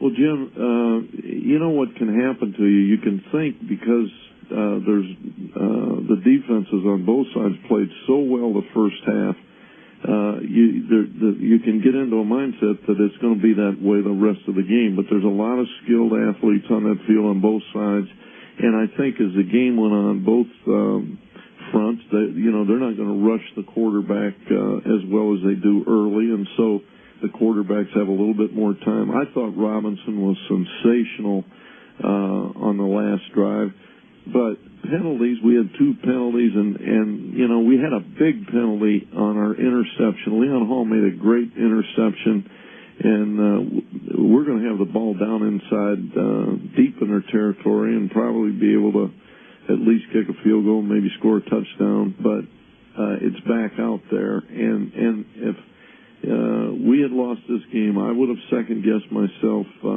on that possession we were trying to make Penn State use all of their timeouts, but and we didn't get a first down, and then didn't kick the ball very well, and so we left our defense out there to win the game. And Penn State, and going into that drive, they got 4 downs because they're not going to kick the ball. They're down 3 points. So, but you're right. I thought our defense was sensational. And the other thing I want to talk about too is your last drive after they go ahead. Everybody Dauber is down, as Bob Ufer used to say, and yet Steve Breaston picked everybody up. Everybody's going to talk about the touchdown pass to Manningham, and yet Breaston with the return got you in position and kind of gave everybody hope. Talk to me about your strategy and what your thoughts were as you took that ball. Well, the great thing is that we had a very, very significant wind with us in the fourth quarter. And so they were kicking off. If you remember, there was a kickoff earlier after one of their scores, and they had a penalty. They were offside. We had everybody too deep. Because he kicked it short. We had him re-kick and got a pretty good return.